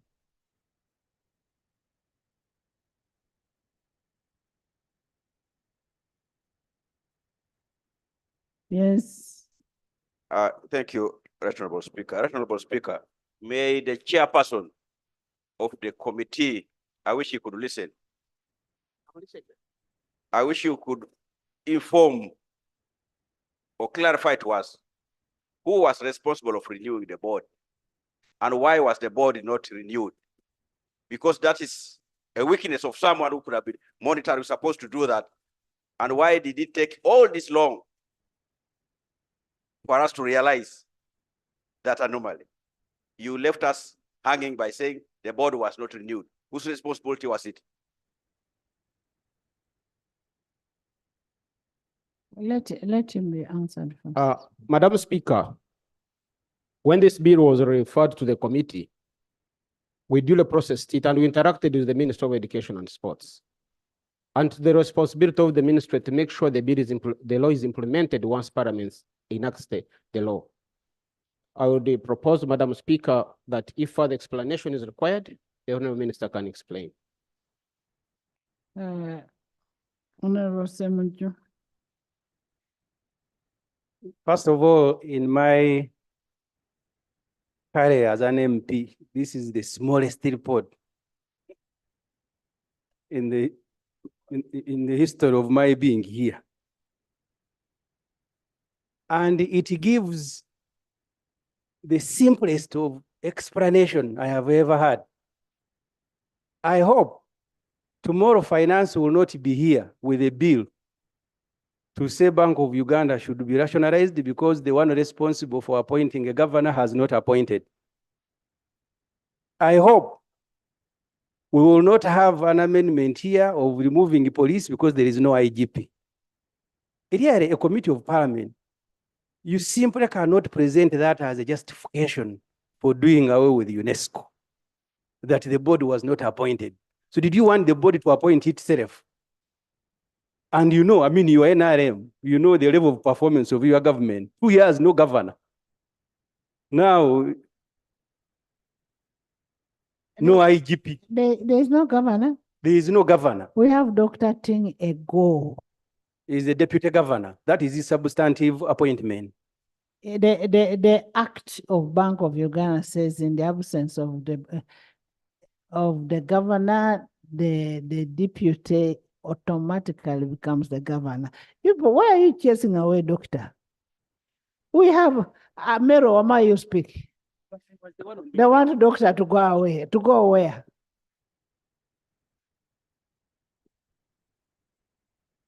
Yes, Madam Speaker, if you can, now, you first wait. Now we're on a governor. Right Honorable, Honorable Semojo should know that there is a man called Ating Ego. Doctor. A doctor, a very competent person, a Ugandan. Or for IMF. Now, to say that is not there, just maybe because you don't like his face, is very unfair. Madam Speaker. And where it comes from. Maybe from where you come from, you are excited about being deputies, deputy president, deputy. I am only saying he should be appointed governor. If you are offended, I am sorry. Because if where you come, you are satisfied with the deputies. My apology. Madam Speaker. No, Honorable, they have a full speaker. I am not a deputy. No, by his submission, you need to resign and go back to become a deputy speaker. Madam Speaker, we are considering a bill. I am not, I don't resign because I was not appointed. I was voted in by 415 members. All these members you see here. And my first vote was from Honorable Semuju, Nganda, Haji. Because it was secret ballot, but me, I voted as man. That was my proxy. Madam Speaker. And honorable members, honorable members, let's finish UNESCO. We go for lunch. We come back for more serious bills. Yes. I told you, Madam Speaker, the opposition supports a lean government. In fact, me, I will support every agency that you bring here and you want to take back. I will support it. Eagerly waiting for the day you will bring a motion to reduce ministers, RDCs, even members of parliament and districts. So I am your supporter. I don't need to recruit me, Honorable Boa. But at least give me a reason. A minister was dwelling on a lecture given in a workshop. When the chair of the committee stood up, he gave one sentence that there is no board. Therefore, you guys, you remove UNESCO. I am only begging you, give me a reason to support you, please. Honorable Minister.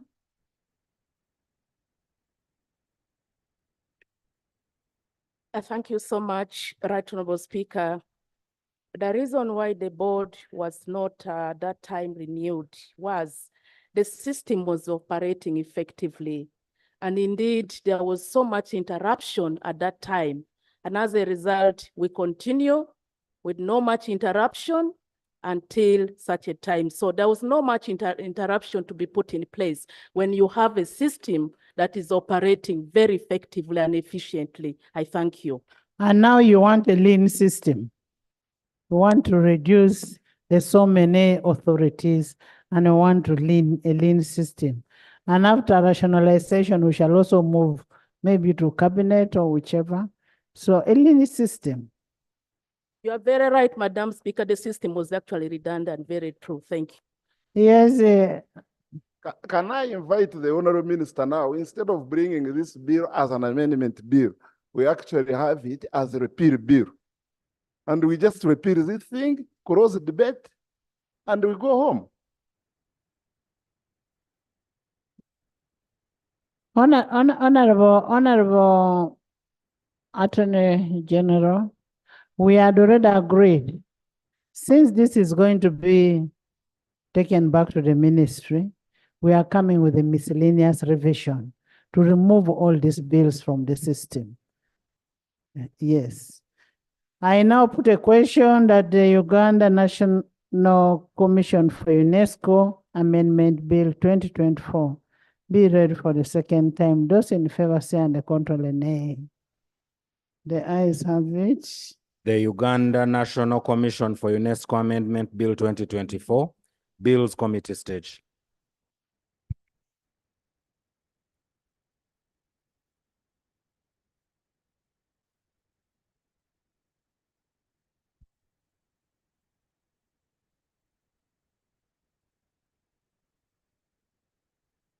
Clause 1. Chair.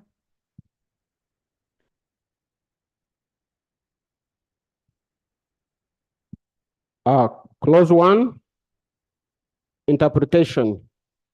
Clause 1 is amended by deleting the definition of commission. Justification, the definition of the word commission in the clause is inconsistent with the same word in the Principal Act. Minister. Madam Speaker, I agree with the committee. Honorable Niwagaba. Well, Madam Chair, we should actually have begun with the, because we normally end with the interpretation clause. So my view is we should have begun with the clause 2. Yeah, with clause 2. Okay. Clause 2. Clause 2. Clause 2, Madam Speaker, objective. Clause 2 is amended in 2A by inserting immediately after the word commissions, the words established by the Constitution. Justification, to avoid inconsistency arising from the use of the word commission, as the word is defined differently in the Principal Act. Minister. Madam Chair, I agree with the committee. AJ. I thought you're removing commissions. Madam Chair, there is no need to amend anything in this particular bill because literally we are repealing. This is not a bill that will be on our statute books. So nothing to amend. Just let's go to clause by clause. We pass the bill as it is, and we get back home. Yes. Because you're taking the bill back to the ministry. Yes. That's why the order of the bill should be there. Madam Speaker, unless the House, through your advice otherwise, with this current law, there is a board that is overseeing, it was supposed to be overseeing the operations of the commission. As per this report, after the board expired, they could not renew it and it became redundant. So now, in the view of the committee, we felt, and in the spirit of this bill, we felt that if the board, the corporate status could be removed and the functions go back to the ministry and the current secretariat continues operating the way it is operating instead of having this law in place. And that was my argument. You see, you cannot legislate to transfer services to a ministry which you do not create by an act of parliament. When you look at clause 3 actually says we are dissolving the board which was established under this bill. So what are you trying to amend? Just concede clause by clause. Let us not attract debate on this particular matter. You have nothing to amend.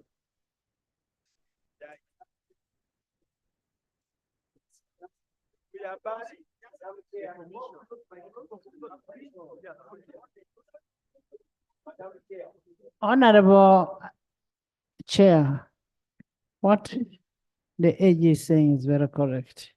All your clauses should be as it is since you're taking it back to the ministry. You are agreeing with the government position. You don't have any amendments that you need to. Just hold on.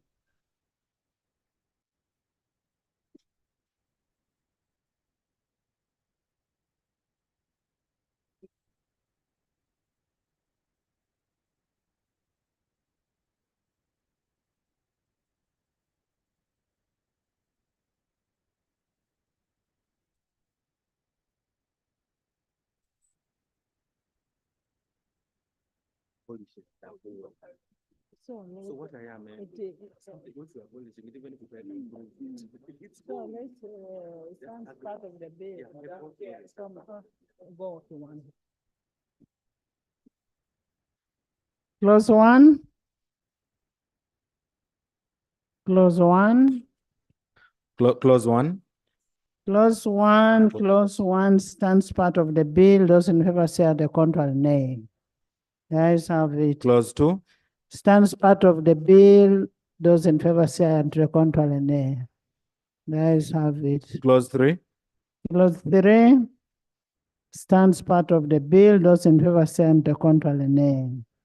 The ayes have it. Clause four. Stands part of the bill. Those in favor say at the contrary, nay. Clause five. Clause five. Madam Chair, I'm rising on procedure.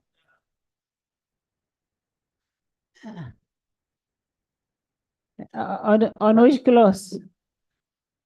No, On which clause? The procedural matter I'm raising, the way this bill has been drafted is a bit misleading. When we start processing bills on clauses, we are actually talking about enforceable or justiciable clauses that becomes law. Now, what has been referred here as clause 1 and 2 and 3 are actually not supposed to be part of the legislation. That's why the chairman even got confused. He thought he could propose. That's why we are the Attorney General has corrected the chairman. Yes, but when we pass it here, for example, you are talking about clause 1, which is clause 2, which is objectives of the bill. And now Parliament is now legislating on objectives of the bill. Where we should be putting our input actually starts from clause 5. So the way this bill has been presented, the way the bill was presented, it's a bit problematic. It can be done, but it should have been sieved so that we start with where we are legislating, which is now from clause 5, which seeks to amend the long title, and then you go onward. That's what I wanted to bring to your attention, Madam Chair. Wilfred? Yes, there's a clarification this side. Madam Speaker, I am seeking clarification. If you are repealing a law, do you reserve the objectives?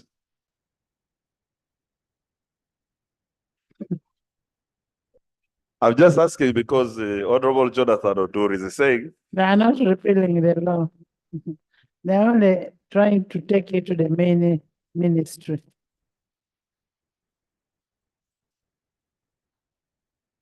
Yes. Madam Chair, I am expressing fear. The other day, we passed a bill here. The Deputy Attorney General went to the President with his full participation and said we coerced them. You now have a minister who has gone silent with the chair there. I don't know what they are. And we are, so the procedure issue I'm raising is whether we should not stand over this bill. They do some consultation. When we turn, then there is no consultation. There is nothing in this bill. This bill is, we are going to bring it under miscellaneous. Wilfred. In the absence of Attorney General, is the Attorney General. Well, I noticed the concerns by my brother, Honorable Jonathan Odur, but some draftsmen do it the way it has been done and include clauses to show purpose of the bill and objectives and the like. But as I've said, this particular bill does not need any discussion in the form of an amendment because it has only two purposes: to dissolve the board. Yes. And once you've dissolved the board, there is nothing remaining. It collapses. Yeah. Clause 5. Clause 5. I put a question that clause 5 stands part of the bill. Those in favor say on the contrary, nay. The ayes have it. Clause 6. I put a question that clause 6 stands part of the bill. Those in favor say on the contrary, nay. The ayes have it. Clause 7.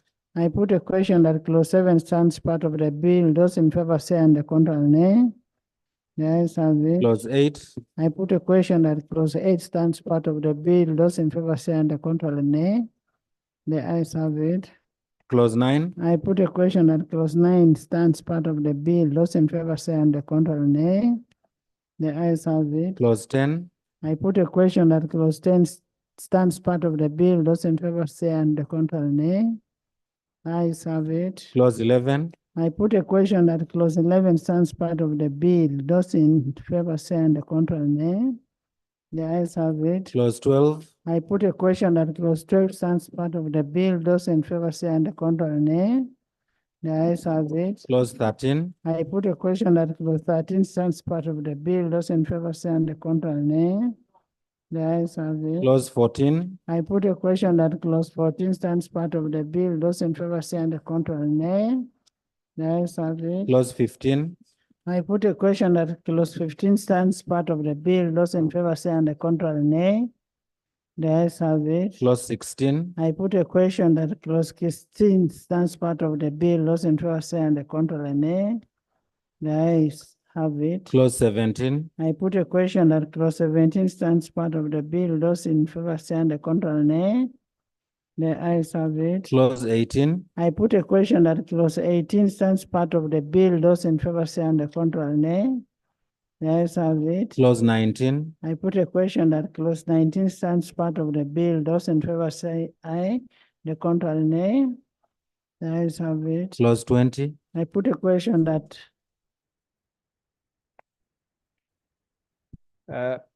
Chair, clause 20 seeks to amend section 18 of the Principal Act by repealing subsection 2. Now in subsection 2 of the Principal Act, the minister, it states the minister shall in consultation with the board appoint officers and staff to the office of Uganda's permanent delegation as may be necessary for the proper and efficient discharge of the functions of the commission under this act. Now in subsection 1, it establishes a permanent delegation to the UNESCO headquarters in Paris. Now subsection 2 provided for how you constitute staff and member officers to be based in Paris. If we repeal it without providing the mechanism of appointment of such officers and constituting the delegation, it would be problematic. So in the premise, I would propose that where the minister was required to consult with the board, we have dispensed with the board. These officers are still appointed by now the minister. So we remove the board and we remove the word board so that it will read, the minister shall appoint officers and staff to the office of Uganda's permanent delegation as may be necessary for the proper and efficient discharge of the functions of the commissions under this act. Wilfred.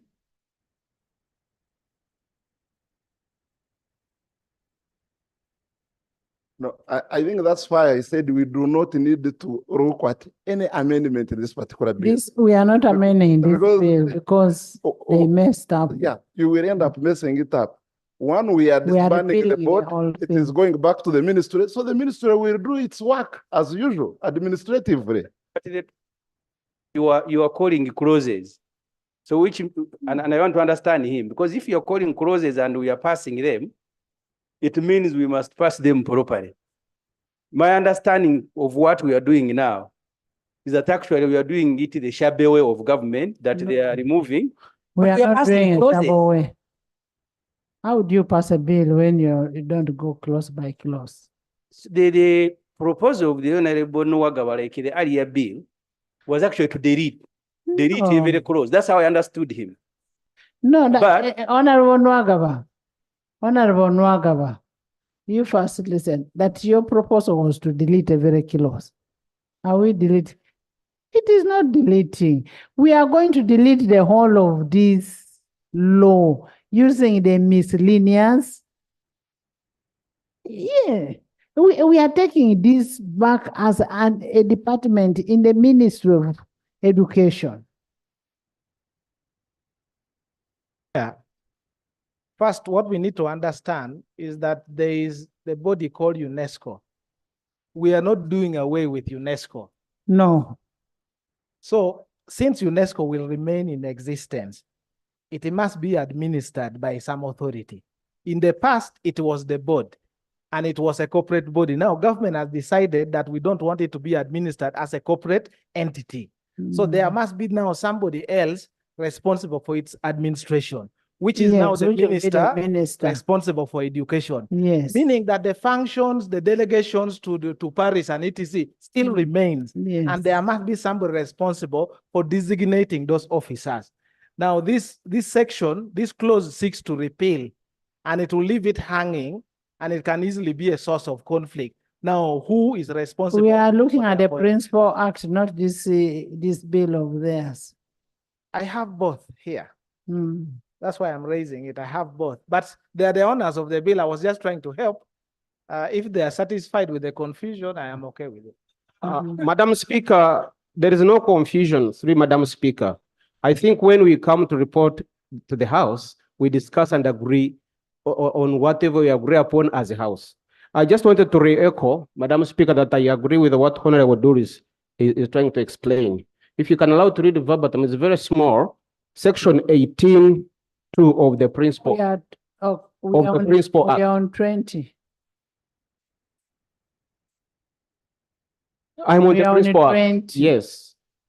On the clause, on the bill, we are on 20, Madam Speaker, but in the principal act, it is section 18. Okay. The way it is now, it has to be, since the body is dissolved, it has to read different from this. Currently, it reads, so you- the minister shall, in consultation with the board, appoint officers and staff to the office of the Uganda's permanent delegation as being necessary for the proper and efficient discharge of the functions of the commission under this act. That's how it reads. So I'm saying, Madam Speaker, I'm agreeing with Honorable Dole that we say the minister shall appoint. Madam Chair, we've already passed clause 16. 18. Yeah, clause 16 and this particular bill. And clause 16 speaks for itself. Says the minister responsible for education and the consultation of the minister responsible for public service shall appoint or designate a public officer of the ministry who shall be referred to as Secretary General and who shall be responsible for the administration and the operations of the commission. We've already passed the responsibilities to the ministry. So there is nothing more to talk about anything to do with the board, because you are trying to resurrect something which is already dead. Madam Chair, there are two. Madam Chair, there are two powers of appointments. The one we have provided under section 16, which amends the Principal Act, is related to appointing a Secretary General who will be the head of secretariat within the Ministry of Education. That is what we have passed under for 16, which amends section 14 of the Principal Act. Now, under 20, there is another office based in Paris. Okay, That's draft what I for me the wanted to clarify. amendment. Draft for me the amendment that you wanted. The chair has under already 20. accepted and captured it in the spirit to delete the board.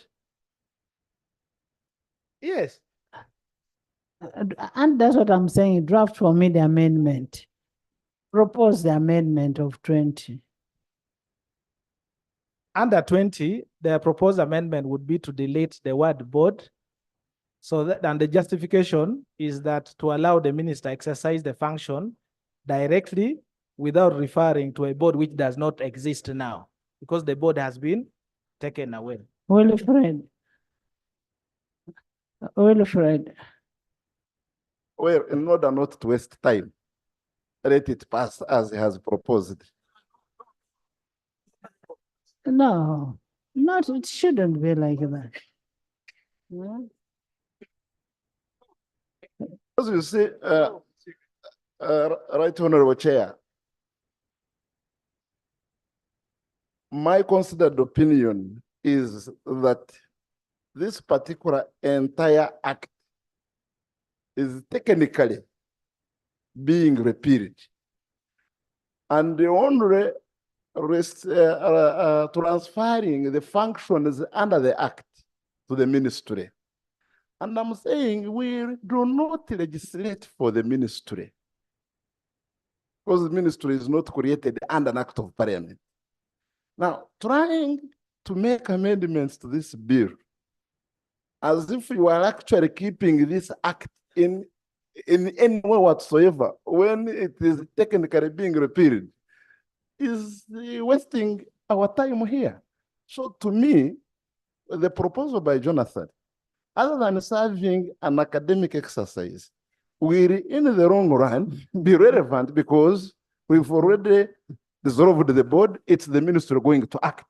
So the ministry knows that in acting, it will have to appoint permanent representatives to UNESCO and all the right.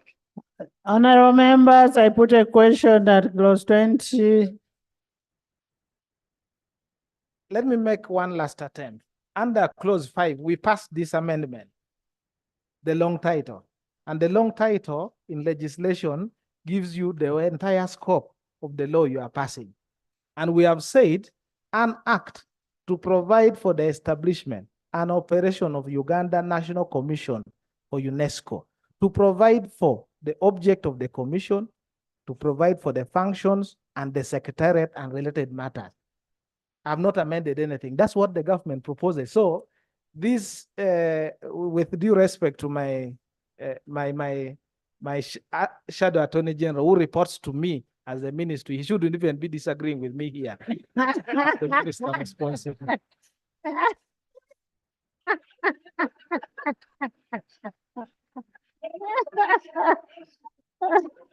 Honorable members, I put a question that clause 20 stands part of the bill. Those in favor say and the contrary nay.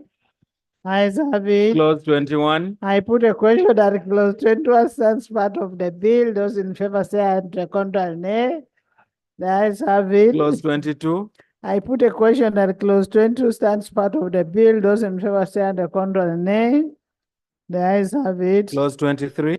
I put a question that clause 23 stands part of the bill. Those in favor say and the contrary nay. The ayes have it. Clause 24. I put a question that clause 24 stands part of the bill. Those in favor say and the contrary nay. The ayes have it. Clause 25. I put a question that clause 25 stands part of the bill. Those in favor say and the contrary nay. The ayes have it. Clause 26. I put a question that clause 26 stands part of the bill. Those in favor say and the contrary nay. The ayes have it. Clause 27. I put a question that clause 27 stands part of the bill. Those in favor say and the contrary nay. The ayes have it. Clause 28. I put a question that clause 28 stands part of the bill. Those in favor say and the contrary nay. The ayes have it. Clause 29. I put a question that clause 29 stands part of the bill. Those in favor say and the contrary nay. The ayes have it. Clause 30. I put a question that clause 30 stands part of the bill. Those in favor say and the contrary nay. The ayes have it. Clause 31. I put a question that clause 31 stands part of the bill. Those in favor say aye, the contrary nay. The ayes have it. Title. Title.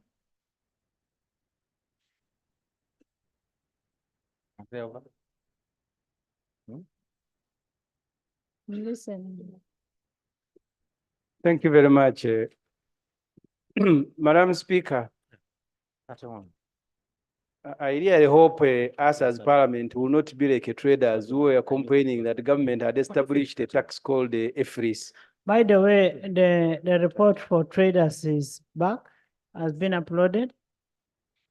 Because, and I want to confess, Madam Speaker, right now, I don't know what we are doing, whether we are rebranding UNESCO, whether we are doing away with UNESCO.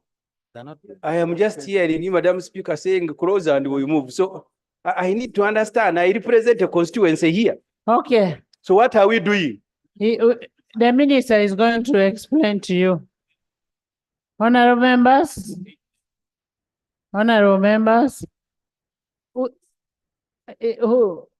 Honorable Samuju.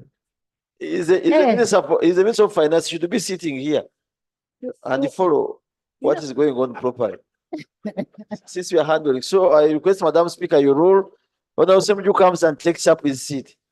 Because where we are following, but he's behind. So let him come to his seat. And as a minister, will follow properly, Madam Speaker. I beg you, rule.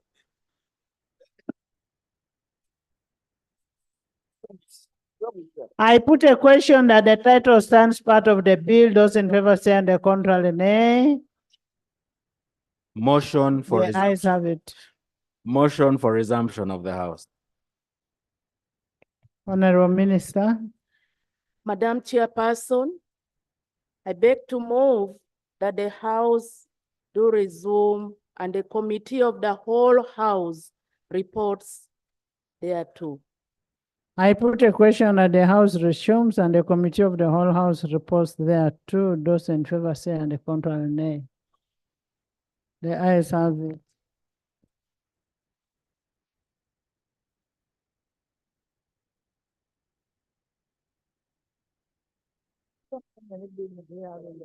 Afternoon, we have two. We have higher education students and NFL. But during the break, I'll run after during the break.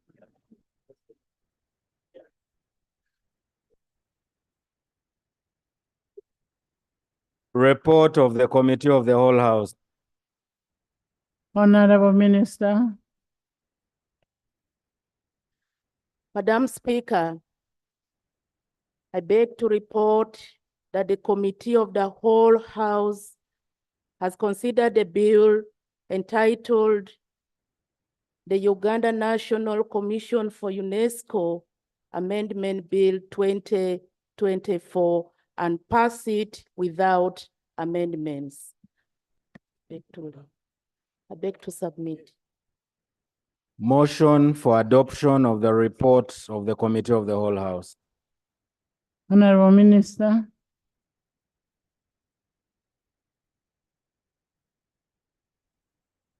Madam Speaker, I beg to move that the report of the Committee of the whole House be adopted. I beg to move.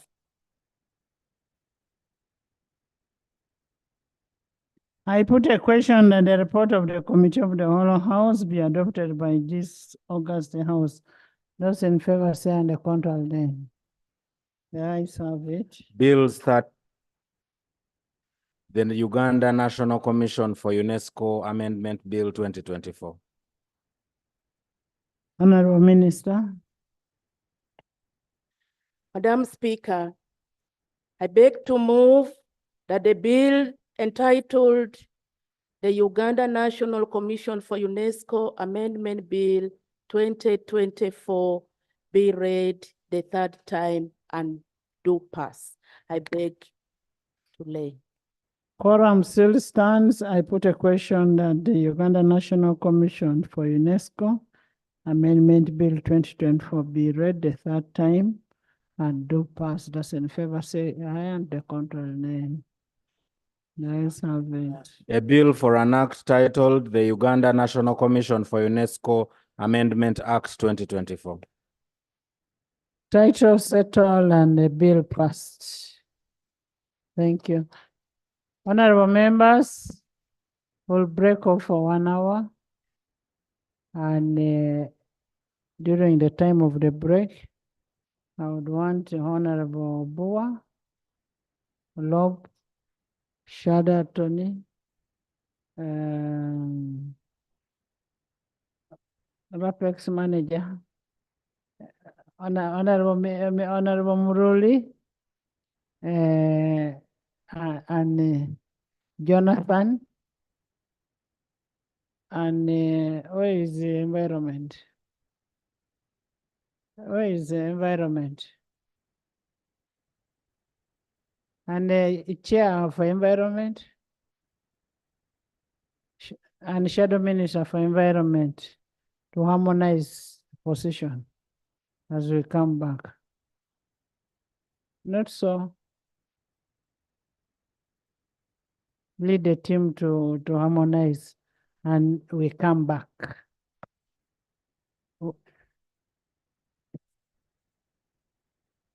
The House is suspended for 1 hour, not adjourned. We are coming back for the bills.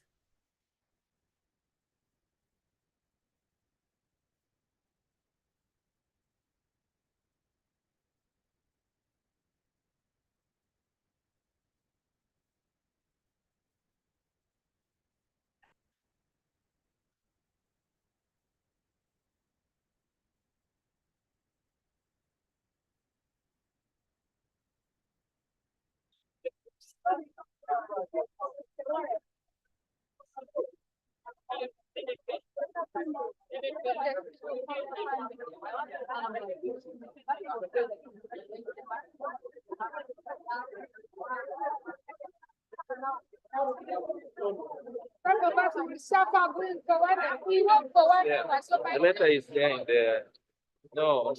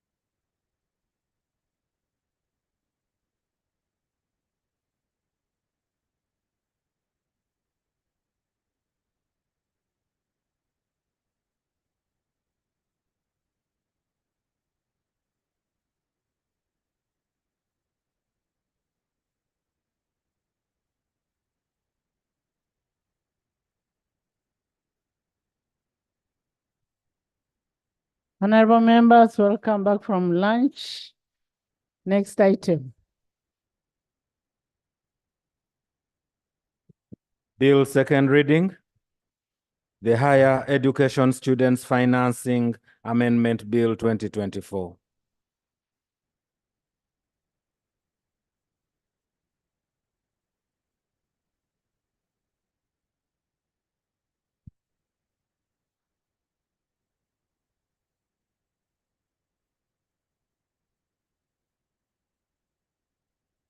Honorable Minister.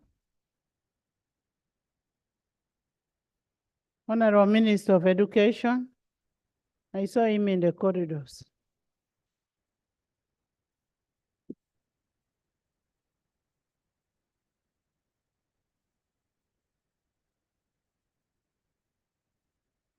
Honorable Muyingo, we are waiting for you.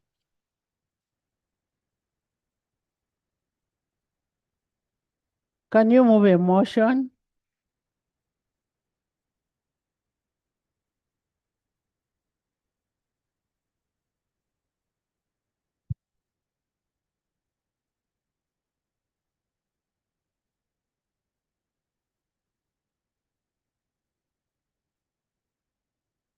Can you move a motion to the effect?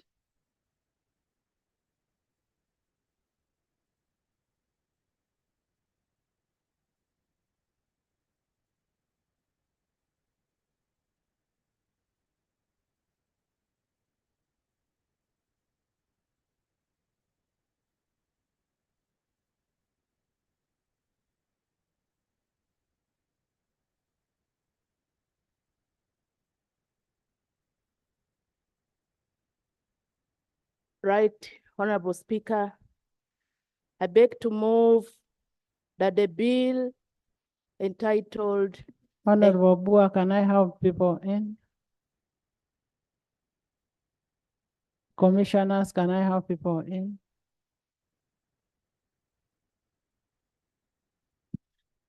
Right, Honorable Speaker, Yes, please go ahead. I beg to move that the bill entitled the Higher Education Students Financing Amendment Bill 2024 be read the second time. I beg to move. Seconded? Is the motion seconded?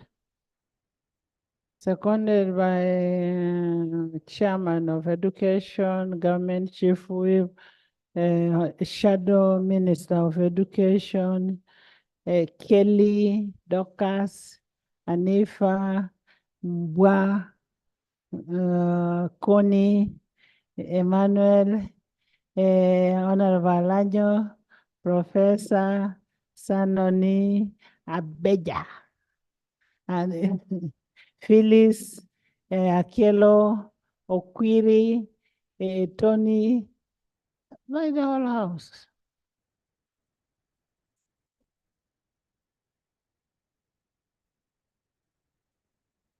Would you love to speak to your motion? Please speak to it. What are the objects? Right, Honorable Speaker. The purpose of amending the Highest Education Students Financing Act 2024 is to mainstream Act 2 of 2014 is to mainstream the function of the Higher Education Student Financing Board that was established under the Act into the ministry responsible for education. The amendment abolishes the Higher Education Student Financing Board and transfers the function of the board to the ministry responsible for education for effective management. Right Honorable Speaker, all the staff, the entire staff of the Higher Education Student Financing will be transferred with their roles and duties all under the Ministry of Education for effective management. I beg to submit. Thank you. Thank you so much. Can we hear a brief from the chair? Madam Speaker and honorable members, I beg to present a report on the Committee on Education and Sports on the Higher Education Student Financing Amendment Bill 2024. Madam Speaker, I beg that I skip introduction, policy and principles and defects in the law. Briefly, Madam Speaker, the object of this bill, it has been also given, but methodology, we met and held discussion with the Minister of Education and Sports, the Higher Education Student Financing Board. We also reviewed the Constitution of the Republic of Uganda, 1995 as amended, the Higher Education Students Financing Act 2014, written memoranda from the Higher Education Student Financing Board. Madam Speaker, for the benefit of all the members, allow me briefly give a background of the Education Student Financing Board. The Education Student Financing Board is a scheme meant for Ugandan students seeking financial assistance to pursue a program of higher education in an accredited higher education institute or university by National Council for Education. The loan scheme covers tuition fees, functional fees, research expenses, aids and appliances for persons with disabilities. The loan beneficiary covers the component of accommodation and other requirements. Madam Speaker and honorable members, it's very important to note that Higher Education Student Financing Board currently support programs under science, technology, engineering, and mathematics in line with NDP 3 requirement that has placed emphasis on supporting science programs that are critical to national development. Persons with disabilities are eligible to pursue either science or humanities programs. In the written memoranda received from the Education Student Financing Board, it was stated that currently out of about 130,000 to 140,000 candidates that qualify for higher education annually, government sponsors 10,000 out of the above number under the government sponsorship scheme. That's direct entrance, totaling only 7% of the eligible candidates.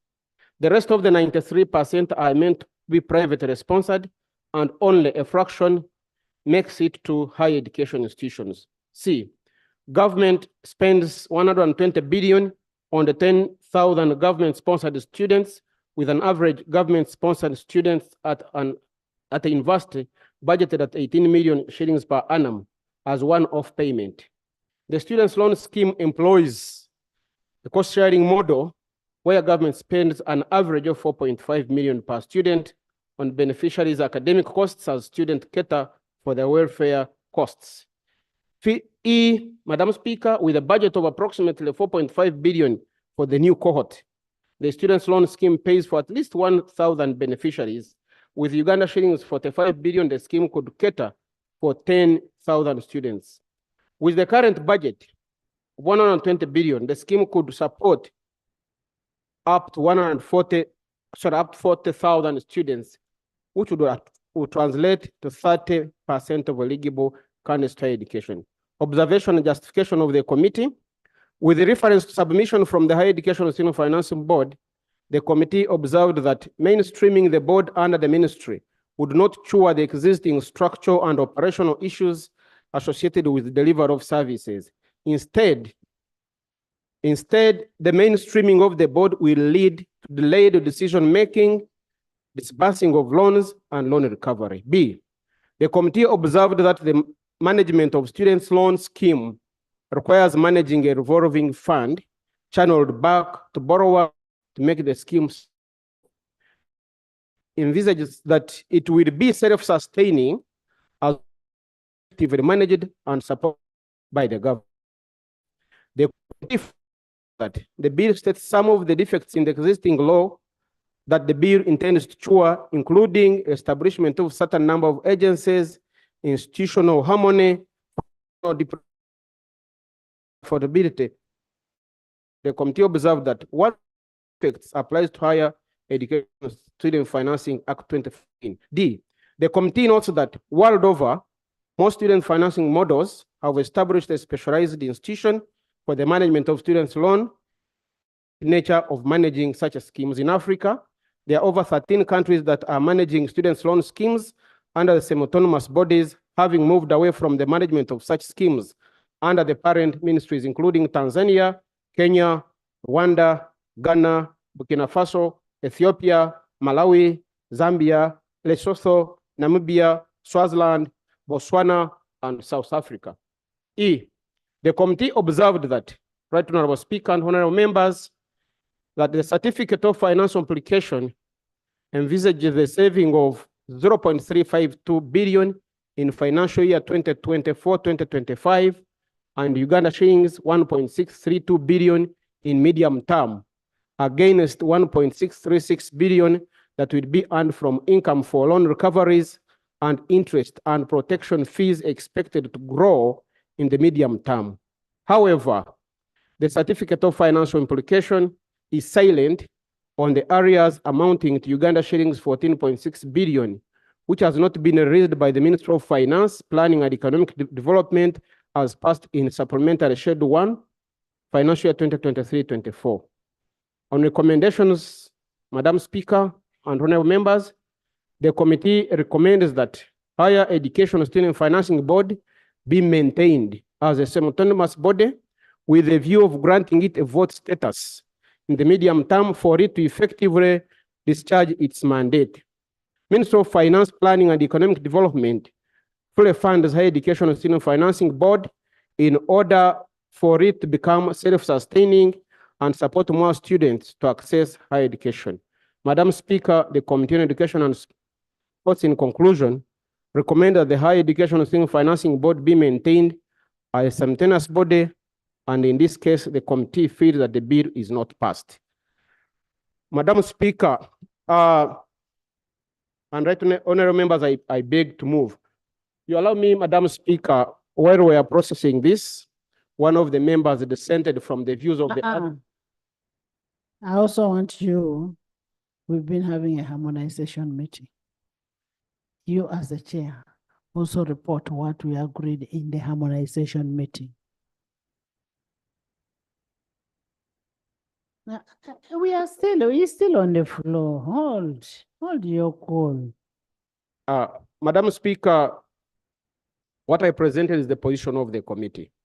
Yes. I'm aware that there was a harmonization meeting between the Minister of Education and the team as well in the House. In your presence, Madam Speaker. Me, I was having lunch. But yes, while Madam Speaker was having lunch, I was not part of it. I was with the government chief whip and the honorable minister. The position was, honorable members, let me bring out what Honorable members, listen. Yeah, the position is what, whereas what is coming out of the committee is not to rationalize the board, to take the board, the scheme back into the ministry. That proposals can be considered whereby probably this money could be distributed to district quotas so that students can be admitted on district quotas. Madam Speaker, that's what I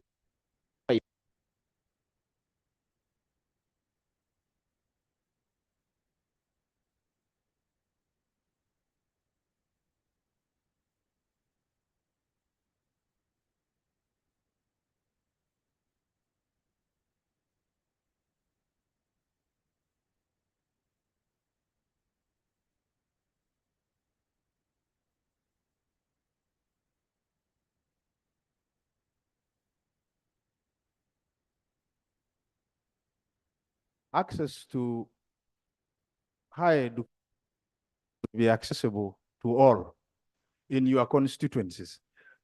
And because of that, this body which has been dealing with this particular matter needs to be examined so that we can make decisions from an informed point of view.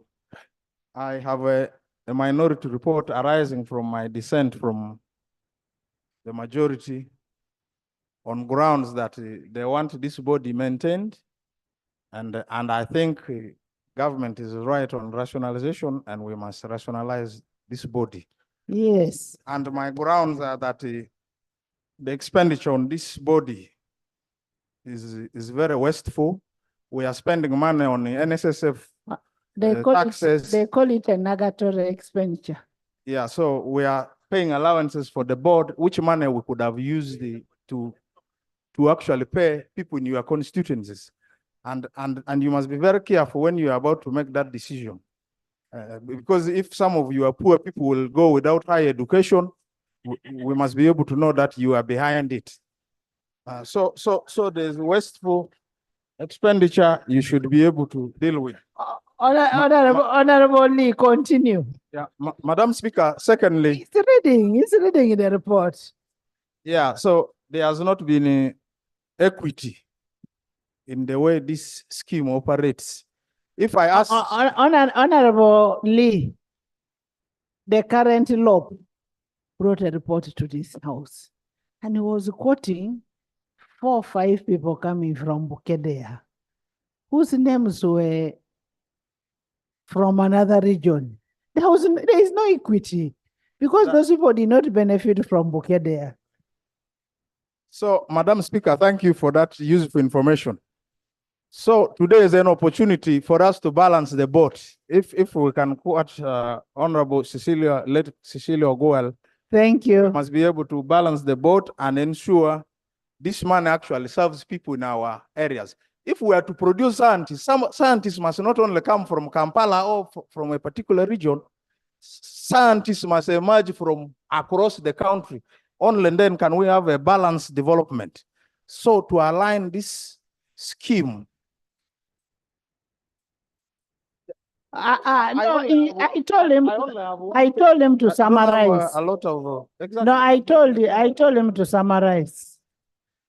I'm making a summary so that you can understand. You put the main points.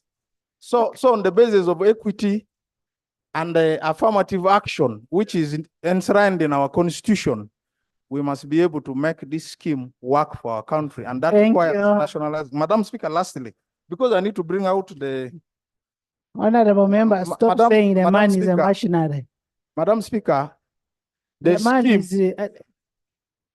scheme is run by the board now enfranchises a number of communities without access to electricity and internet connectivity, because the board requires that you apply online and they have their systems and the many. Honorable members, this scheme you must apply online, and it's very correct. Exactly.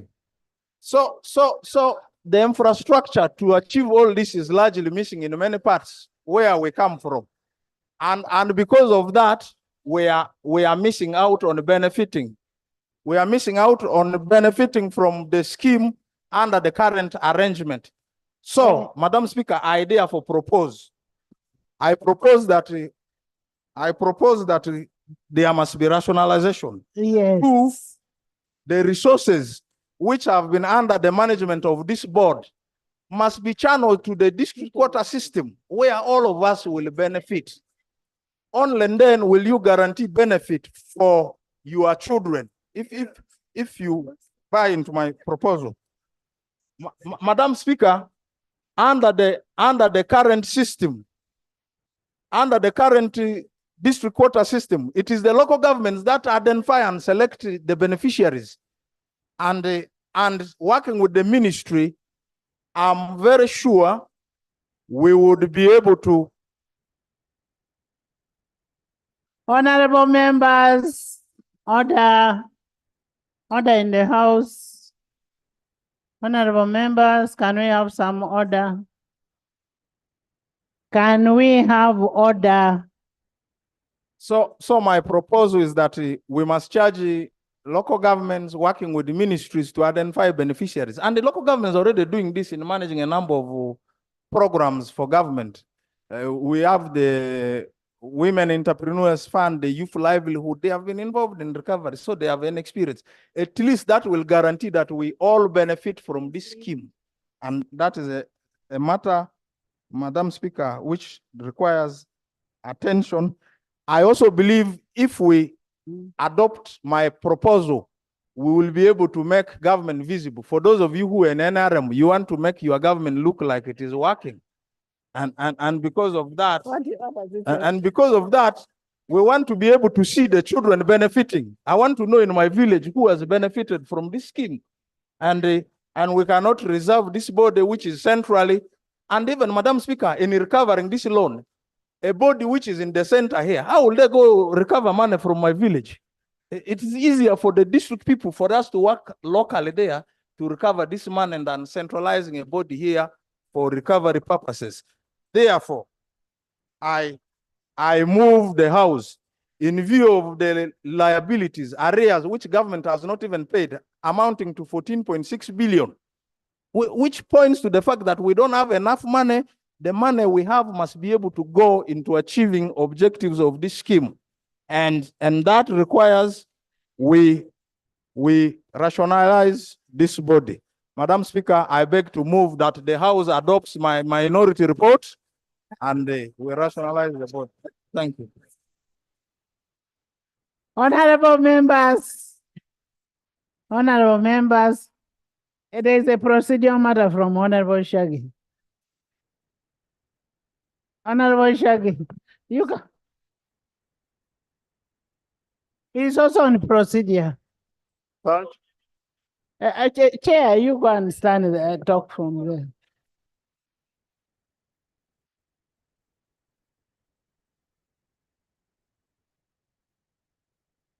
Thank you very much, Right Honorable Speaker.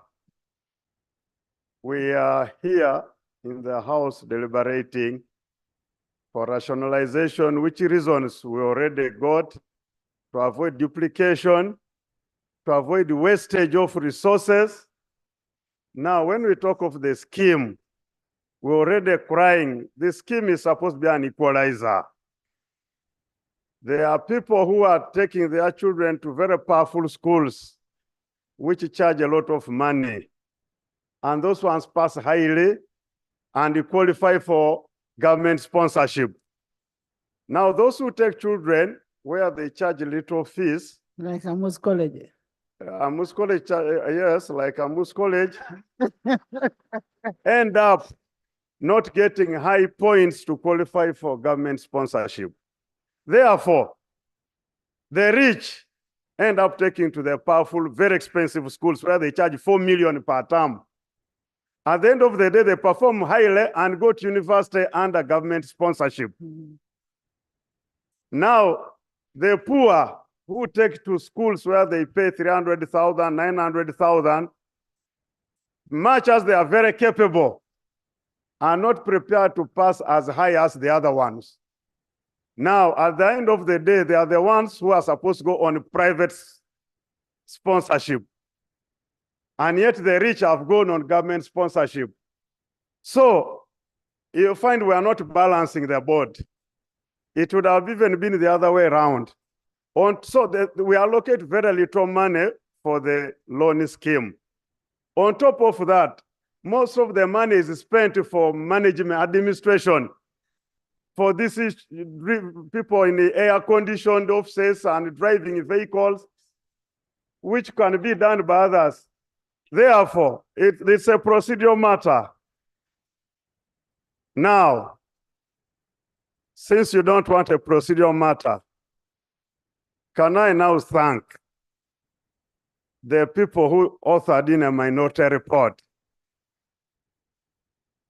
for having been very patriotic. You could have even added there that we even remove the money which is sponsoring some as government sponsorship and add it to the scheme. So that if you are rich, If you are rich, you go and pay fees at university, you have the money. So that one who's poor goes and borrows the money to go to the university. I salute you, the minorities. I beg to move. But I conclude by saying, Right Honorable and colleagues, if we can't rationalize this one, then we don't need to rationalize any institution. This should be the first to be rationalized. I beg to move. It is a procedural matter. Madam Speaker, I seek for your indulgence. First of all, let me make records clear. Maracha district has 54 students on loan scheme. Secondly, Madam Speaker, when we passed this act as parliament, the challenges were not on the bill or the act. It is on government's commitment. First of all, the act states that beneficiaries, those who go for these loan schemes, there can be those for arts, subjects, humanities, and sciences. But because the government never had the money, they opted for only scientists. They took them. Secondly, Madam Speaker, when you talk about this loan scheme, we also look at our neighboring countries. Whenever you talk about costs and expenses, it will be the same in the ministry. And I want to seek for indulgence, Madam Speaker. Can the chair of the committee negotiate on behalf of the members who passed the report? It cannot happen. Because we sat as a committee, we have been moving with this issue of the loan scheme up to the time when we sat as a committee and agreed. And indeed, the honourable member for the minority report, I'm done invited him to cite in the report. Madam Speaker, I seek for your indulgence, honourable members. The loan scheme, its interests and intentions, as a law we passed, was asking all sponsorship of government. Madam Speaker, now I'm on procedure, honourable members. And the speaker has allowed me. Madam Speaker. Honorable members. Honorable members. Honorable members. Omusomesa. Mukatuleke. All your issues were covered in the report as a member of the committee. Yes, Jonathan. Right Honorable Speaker, the Honorable Oguzuli has ably persuaded me. Now, given the current scheme as it is, it benefits only the children of the rich as opposed to the poor. Because they ask you to apply, you have to apply on net, and then the children who pass very well in the primary schools, they go to the best schools in the country, and then those are the ones who are considered to get this loan. Therefore, the children who are from Arapa in Soroti, who are from Agora in Soroti, very few of them benefit from this scheme.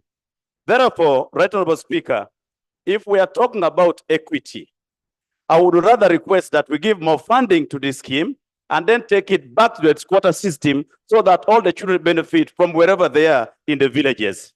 Finally, we want to request the committee that you lay on table here in Parliament the beneficiaries, the children who have benefited from this district by district. You tell me in Soroti district how many have benefited. From Maracha district, how many have benefited. Otherwise, the current system only benefits the children of the rich. I am here to support the minority report. Thank you very much. Francis. Then Rose. Thank you so much, Right Honorable Speaker. Right Honorable Speaker, listening to the proposals by Honorable Guzli, I realize that his proposal is pro-poor, pro-people, more effective, and more transparent. Because, Right Honorable Speaker, some of us don't even know how this scheme has been operating. People come to you and ask you, we want to be part of this quota. And you look for it, you don't get it. The loan scheme, a member of parliament cannot trace it. You know, it is very difficult to find, especially us who come from local districts. So I want to suggest that we go by this approach because it is more transparent and effective. I want to thank you. Yeah, thank you so much. Thank you, Rose. Thank you so much, Right Honorable Speaker. Right Honorable Speaker, I want to thank my brother Lee and all of you. Honorable Gusi. Honorable Oguzuli. Today, you have joined me to swim in the waters of the rural people. We are so happy because this scheme, a district like Terego, without computers, without electricity, honestly, you are to apply online, Right Honorable Speaker, and you pay 50,000. If you are saying it's a scheme to help the vulnerable, again, you're asking for 50,000 for what? And after applying, you don't even get a response. You go to apply in a computer center and you go back home. You don't know what happens. Shortlists are done without your name. I beg we go by the quota system so that my rural team are able to get a share in Terego. Thank you so much.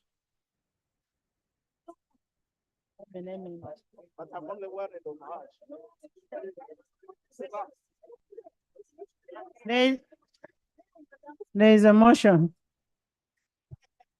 Motion. Motion by Chair of Finance. Thank you, Right Honorable Speaker.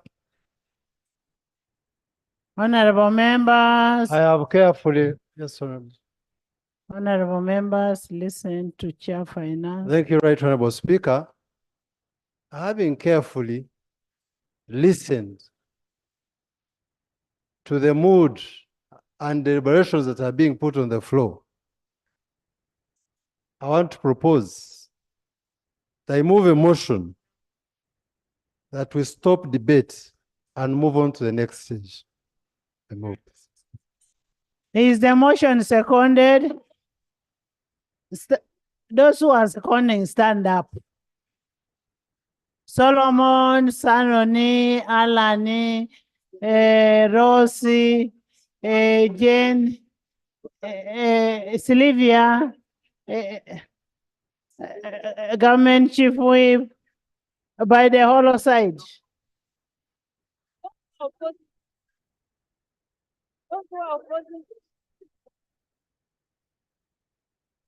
All of them support, they only wanted to talk. Yes. Honorable members, virtually, we have 126 members. I mean, physically, 126 and 70 virtually. We have the quorum. I put the question that the Higher Education Students Financing Amendment Bill 2024 be read for the second time. Those in favor say and the contrary nay. The ayes have it. The Higher Education Students Financing Amendment Bill 2024, Bills Committee stage.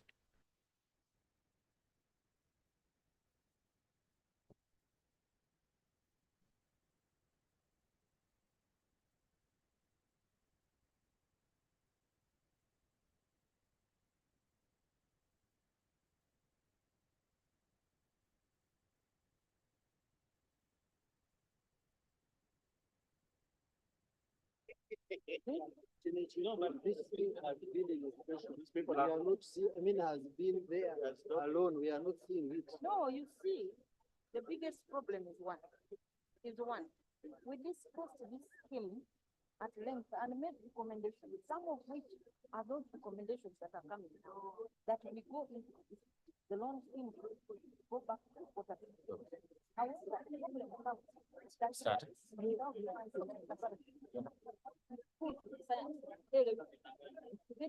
No, we need to also fix the students, not schools.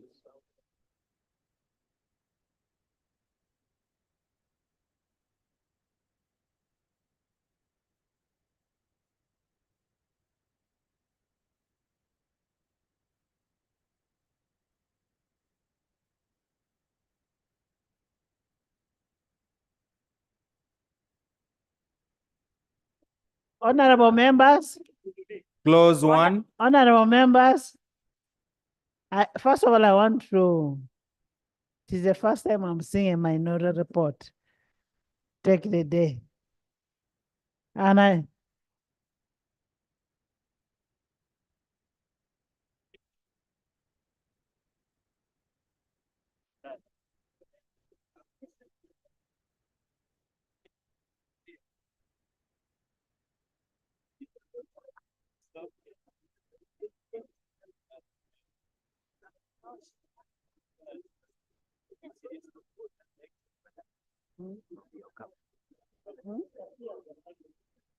Saying your cup until you are informed.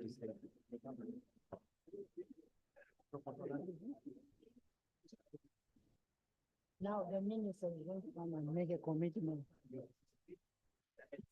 Clause 1. I put a question that clause 1 stands part of the bill. Those in favor say and the contrary nay. The ayes have it. Clause 2. I put a question that clause 2 stands part of the bill. Those in favor say and the contrary nay. The ayes have it. Clause 3. I put a question that clause 3 stands part of the bill. Those in favor say and the contrary nay. The ayes have it. Clause 4. Honorable Goli, I'm going to send you for out. Stop making noise.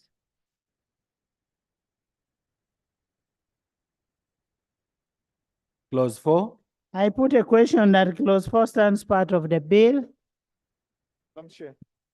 Yeah, we are moving to dissolve the board under clause 4. I am very particular about this money being able to benefit our constituencies.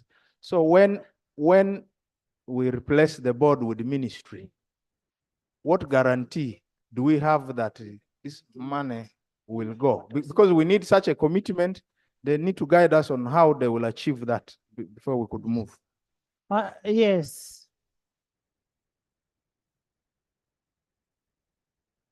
Thank you very much, Right Honorable Speaker. Right Honorable Speaker and dear colleagues, I think what he was saying, we all agreed with the majority report. But for us, would like to add. Minority.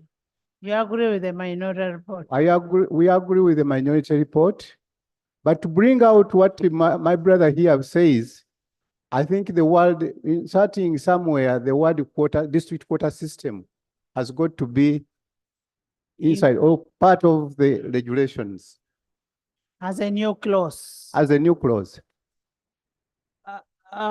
Is that agreeable with the? Yeah, Madam Chair, I want to be on Just a record. minute, just a minute. Honorable Oguzile, a new clause. Okay. Madam Chair, I'm not in agreement with the minority report because it has not been read on the record of Parliament.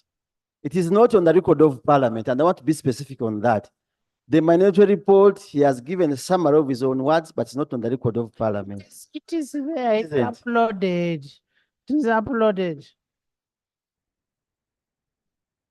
Go ahead. Procedure, Chair. Go ahead. Chair.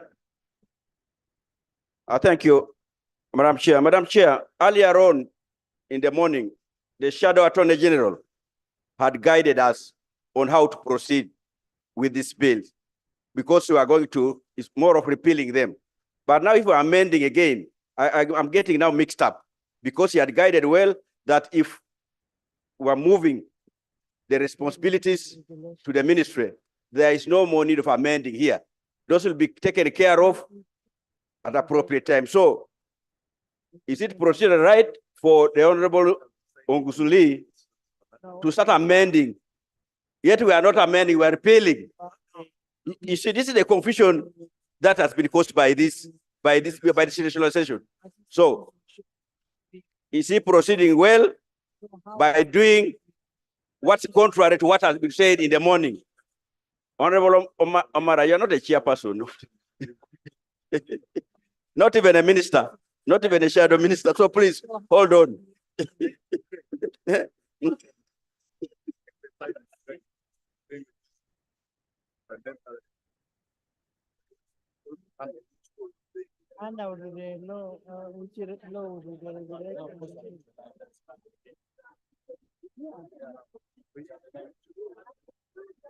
The regulations. Can we bring a motion?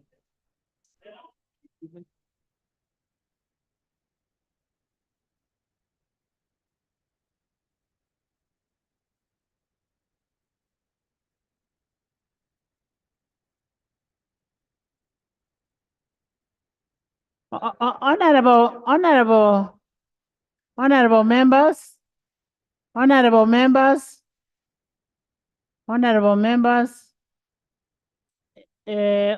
Honorable Elijah raises a pertinent issue. Can we hear from the shadow through your boss? And now you've caught me off guard. We want the quota system, but Now, if we want a quota system, under which legal regime does it come? Maybe if the minister, but then if the minister Constitution takes, equity. if the minister comes and undertakes to bring regulations and Equity. under Constitutional. the higher, under the Education Act, Yes. within a specific time frame for approval of Parliament. Because to me, that would be the win-win situation. Yes. That under the Education Act comes up with a statutory instrument, but to be ready for approval of Parliament. Yes.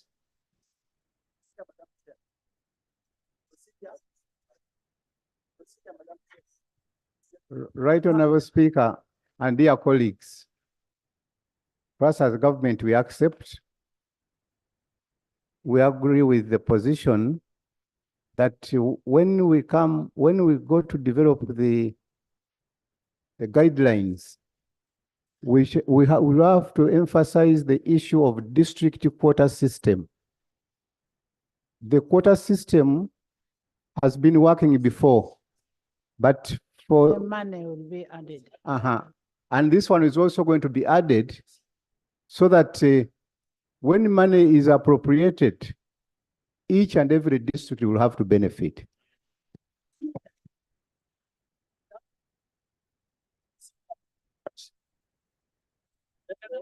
Honorable member, I move that we should, the amendment should read like this. That, okay.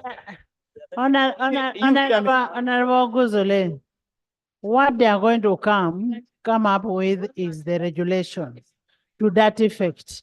There is no amendment on this law. The law is being,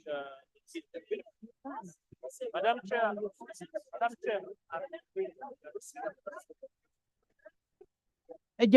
Let's Jonah. The commencement and it shall be dissolved and the scheme operated by the ministry under the quota system. That is the proposal. Okay. Madam Chair. Jonah. Madam Chair, now that the minister seems to be in agreement with the proposal by Honorable Lee. You leave the Minister of Justice to speak. In as far as a provision providing for district quota system. Clause 4. Yes, if you look at, there are two areas in the law. First, I want to answer the concerns. This law is both a repealing law and an amendment law. So it's doing both. It's repealing some sections, but and also doing amending others. So it is amending sections of the Principal Act. So it is possible for an amendment to come if it's acceptable by the mover. So under Section 20, we have eligibility into the scheme. And in subsection 2, it says, in determining the eligibility into the scheme, now the board will be replaced. The minister shall take into consideration the following. A, they have listed regional balance. We can either replace regional balance by district, or of course gender is there, others are there.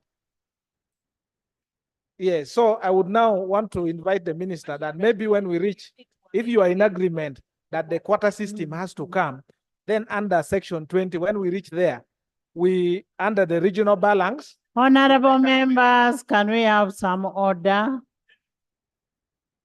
You rephrase the amendment on 4. No, when we reach at 20. Okay, but 4 has something also. I would like to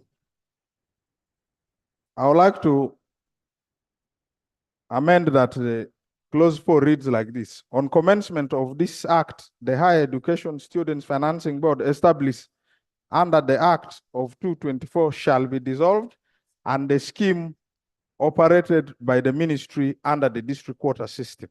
Yes. I beg to move.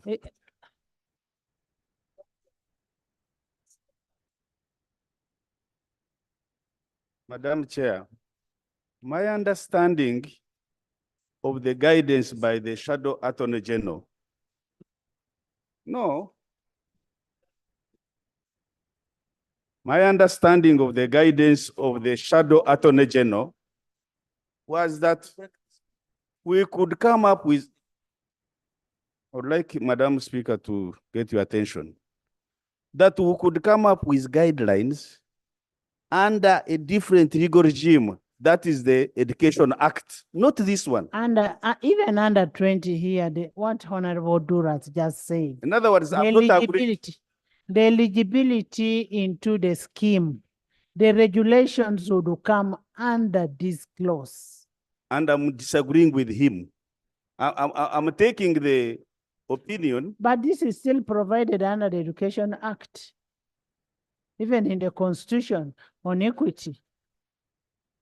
We might lose the principle, the objective of the bill for this rationalization if we go into amending this particular. No, we can't amend it. So let me finish. You may disagree with me, but let me finish my point. I think the Shadow Attorney General had guided very well. And what the minister should concede is the guidelines under the Education Act, but not to amend this bill for rationalization. You might be shooting your own bill if you accept amendment now. Madam Chair. Thank you, Madam Chair. Madam Chair. Madam Chair, you're listening to two lawyers giving you two different opinions. What the Shadow Attorney General has provided, he has guided that we need a principal act under which we shall anchor the requirement for regulation to be made by the minister. And this is what Honorable Odur has presented is that Honorable Anne, the principal act is under section 20, where Honorable Odur has said the regulation should come from. So they are speaking the same thing. All what they are saying is coming from the principal act. And I have the principal act here. Thank you, Madam Speaker. Madam Speaker, Madam Speaker, Madam Speaker, we are all, we don't seem to be on the same page, yet we all went to law school and probably studied the same thing. I would advise that you hear from your legal counsel, in-house legal counsel, to guide, because what Honorable Odur is providing seems to be different from what Honorable Niwagawa is providing. Honorable. And if we are repealing and deleting and moving the functions of HFS, the financing Honorable Anne, it ceases to exist. Honorable Anne, what have you understood from the two? What have you understood from the two?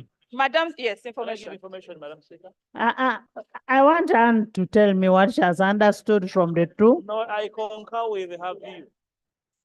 That's why I want to give you. You see, in the spirit of it, we seem to all be agreeing in agreement that the quota system, we should move the money to the quota system. But to get the minister to promise and legally to anchor the regulations. On regulations. Yes. Yes. Is that there should actually be an amendment of the Principal Act where we shall give the minister the duty. And I want to refer you to the Principal Act, Section 20, on eligibility into the scheme. One, the scheme is only for Ugandan students seeking financial assistance to pursue accredited courses to study or programs of higher education in accredited institutions in a higher learning recognized by National Council of Higher Education. Two, in determining the eligibility into the scheme, the board shall take in consideration the following. First, listen. The board shall take in consideration the following. The problem, Brenda. What? The board shall consider the following. One, regional balance. Two, gender. Three, socio-economic needs. And four, equity.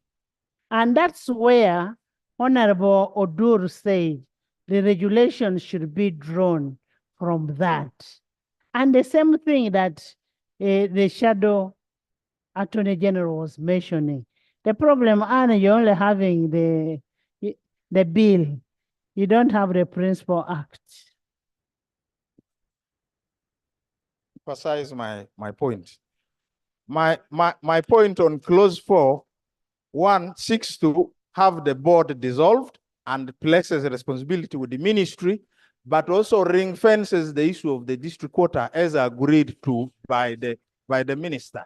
So that's why I am moving that at the commencement of the act, The regulation from there.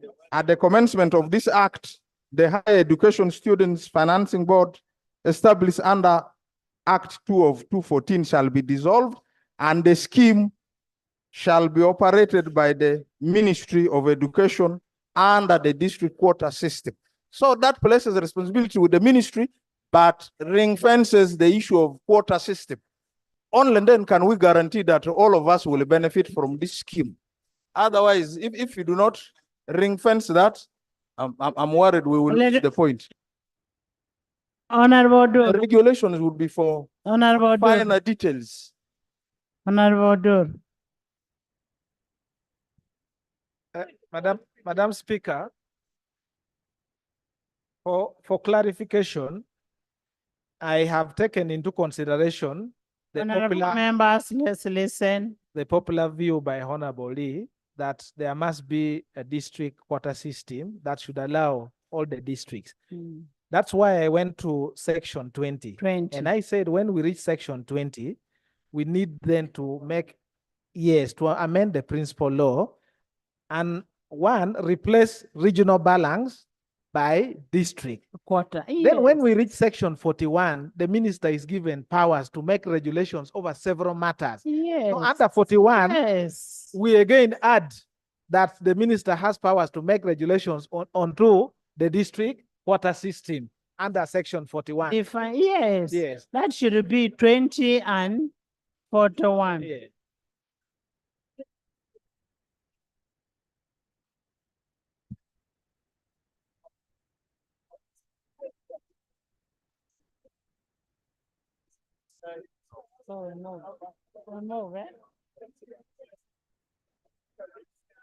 Clause 4.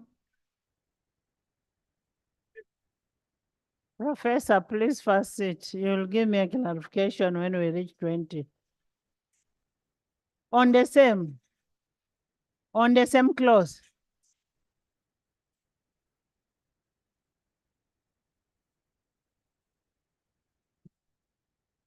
You,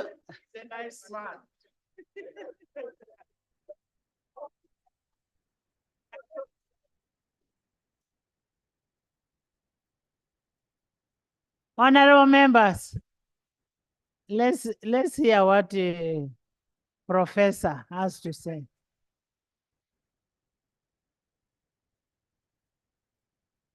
Madam Speaker, in the morning, we agreed that once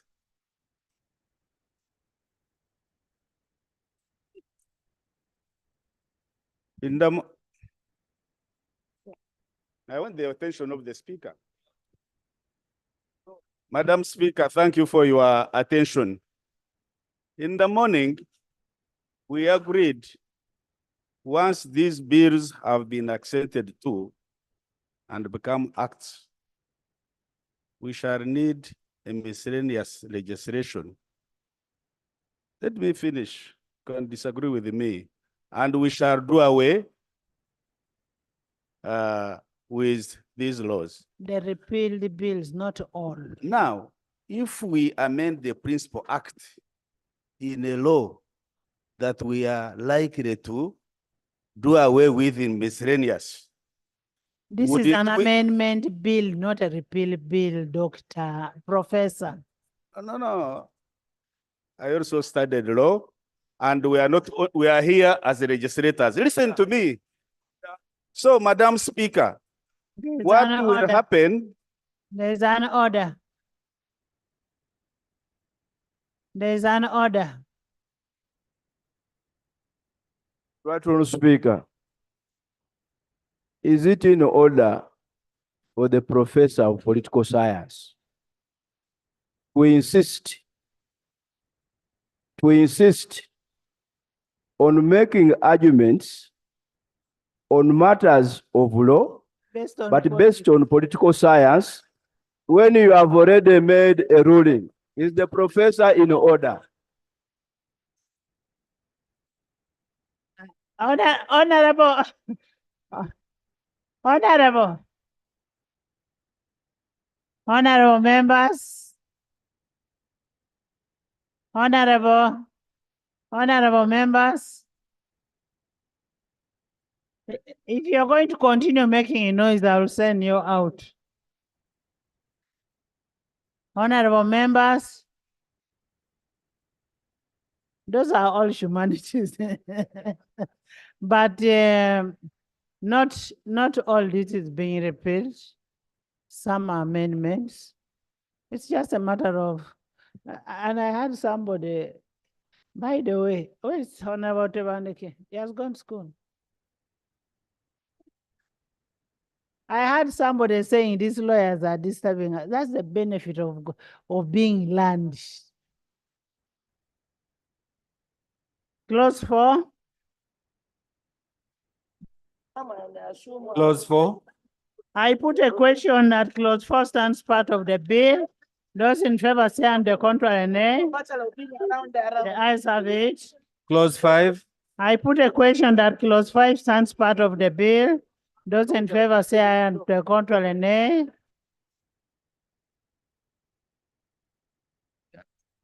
The ayes have it. Clause 6. I put a question that clause 6 stands part of the bill. Those in favor say and the contrary nay. Ayes have it. Clause 7. I put a question that clause 7 stands part of the bill.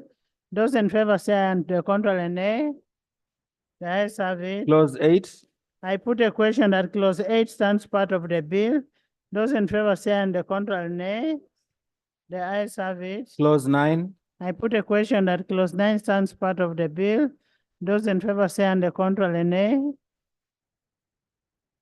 Those in favor say aye and the contrary nay. The ayes have it. Clause 10. I put a question that clause 10 stands part of the bill. Those in favor say and the contrary nay. The ayes have it. Clause 11. I put a question that clause 11.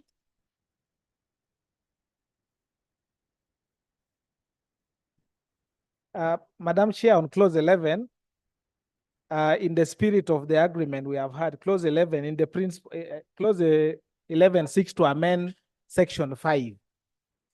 Seeks to amend Section 5 of the Principal Act. And it will give the minister powers that are listed.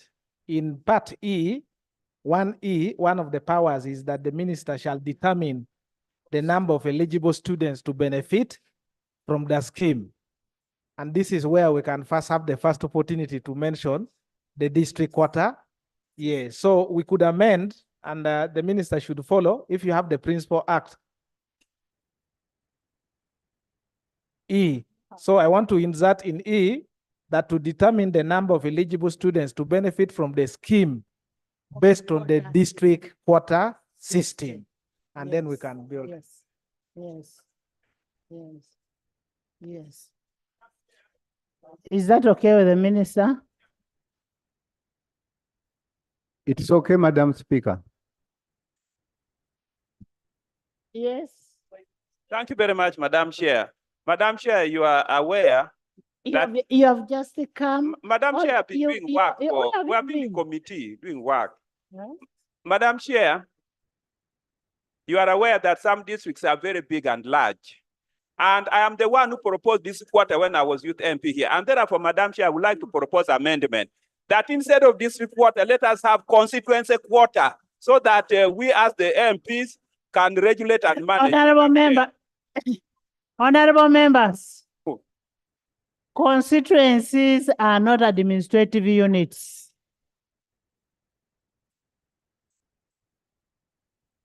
I put a question that clause 11 be amended as proposed. Those in favor say and the contrary nay. The ayes have it. Clause 11 as amended. I put a question that clause 11 as amended stands part of the bill. Those in favor say and the contrary nay. The ayes have it. Clause 12.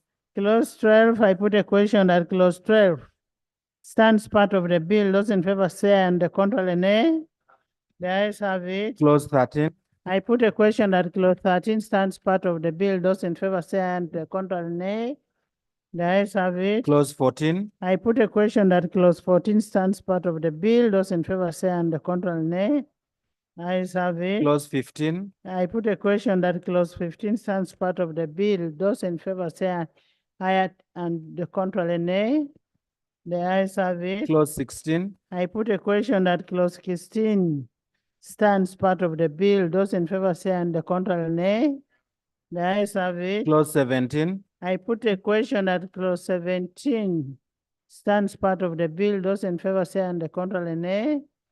The ayes have it. Clause 20. 18. Clause 18. I put a question that clause 18 stands part of the bill. Those in favor say and the contrary nay.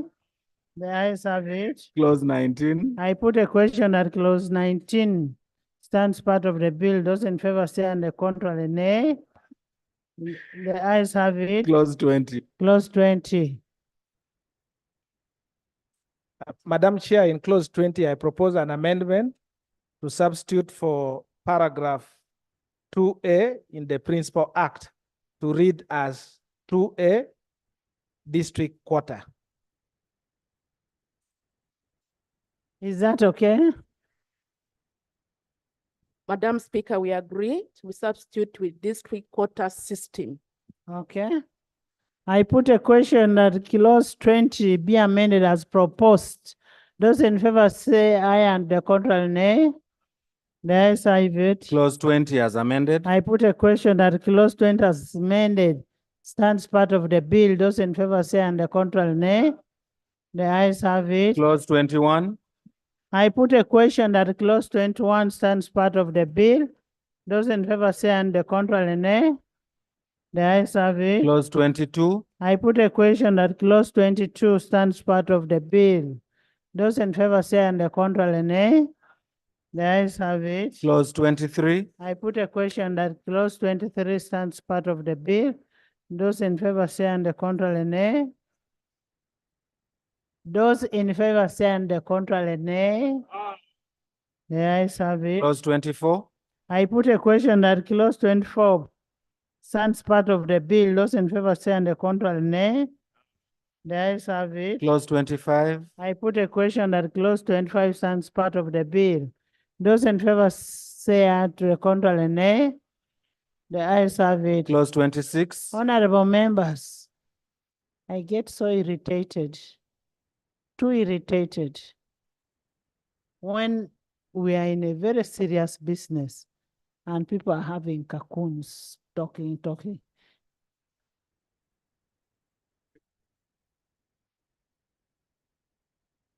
Please, members, let's finish this.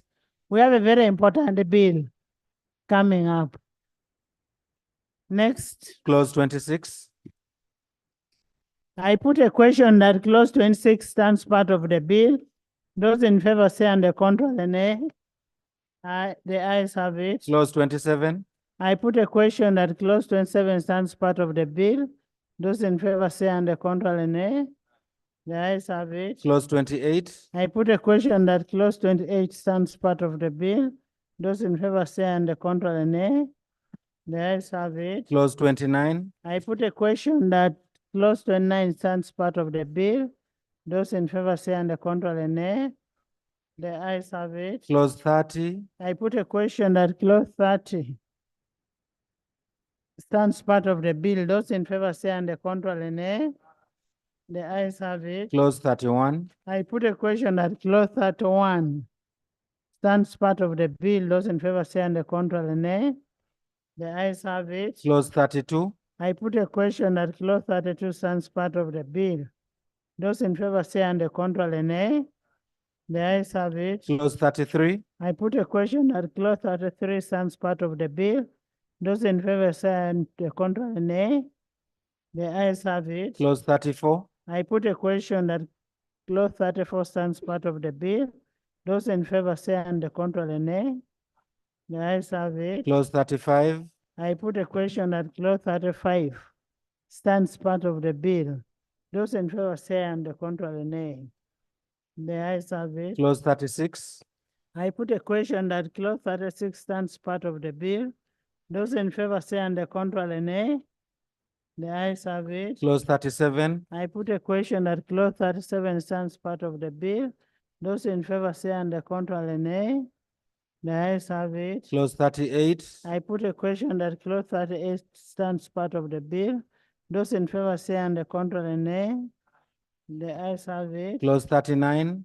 I put a question that clause 39 stands part of the bill. Those in favor say under control and nay. The ayes have it. Clause 40. Clause 40. Okay. No, amendment. I put a question that clause 40 stands part of the bill.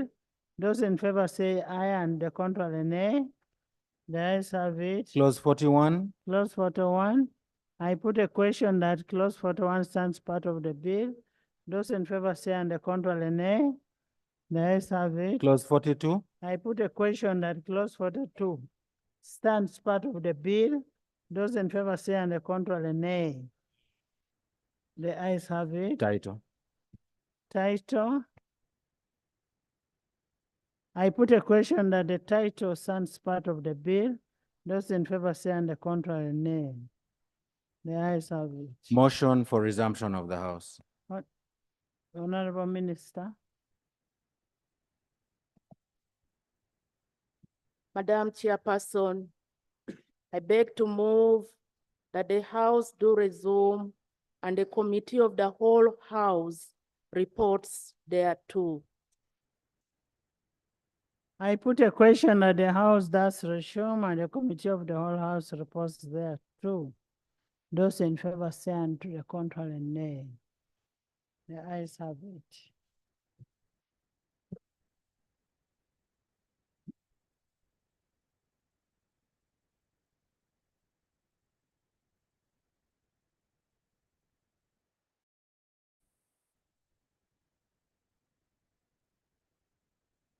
Report of the Committee of the whole House. Honorable Minister.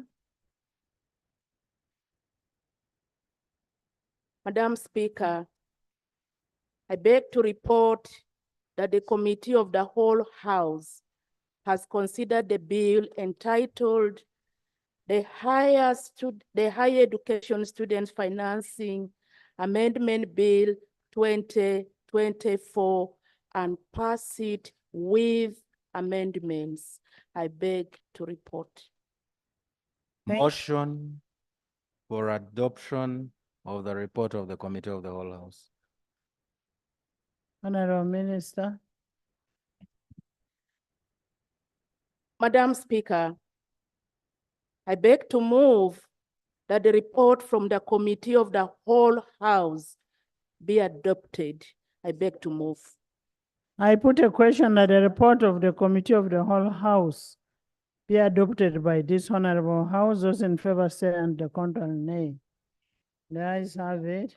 Bill's third reading, the Higher Education Students Financing Amendment Bill 2024. Honorable Minister. Madam Speaker, I beg to move that the bill entitled the Higher Education Student Financing Amendment Bill 2024 be read the third time and do pass. I beg to move. Thank you. I put a question that the Higher Education Students Financing Amendment Bill 2024 be read the third time and do pass. Those in favor say and the contrary nay. The ayes have it. A bill for an act titled the Higher Education Students Financing Amendment Act 2024. Title settled and the bill passed.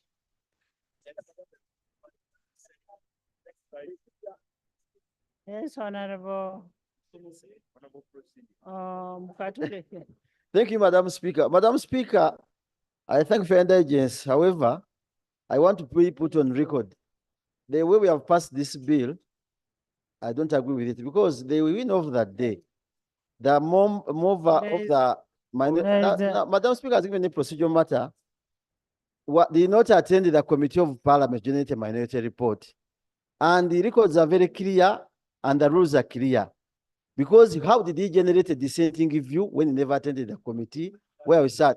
The Onguziri man here. So I wanted to put that on record because it can attract legal issues. Thank you.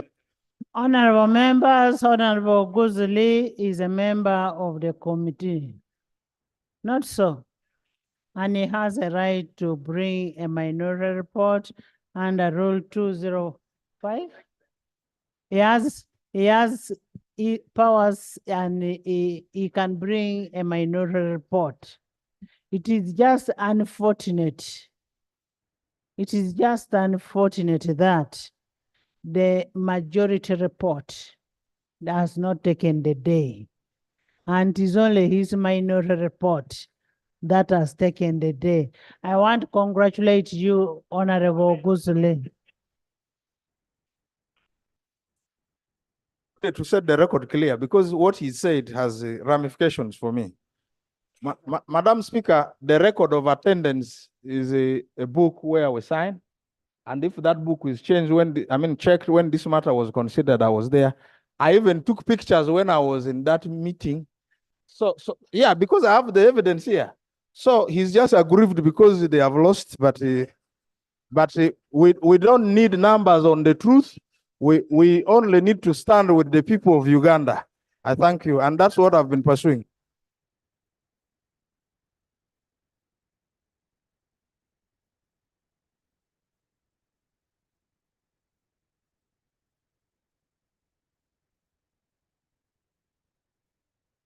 Honorable members, can we go to the next bill? Bill second. Next bill. The next bill. Next Bill item. second reading. The National Forestry and Tree Planting Amendment Bill 2024. Honorable members, we are on the what? National Forestry.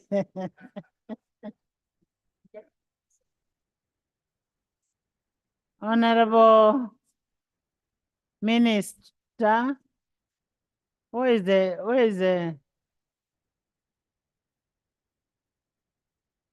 the chair?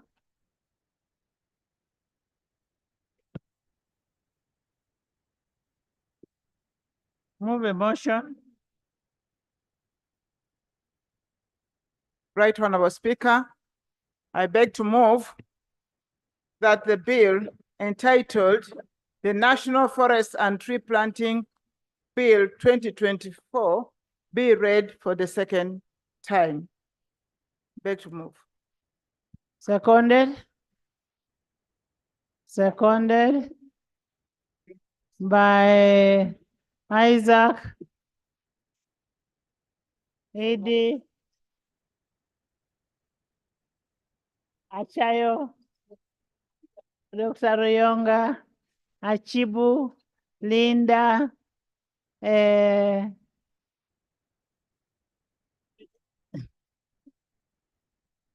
Menya. Mohammed. Moma. Alan. Agoti. Shadow Minister, Government Chief Whip, Minister of Trade, by all the ministers and the knowers. Yes, Honorable Minister, can you speak to your motion? Give us the objectives.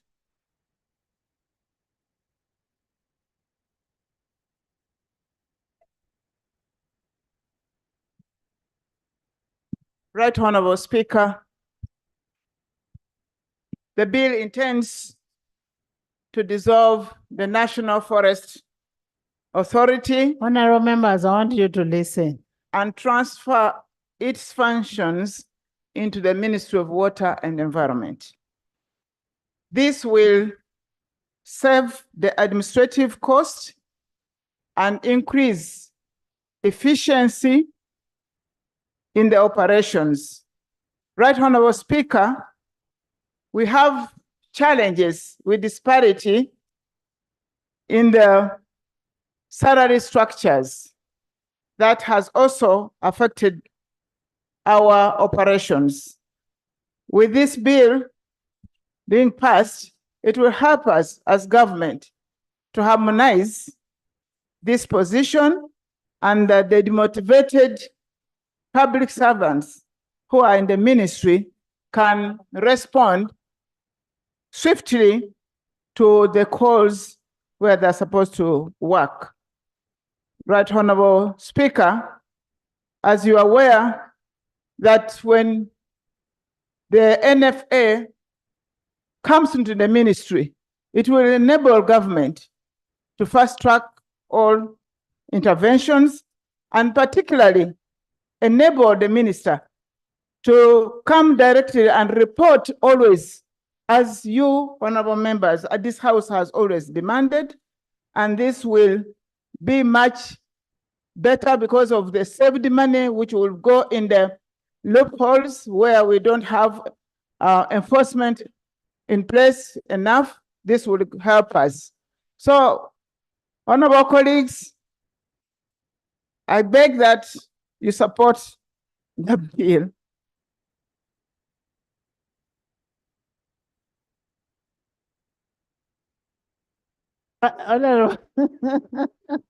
Honorable members, I don't know which language is being spoken here. Can we now hear from the chair of the committee? What is the position of the committee?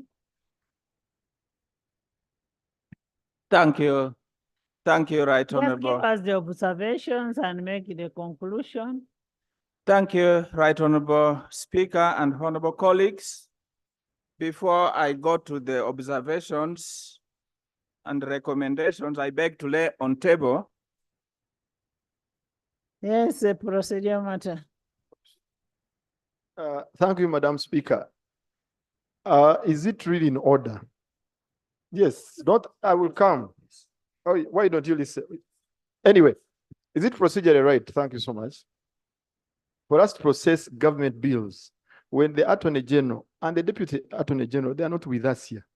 What if now they write to the President and advise that what we have done here is not right, and then the bills are sent back? Kindly guide, Madam Speaker. We have a number of land brains here. But what Honorable Enos is raising is pertinent. It is not correct. We have Attorney General, we have a Minister of Constitutional Affairs, we have Deputy Attorney General, but they are not here to support us. Attorney General is out of the country to defend some position of the country.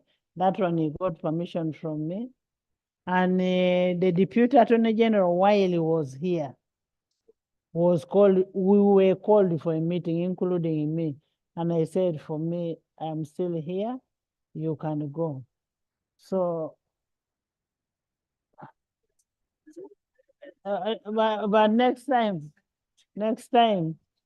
we will need to have one of them in the house. Please. But we have the shadow. Thank you. Thank you, Right Honorable Speaker, for your guidance to the House.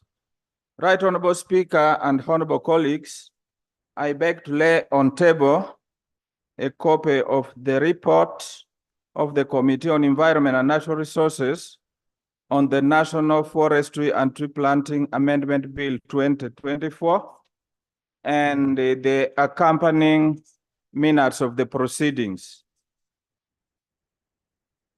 Right Honorable Speaker, allow me also to lay on table a letter that I received today. It is addressed to you and copied to me.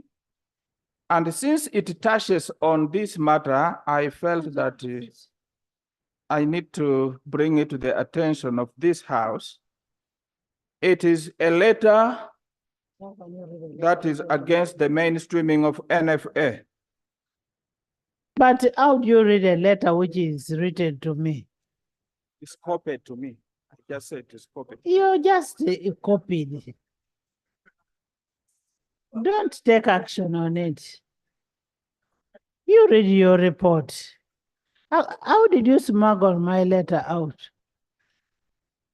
Because I know anyway it stays in the border. Right Honorable Speaker. Please go ahead. Go ahead. I will proceed. Right Honorable Speaker and honorable colleagues, as you are all aware, the National Forest and Tree Planting Amendment Bill was read for the first time on the 9th of April 2024 and referred to the Committee on Environment and Natural Resources for scrutiny. The committee has scrutinized the bill in accordance with Rule 189, Sub-Rule C, and now we report. The background of the bill is that government has over time realized a proliferation of government agencies through acts of parliament, executive orders, and administrative arrangements. And the bill recognizes that this proliferation of agencies has led to overlap in mandates and uncertainties regarding jurisdictions and high administrative costs. But also recognizing that in agencies, There's they the are better Honorable paid. Minister hiding. She's not used to being on the front bench. Come and sit near here. Mugole, come. Honorable Liliana Bear, congratulations for rising to the... Is it part of the report? Right, Honorable Speaker, it is only courteous that we are courteous to each other, that when someone has achieved, we all celebrate together. Honorable Lillian, congratulations. And thank you for moving from up there to down here. And I want to congratulate you and thank God for everything. So, Right Honorable Speaker, as I want to state very, very clearly that the object of this bill is to dissolve the NFA. And I want to underscore that word dissolve the NFA and transfer its functions into the ministry responsible for environment, to give effect to the government policy on rationalization of government agencies. Right Honorable Speaker, allow me to underscore before I go to findings, one core function of the NFA, namely to develop and manage all central forest reserves. And I want to state clearly that NFA has been managing only central forest reserves as opposed to district forest reserves that fall under the purview of the Ministry of Water and Environment. Now, allow me to go to our committee analysis, observations, and recommendations.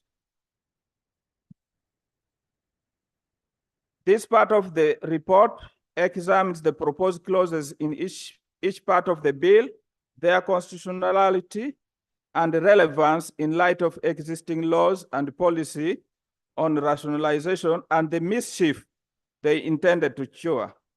The examination is structured around thematic areas outlined in the bill.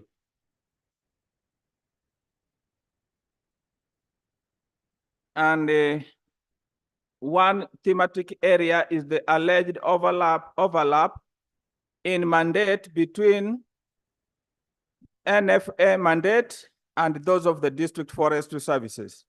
The committee noted that in 1998, government took a decision to transform the forestry department into two institutions, that is National Forestry Authority and the District Forestry Services, with the aim of strengthening, streamlining, and increasing efficiency in the management of forests in the country.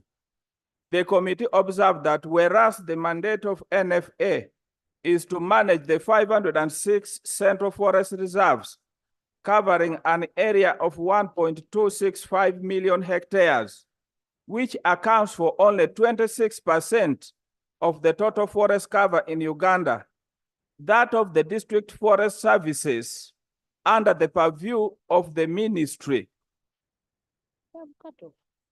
is to manage 196 local forest reserves covering 5,000 hectares, that is only a paltry 0.02% of the total forest cover, and providing forestry extension services and oversight on 48% of forestry cover existing in private land.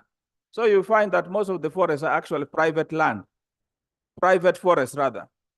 These two mandates do not overlap at implementation, and therefore there was no evidence adduced to show that the ministry responsible for the environment shall satisfactorily implement the mandate of NFA upon rationalization.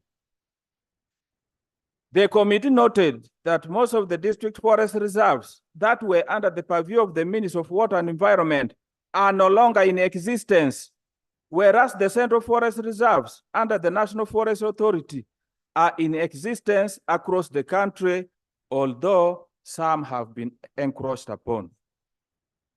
2, financial sustainability vis-a-vis the need to relieve government of financial drain. The committee noted that NFA has positioned itself to mobilize its own resources for forestry management and with minimal support from government. The institution can be self-sustaining in the medium term.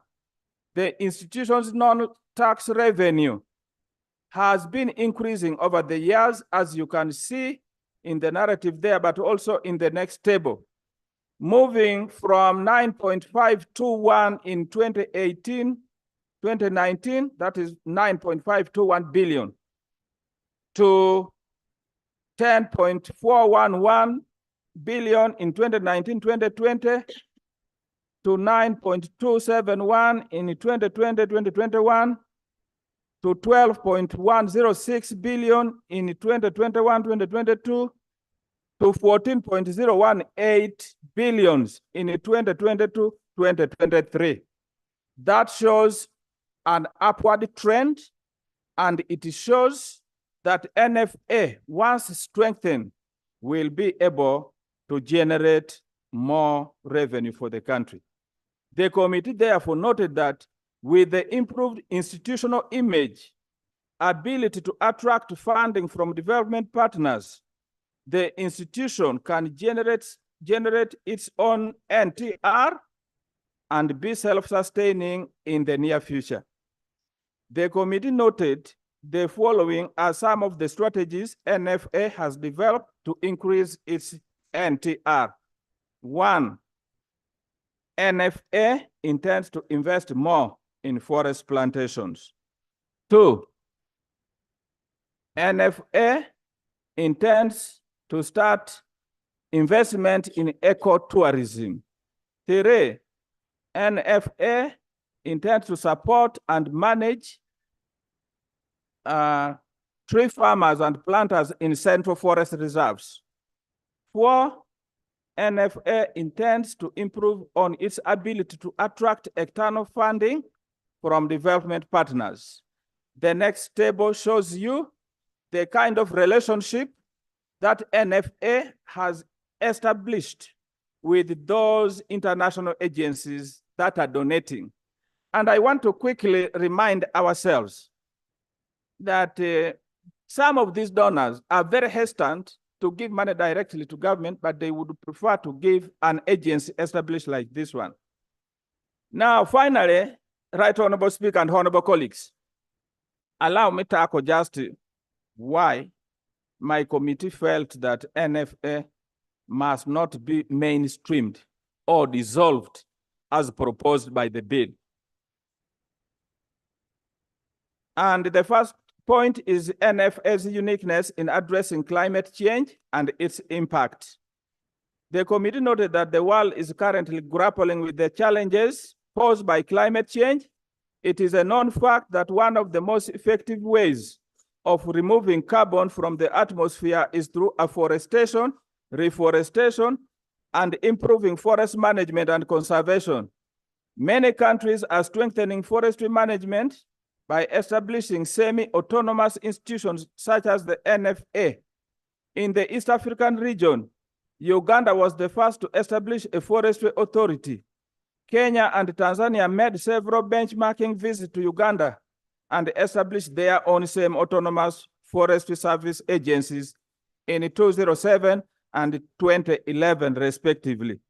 The committee noted that as the world takes steps to trade in carbon under the United Nations Framework Convention on Climate Change and the Paris Agreement, Uganda has also, through NFA, developed capacity to undertake monitoring, reporting, and verification of carbon, and Uganda's emissions are projected to reach 143 metric tons of carbon dioxide emissions from 115 metric tons in 2023 and 236.4 metric tons by 2050 if nothing is done. That is, if we just leave business as usual, that is going to be the upward trend of carbon dioxide emission.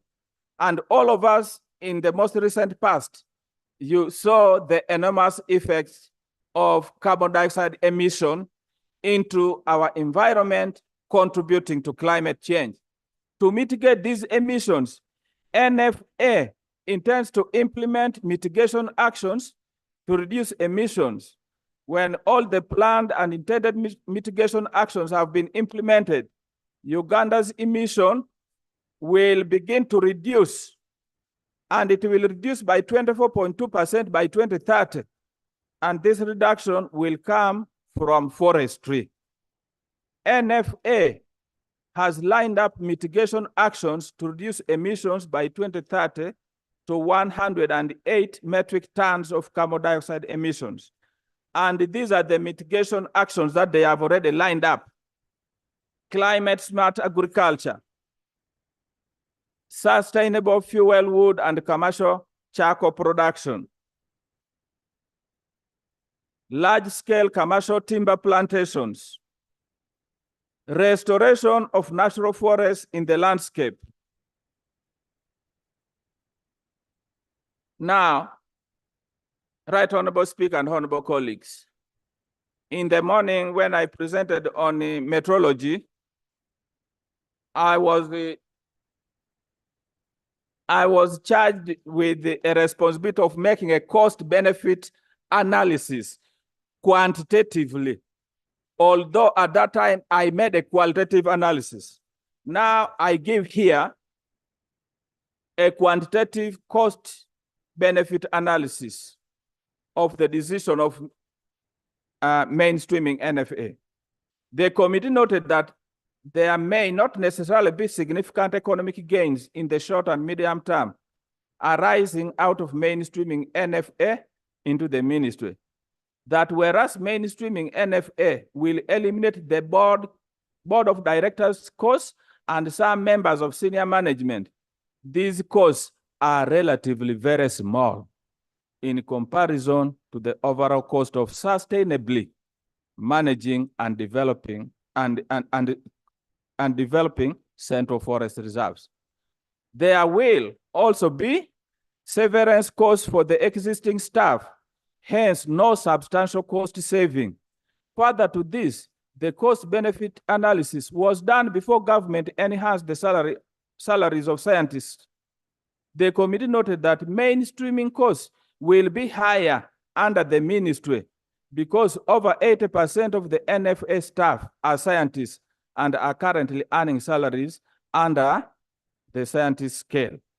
The committee therefore observed that the current staffing level of 364 contract personnel, the annual wage bill of 8.264 billion, compared to what NFA is doing is not so significant. The board and committee's annual budget is only a paltry 362 million Ugandan shillings. The total annual budget for remuneration of contract staff and board of directors is only 8.626 billion. If the current staff are paid under the salary scale for scientists, all foresters, of course, are scientists, the expected wage will be 11.181 when NFA mandate is taken to the ministry. So it will be moving up 11.18 from 8.6. This excludes the salary of the 9 scientist staff. The total number of current staff in approved positions is 364 with a total annual wage bill of 8.264 billion. The other point why my committee recommends for NFA to stay is the impact of mainstreaming on forest cover in the country. As I said, the district forest covers that are under the ministry are no more. Most of you may realize that maybe when you were growing up, you had forests within your localities. These are no more. Now, the committee noted that the mainstreaming and the transitional period, Honorable members, listen to the report and you make a decision based on what you're hearing and what you see out there. Thank you, Right Honorable, for your guidance. The committee noted that the mainstreaming and the transitional period they are under is likely to pose a threat to forestry cover in this country, which NFA has tried to keep at bay over the years. Right Honorable Speaker, our greatest worry is that the ministry that has failed to protect this. Honorable members, listen. How will it come now to protect the central forest reserves that are under NFA? It will result in increased deforestation if we mainstream NFA to the ministry and forest degradation. NFA has managed to keep at bay the numerous land grabbers who, in a number of instances, apply for court injunctions.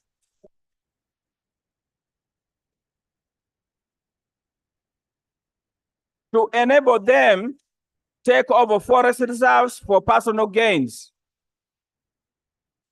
No, I'm telling you. Right, Honorable Speaker, There are few who are. may I let the House know There are few that who are about 120 illegal titles created in forest reserves were cancelled in 2019.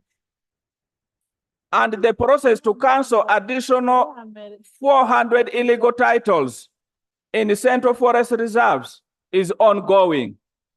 There is a high risk that this process will be jeopardized with mainstreaming the authority to the ministry without a clear mechanism of protecting Central Forest Reserves. I submit. 3, reduced investment in plantation development. There is a general feeling of uncertainty among the commercial tree farmers that mainstreaming NFA to the ministry may expose their plantations to risk of land grabbers, encroachment, and theft of the assets as a result of reduced protection.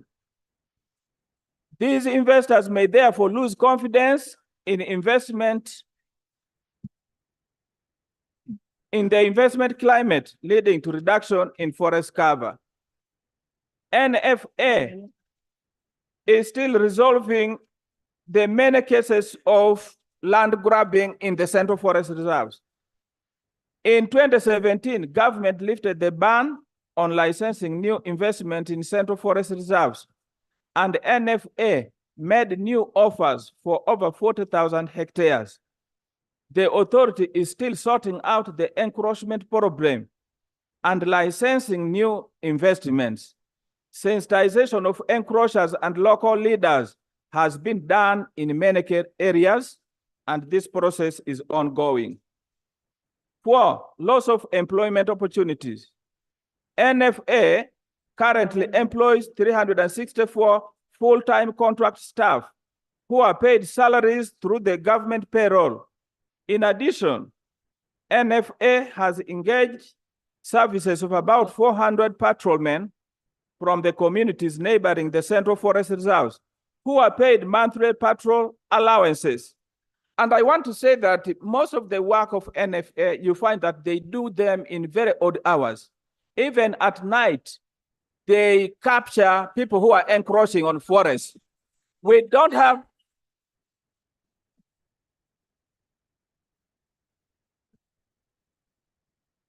there is likelihood that some of this staff Honorable members, honorable employment. members, honorable members, honorable members. They will die with Zoka. Can you leave the chair to finish? You're finished. Leave the chair to finish and you make a decision. Thank you, Right Honorable Speaker, for guiding the House. As I come to the end, I was saying that there is a likelihood that some of the staff who have been patrolling these forests will lose employment with the restructuring and mainstreaming. This will result in loss of livelihood and may cause social disruptions because they are not a small number. My committee therefore recommends as follows: that the National Forest Authority be retained as a semi-autonomous entity and not be mainstreamed into the ministry responsible for environment as proposed in the bill. 2, that the ministry responsible for environment should stick to its core mandate of policy formulation, establishment of standards, resource mobilization, offering support supervision, and to allow NFA to do its mandate of managing and conserving forest cover in the country. 3, that government should empower NFA to fully execute its mandate to sustainably manage Central Forest Reserves and to enable it oversee over 150,000 hectares of private forest and also spearhead the recovery of the country's forest cover, which has increased since 2015. And 4, that the National Forestry and Tree Planting Act of 2003 be amended to mandate the NFA to manage the district forest reserves, if at all there are any still left. Finally, Right Honorable Speaker and Honorable colleagues, I wish to inform the House that the committee recognizes the NTR NFA is generating currently and the potential of the National Forest Authority to generate even more revenue for the country, as well as its immense contribution in mitigating the effects of climate change. The committee is therefore constrained to agree with the principles of rationalizing NFA to the ministry as proposed in the bill. Madam Speaker and honorable colleagues, I beg to submit. Thank you. Honorable members. I get scared when people stand. They can jump on me. You've heard the report. You know the forests that we are talking about. You know what is around. And I am going to give a limited debate. And in that limited debate,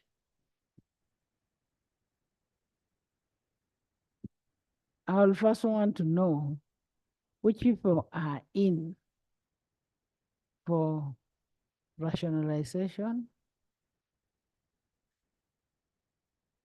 for NFA, for who are those who want NFA to be abolished?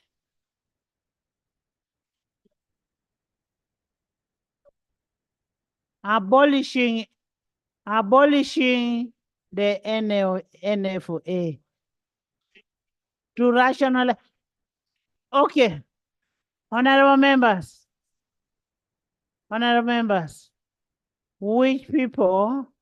which members are in for mainstreaming, taking NFA from where it is to a department of water?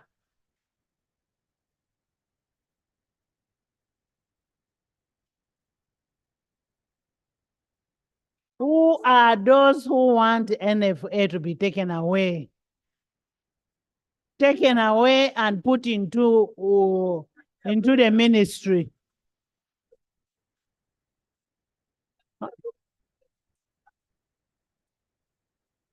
Honorable members.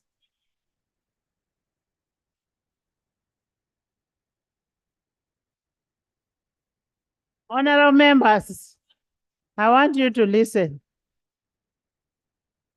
The motion that is here is about mainstreaming NFA.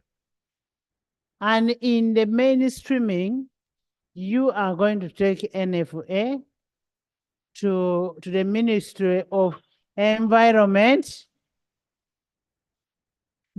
to be a department. To be a department. Is the question understood? Who are those who want it to go into the ministry?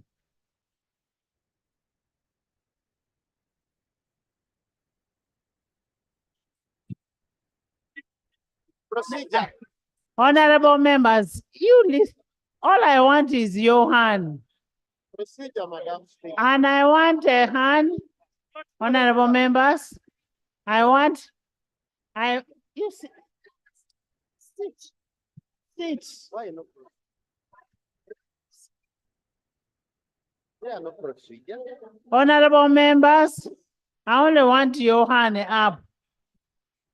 No. I don't want your body up. I want your hand up.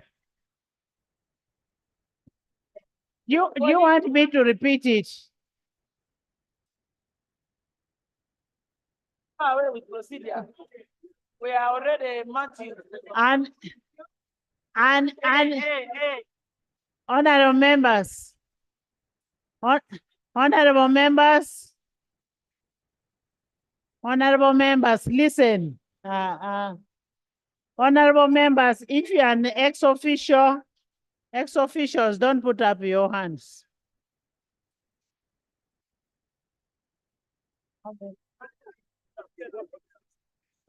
Honorable members. Order.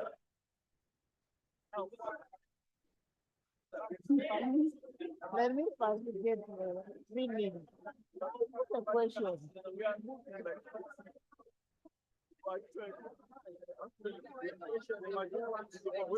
I also want my position. I also want my position. Me, I'm not sure. Can you allow Lani to go?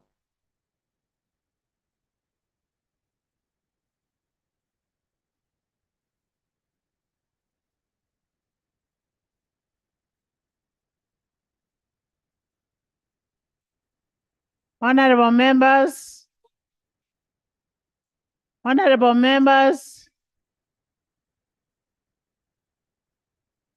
when you continue making noise, now who are those who want to maintain the national way, the National Forest Authority? Yes.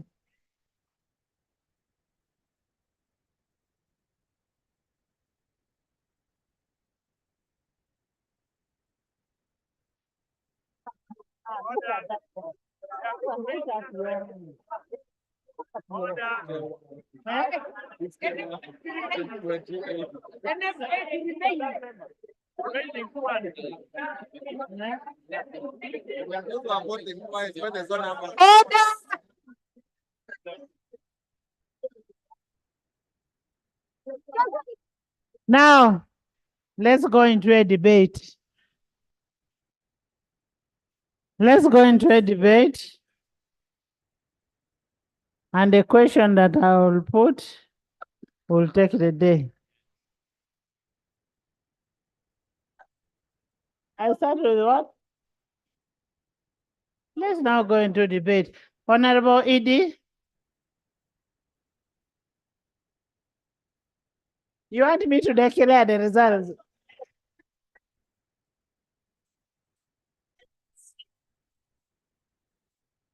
Thank you, Right Honorable Speaker. Right Honorable Speaker, honorable members have the microphone. Right Honorable Speaker, when rationalization was tabled in this parliament, there are agencies that we can touch and others not. And I'm not surprised. The Honorable Minister, Betty, is the one tabling a bill here. The one who once protested in the country to protect the forests. The one who once was nicknamed Mama Mavira. Right Honorable Speaker, in the spirit of nationalism, the government that I support, if we are talking about environment, the Honorable Minister talked about, the chairperson has talked about the government forests. Where are they? If you don't talk about NFA. Tomorrow when national roads come here, they will tell you that there are roads that belong to government and others belong to UNULA. Right, Honorable Speaker, allow me state this, honorable members. We don't want to be educated on the importance of forests. The National Forest Authority, with all its mandate that was given by this honorable house, we have not been told where it has failed. Instead, me, I represent a constituency that has forests. But the controversy that we have in my district is a situation where the very government is issuing land titles in the forests. So now if you let these forests go in the same hands, are we going to remain with the forests really in this country? Right, Honorable Speaker, in the name of protecting people's land, in the name of protecting people's forests in this country, we must not allow National Forest Authority to be rationalized. I thank you, Right Honorable Speaker. Thank you.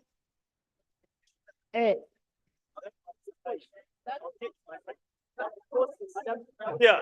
Soroti City. Soroti City, thank you. Right Honorable Speaker, when we allow our forests now to go to the hands of the ministry, given the current situation, it's like we are now pushing the goat, you go to where the hyena is. Madam Speaker, the people who are giving out our land in the forest are the local governments, not the NFA. Now, when you look at what is happening in Soroti, Soroti has a forest. There's a place in a 10 block.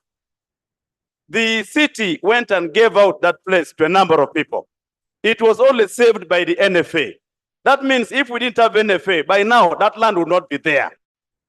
I therefore say that I'm here to support that the NFA remain where it is and give it support. Just, as I conclude, just about a few days ago, NFA giving trees to us. I've planted now 6,000 in my constituency. Now, government, you are the ministry to give us trees. You go back, we are for NFA. Thank you. Laura.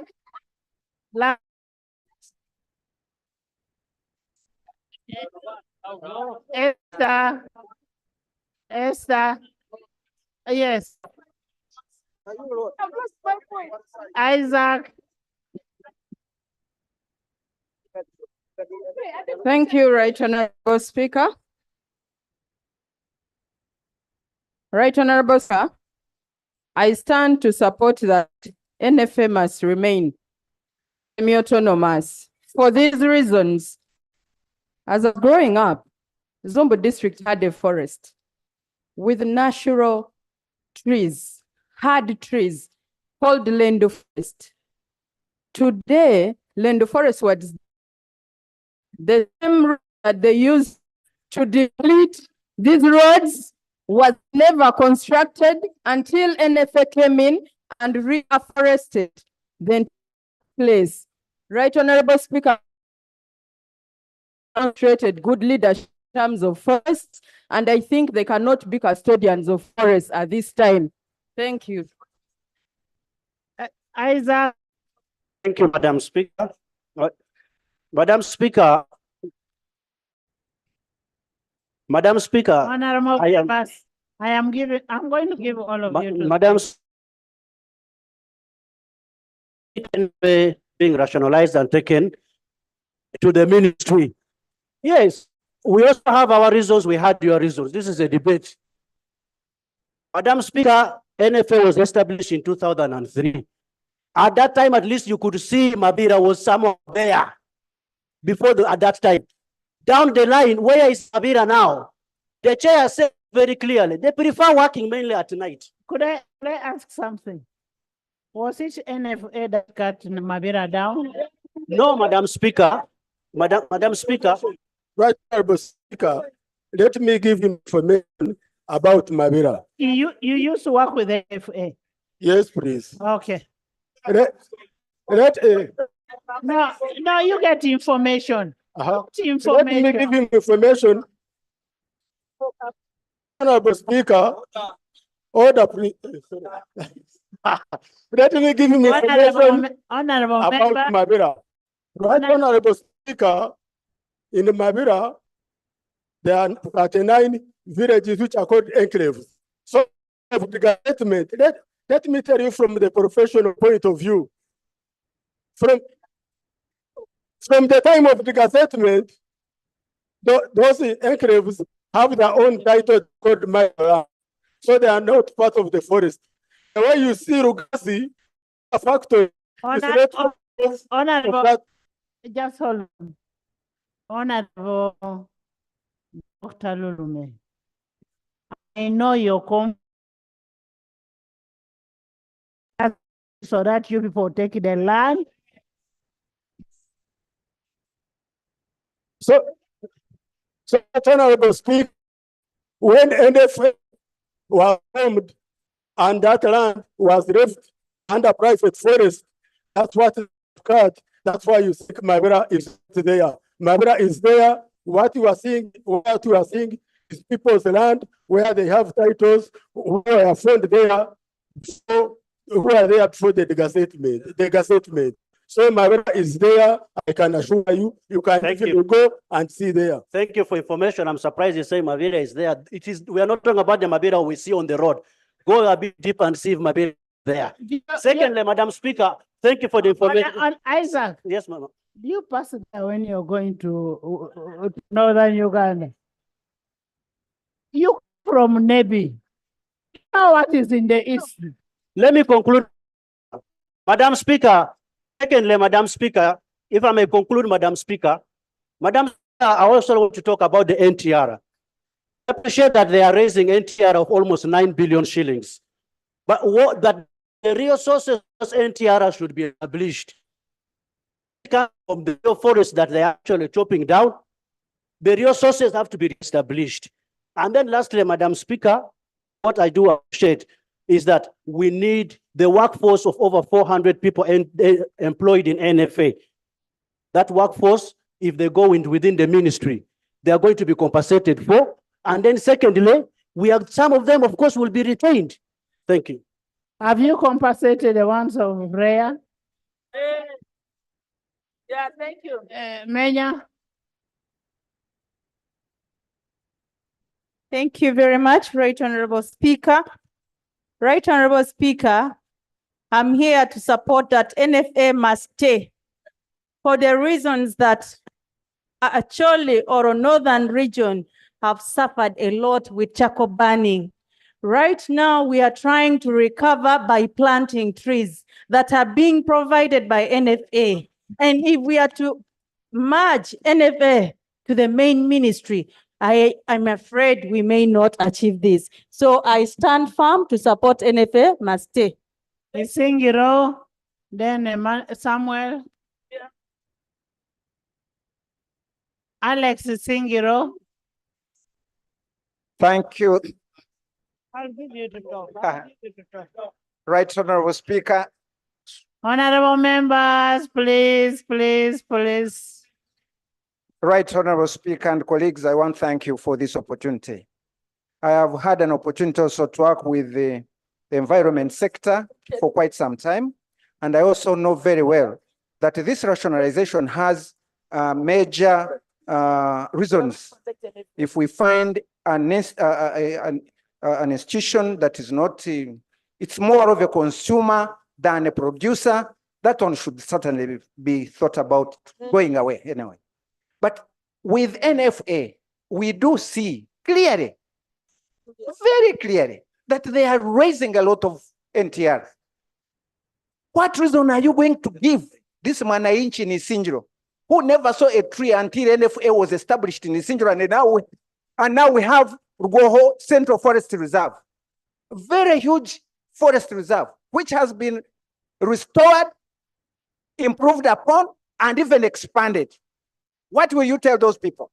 Number two, Right Honorable Speaker and colleagues, the ministry has a mandate to even collect a tree fund. This tree fund has never been put into effect. And this is an area you still want to put even NFA to make it even worse. Where is the tree fund? What have you been doing with that money? Have you ever collected any as a ministry? I think it's important that we are looking for a smaller, efficient government. And you cannot do that unless you go small way. And the small way is through NFA. my suggestion, honestly, from the bottom of my heart, that I think even here, as members of parliament, many of us have been supported from NFA with seedlings, year after year, season after season, even during the other season, when we gave them money, every other member of parliament received some seedlings to improve. And this is an area you want to now start killing. I think for goodness sake, we should be giving NFA more autonomy, more power.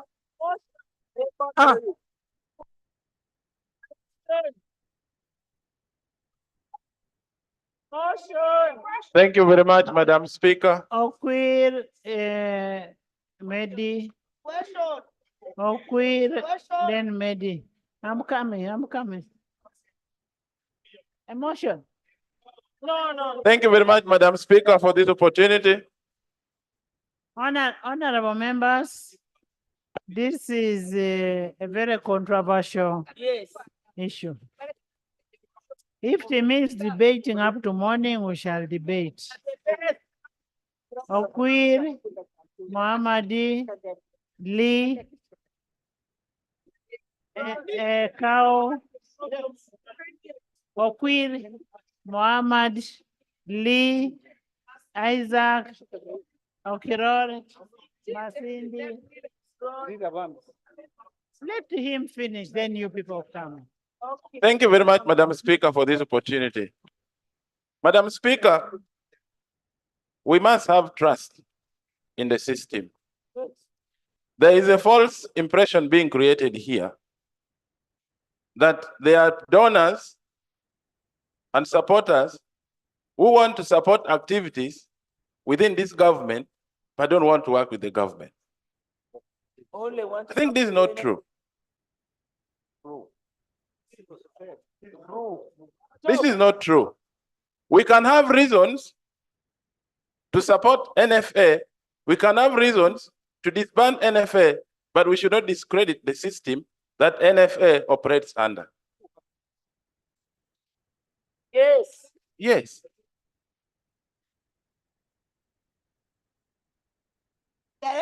I'm making my point. We are waiting.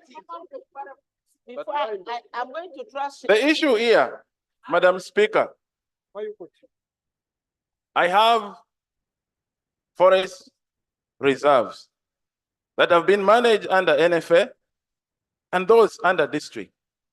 But I have conflicting situations, yes, where NFA went and evicted people very late in the night, people who have stayed there for over 40 years, they've buried people there. Yes. They must leave. Look here. Honorable Query. Samuel. Yes, Madam Speaker. Samuel, when you're talking about such a serious matter of eviction, we need evidence. That's one. Two, during the war time in northern Uganda, not only in Acholi, but also in Lango. Not only in Lango, but also in Acholi, even Teso. When people went back, they went and took over the land belonging to NFA. You are actually the encroachers to NFA.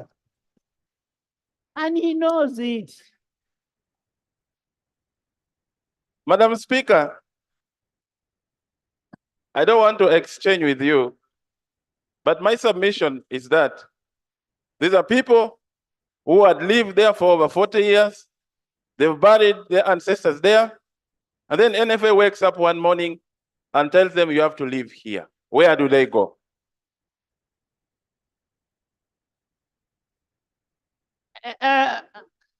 Honorable Dur, Honorable Queen, when you get somebody in your property, don't you evict that person? Why were you talking about eviction of the buses yesterday? You need, that land belongs to a body.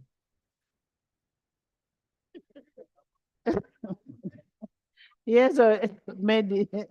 Thank you, Right Honorable Speaker. I raise to support the position of the committee in the retention of the autonomy of the National Forest Authority. Honorable members, the rationale for rationalization was to create efficiency. The minister, I heard you very well. There is nowhere you promised this house that by mainstreaming the Forestry Authority into your ministry, it will become more efficient than it is today. But let me address only one issue of collection of NTR through the climate change program of what we all know that is called carbon credit. If well empowered, the NFA is a source of greater revenue and efficiency to this country.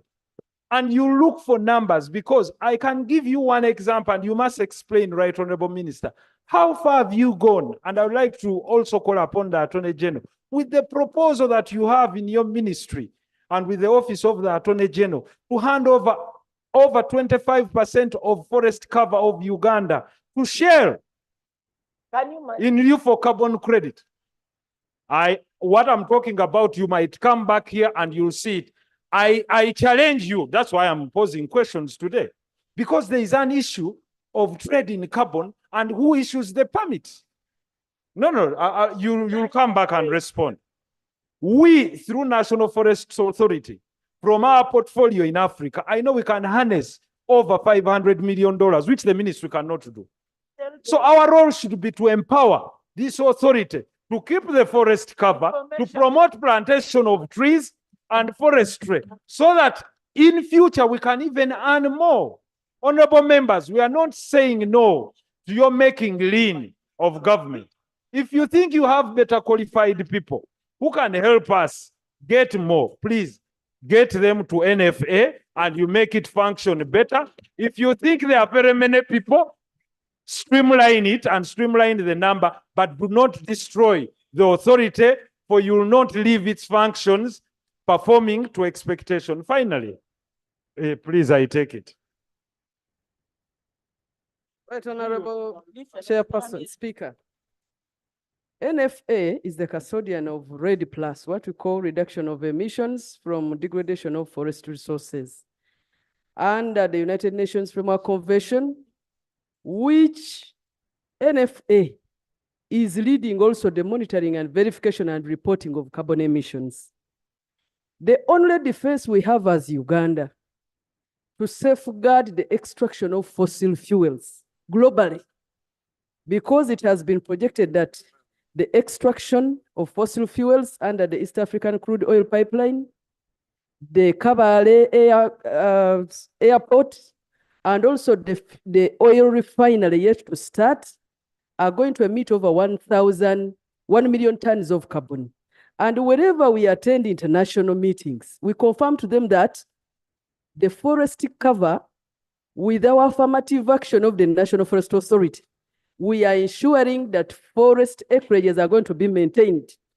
So in order to safeguard our oil extraction and the energy prospects, we are confirming that forest cover under the management of NFA is going to absorb all the carbon.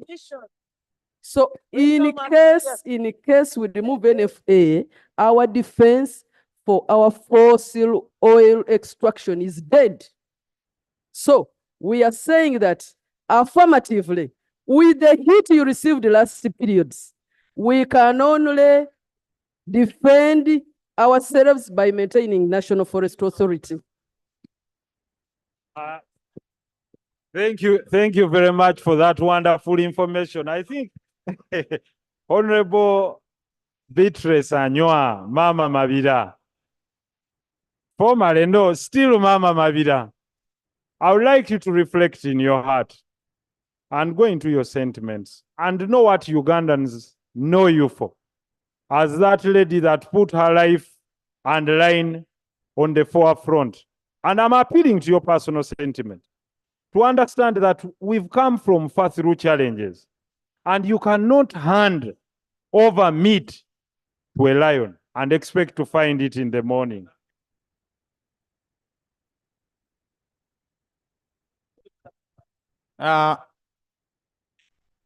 Madam Speaker, I'm here to support the committee position that we should not rationalize and dissolve NFA. For the information of members, the president signed a declaration in Glasgow to end deforestation by 2030, and the committee has shown us that we are steadily recovering forest cover from the activities of NFA. What we need to implore the ministry to do is to monetize that. For example, they have shown us there has been forest cover increasing. Under the climate funding, you can actually monetize that through what Honorable Nsereko talked about, carbon trading. Without even delivering on that, you are moving to claim for more responsibilities. Why don't you run and do what the law currently gives you mandate to do?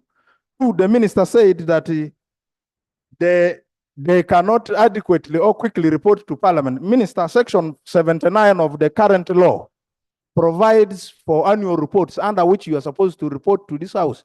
Are you doing that? Thirdly, the ministry, as far as I know, does not have capacity to manage land census. NFA at the moment is generating non-tax revenue through land censusing activities. There are people who have been blaming NFA for evictions. I want to inform those colleagues that under Section 15 of the current law, you cannot enter into a forest reserve to do activities without a permit. So the people must be advised to get a license from NFA, only then shall they be able to execute their activities. I need to pick information from Rose. Thank you so much, Right Honorable Speaker. Thank you, Oguzu, for giving chance. Right Honorable Speaker, from global warming, we are now going to global boiling. The recent statistics showed that we went up to 40 degrees Celsius. Now, if we remove NFA, we are going to destroy this country permanently. Right Honorable Speaker, even if we wanted to create another authority, maybe UFA, all authorities, all entities that are going to plant trees and increase on plant cover must be protected. Without trees, we are dead. And currently, the president is for planting more trees. We are here to protect our environment. Therefore, I want to say that NFA is here to stay and let's support it. Thank you so much, my brother. Madam Speaker, to conclude, there's a honorable colleague who has seen sense in what we are talking, and he needs to come and confess here. So I thought I should give him opportunity. Thank you very much, my brother Onguzili, for giving me leave. Right Honorable Speaker, as we are fighting to see that NFA is not rationalized, the problem we have is with the government officials, especially the big people, who always come and take away that land by force. And I think that's why you want to rationalize it, so that you can take that land freely, as you have been doing previously. So, Right Honorable Speaker, I beg to submit. So as I wind up, I want to invite all colleagues. I want to invite all colleagues that we retain NFA, because nobody will be able to insulate himself from the environmental problems we suffer when NFA is gone. Right Honorable Speaker. Right Honorable Speaker. Right Honorable Speaker. I stand here to say that NFA must not be mainstreamed. They have not told us the reasons at any level why it has failed. Maybe the same reasons would have touched on UWA or NEMA. But I want to say here with authority, with due respect, yes, I've worked around the country. NFA has got infrastructure, it has institutions, locally and internationally connected. The problem affecting the whole world right now is climate change. And the question universal all over the world is how to remove carbon from the environment. there is no way it can work through institutions that government has so far suffocated. For example, there is no reason whatsoever that government can come up and say why NFA should be mainstreamed, where it failed, where it has failed. Indeed, in fact, East African region has been coming to Uganda to benchmark on how to create their own forest authorities. And wherever we go, we have been quoted as the best in the region. So I find it difficult. Even as I talk right now, the neighboring countries come around, even the Mount Elgon area. So information given. Information. Thank you so much, Honorable, to have given away. Honorable Speaker, the information I'm giving, in fact, NFA should have been even considered for more appropriations than it has been before. Why all of us are in for NFA? Honorable Speaker, we have even dedicated ourselves. The people you see here, majority of us are members in NFA. And the literal forest cover that we have in our districts have been saved by NFA. All of us are down to earth. At least we are planting a seedling. And we have gone ahead by mobilizing our people, even to go agronomic, to practice agronomy by planting some trees. So to say that you mainstream NFA, you would have just killed this country, Honorable. Did you mean agroforestry? That one. Yeah. So, yep. That information. We are dealing with Carbon Bank. Carbon Bank, when you come to Elgon zone, Masindi zone, we talk of Carbon Bank. And the colleagues, please, Carbon Bank is one of the projects with NFA. I think it will be not rational to mainstream National Forest Authority. It should stay. Thank you. Honorable Goli, Dr. Kefa. Thank you very much, Right Honorable Speaker. I was very impressed with the report of the committee. The committee highlighted critical issues of how important forest will be under the management of NFA.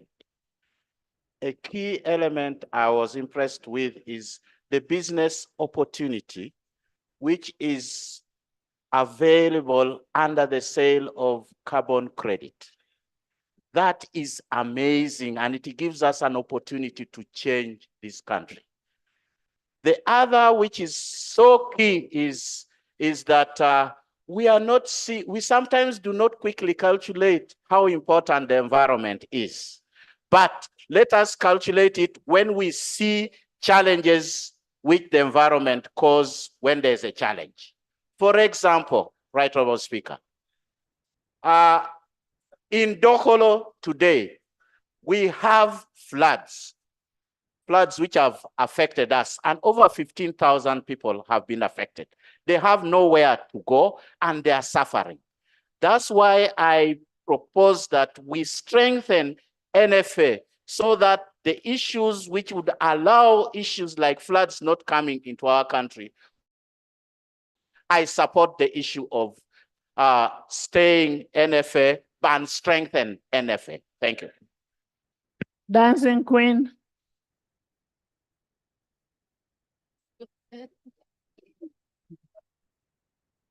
Thank you, Right Honorable Speaker.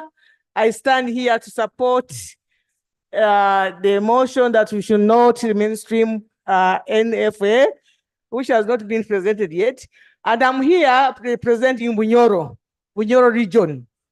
Bunyoro as the custodian of oil and gas, where we are going to be affected. Bunyoro as a custodian of Budongo forest. Bugoma forest was destroyed, and up to now we shed tears. But NFA is trying all it can to restore the lost glory of Bunyoro. And therefore, I cannot miss this debate by supporting NFA. by not supporting NFA to remain as it is, to do its work and bring back the glory of Nyoro as it used to be, to bring back Bugoma, to bring back Budongo, and also help us not suffer the effect of oil and gas as the Nyoro region. I submit. Maureen. Maureen, Stephen. Thank you, right. Chairman. Thank you, Right Honorable Speaker. Right Honorable Speaker, I want to support that NFA must stay.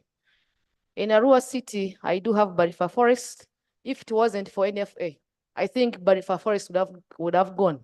Now, Right Honorable Speaker, NFA started in 2004, if I'm not mistaken, and it has just planted trees, which is yet to yield. I understand the gestation period of a tree is about 20 years. And now it depends, yes, the variety of the tree you're planting. Now, Right Honorable Speaker, this tree is about to yield. And once it yields, that means we are going to have a lot of money, revenues from this NFA. Now, when we come up with mainstreaming NFA into the ministries, already look at APA, where we're having a lot of problems. What's actually happening APA there is political. And now the NFA has even... Is that the Zoka Forest? Sorry, yes. Zoka Forest. Zoka Forest, yes. NFA has been overpowered actually by the alleged say some people in the government who are trying to frustrate the who are trying to put a lot of stress on the people of APA in the Zoka Forest. And now, Right Honorable Speaker, because of those political, they so alleged big people whom we do not know. It is the reason as to why APA is having a lot of issues there. Thank you. Now, Right Honorable Speaker, for me, I want reforestation from NFA, and we must strengthen it. Without NFA, Uganda is nowhere. Look at our neighbor, Arusha. Look at Rwanda. We're always happy because they are green. Where are we going as a country? We must impress and we must leave it the way it is. Thank you. Dr. Kefa. Dr. Kefa first. Thank you very much, Madam Speaker. Madam Speaker, for many years I chaired the Committee on Environment and Natural Resources, and I've had the strong association with the National Forest Authority. I understand the challenges that they are going through.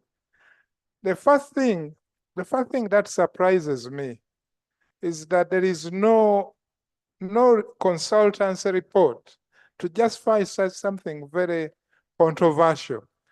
Like, for instance, what is it that the National Forest Authority has failed in order to be mainstreamed? And by the way, we mainstream when the importance of something has ceased and you want to bring it into the mainstream so that it can go with everything else. At the moment, we have pressures around climate change and the global trend, and that's why I wonder whether there is any justification from international benchmarks. The global trend is to strengthen such institutions in order to counter the pressures of environmental change, climate change. The other issue is that ministries normally concentrate on creating enabling environment, concentrate on the law, the policies, and things like that, reducing the degradation which is leading to deforestation, so that it can enable the National Forest Authority to manage. But here you are talking about taking about the services that are being delivered by National Forest Authority into something which should be concentrating on creating environment, an enabling environment. I therefore, Madam Speaker, strongly object to what is being proposed in the bill and strongly support the committee report. Thank you very much. Right Honorable Speaker, I would like to thank you for this opportunity. This morning, early afternoon, when the chairman brought the UNIMA he was standing on a terrible pain. But today, I am really trying to support this. You know, National Forest Authority works in synergy with the Uganda Wildlife Authority. In synergy. If we give an example of Dongo Forest, when you enter Kichumba Nyobo, when you are going to Maction Falls, the only reserved Budongo forest is within the national park. Because of the working together with the Uganda Wildlife Authority. This morning, we have just empowered Uganda Wildlife Authority by adding Uganda Wildlife Education Center into it. It was like a takeover instead of a merger. So for National Forest Authority to be denied or to be scrapped instead of empowering it, it would be wrong for us. What I suppose and believe is that National Forest Authority, you want information? Thank you, Honorable. I can take it. Thank you. Thank you, Honorable, for giving way. Right Honorable Speaker, we in the animal kingdom, we don't trust the ministry. These forests, they house baboons, chimpanzees, mountain gorillas, which fetch a lot of money for this country in terms of tourism. Before 2004, when the Forest Authority had not come into play, forests were destroyed in this country. The information I'm giving, that apart from representing the people of Chimanyaka, I represent the animal kingdom, and our trust is in the Forest Authority. The Forest Authority should stay. Thank you for the information, and I would like to conclude that Thank you, Catherine. we continue with having the authority. Thank you, Catherine. Let me have Catherine, then I have you, Chairman. Thank you, Right Honorable Speaker. Allow me also to thank the committee for the wise recommendations. Right Honorable Speaker, allow me to join my colleagues to support that NSFA should be maintained as it has been. Right Honorable Speaker, aware that a big number of our population is still using firewood. And NSFA had come to revamp the situation. Right Honorable Speaker, the reason why I support that it should be maintained. Thank you. Thank you, Okiror, then Chivombe. Right Honorable Speaker, I want to sincerely thank you for this opportunity. I come from a semi-arid area. And when issues to do with the environment, particularly forest cover being discussed, Right Honorable Speaker, I nearly become a bit emotional. We've grown. No, but you can do appreciating. it. You don't have to become a big. Absolutely, Right Honorable Speaker. Right Honorable Speaker, when the framers of the 1995 Constitution put in place a law under the objectives, particular objective number 13, the state set out with a duty to protect important natural resources, including land, water, wetlands, minerals, oil, fauna, and flora on behalf of the people of Uganda. When we set this objective down, we domesticated enforcement mechanisms through a legislation that is under the NFA. I think we were in the correct mindset to do that duty, that we want to protect our forest cover. We put in place the law. Many speakers have presented here that nothing has been given as a justification as to why we need to retransfer that duty back.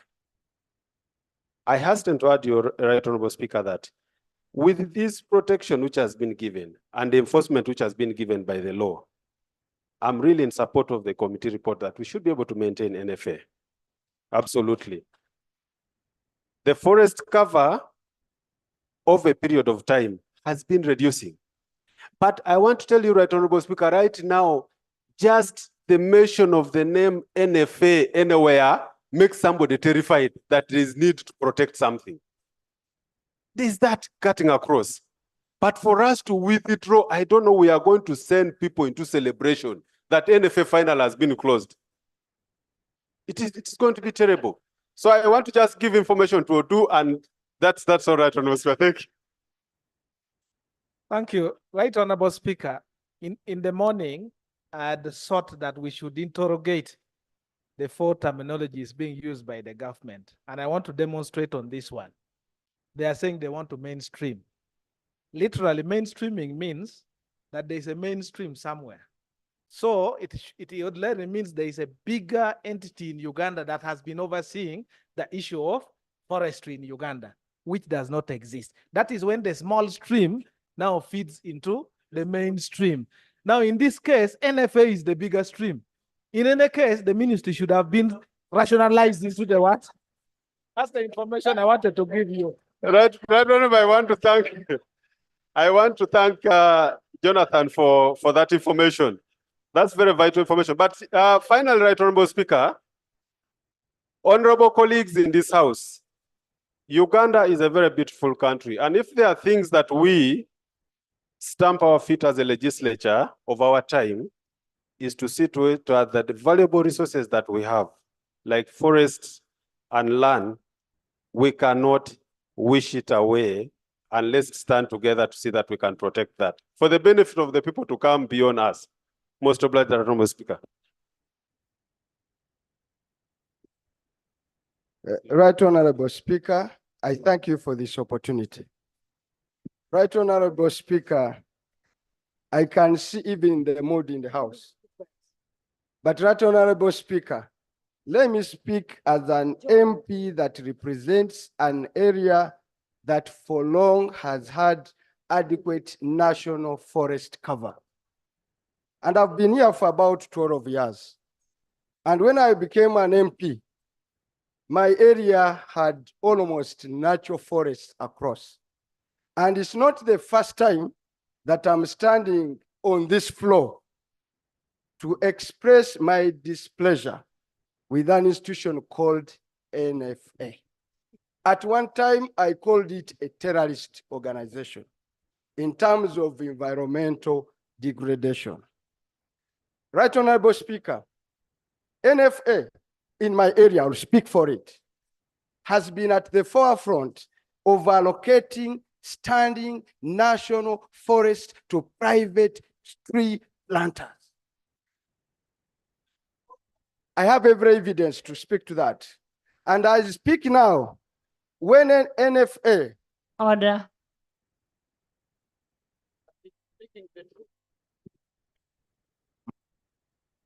Madam Speaker, under the current law, Section 41 and 42 of the National Forestry and Tree Planting Act 2003, NFA is empowered to license activities in forest reserves. So is it in order for the honorable member to impute that a license actually confers ownership of land in a forest reserve when actually not? 2, has the honorable member taken note of the fact that the Ministry of Lands has been implicated in issuing of titles, illegal titles in forest reserves, which is not mandate of NFA? He may be misleading the public, and that must be, is in order. That record must be set proper. Honorable members, let's get Honorable Chivombi, then we get Laibi. Right Honorable. Right Honorable Speaker. Then Honorable Kavanda. Right Honorable Speaker, I thank you for your protection. Right Honorable Speaker, in life there are moments of truth. And for me, this is a moment of truth. I've had meetings with my sister, even in your office, mother-in-law. And I've had a disagreement with my shadow minister, publicly and on various fora. My concern has been that the National Forest Authority has not lived up to its mandate. When they formed it, the national forest cover was around 30-something. as we speak now on its watch, and it was given everything. It was given police, given military, given everything to protect our forest. This is an institution that I even contemplated at one time taking to the courts of law for failure to meet its mandate. It has fallen flat out. And I know that National Forest Authority in this Uganda has been Information. channeling out large portions of land to very influential people to destroy influential. forests, and they could be the one that are protecting it. This is an institution. There's that an should- information. no, information, hold on to. I've given it to him. You have given. Thank you, Right Honorable Speaker. Right Honorable Speaker, the information I want to give to Honorable Chivombi is that I don't know whether where he comes from is not part of Uganda, that is Butambala, but in Busoga where I come from, actually NFA has done a good job in, first of all, restoring land that had been encroached. Secondly, giving private licenses to people to plant trees. So if you come here and say that NFA is actually doing the other way, to the contrary, I don't agree with you. But most importantly, thank you for that information. Let me give you a fact, my brother. Let me give you a fact, my brother. Let me give you first. I come from an area which has a long forest cover, not only in my constituency, that cuts crossing PG, Maokota, goes to Masaka, goes all the way to Busuju. That forest cover was under NFA. And on the watch of NFA, for where there was a standing forest, NFA gave to private tree planter, destroyed the forest with excavators. Removing pillars. And this is an institution we should have done away with yesterday. We should have done away with. Yes? Clarification. Yes. Right, Honorable Speaker. We are taking a very important decision for the nation. I want to request Honorable Chivumbi to lay on table figures. When you talk about forest cover in 2004, what was it? What is it today? So that we will take a decision. Yeah. Because it is important, Right Honorable Speaker, to substantiate the figures, the information. And we should not look at, I want also to hear from Honorable Chivumbi. Are you giving figures from your district only, or are you giving a national figures? Because we want to look at them so that we can take a decision. Honorable members, you've all talked, but there's only one person who will hear. But let me hear from Laibi first before I take an action. Thank you very much, Right Honorable Speaker, for the opportunity. First, I want to join my colleagues in thanking the committee, and I want to fully associate myself with the position that they have expressed. Right Honorable Speaker, you are very much aware that I come from an area that has been greatly ravaged by indiscriminate tree cuttings and general environmental destruction. Right Honorable Speaker, between 2017 to 2019, there was an invasion where certain specific indigenous tree species were targeted, including what is called Afzelia africana, a very special tree species.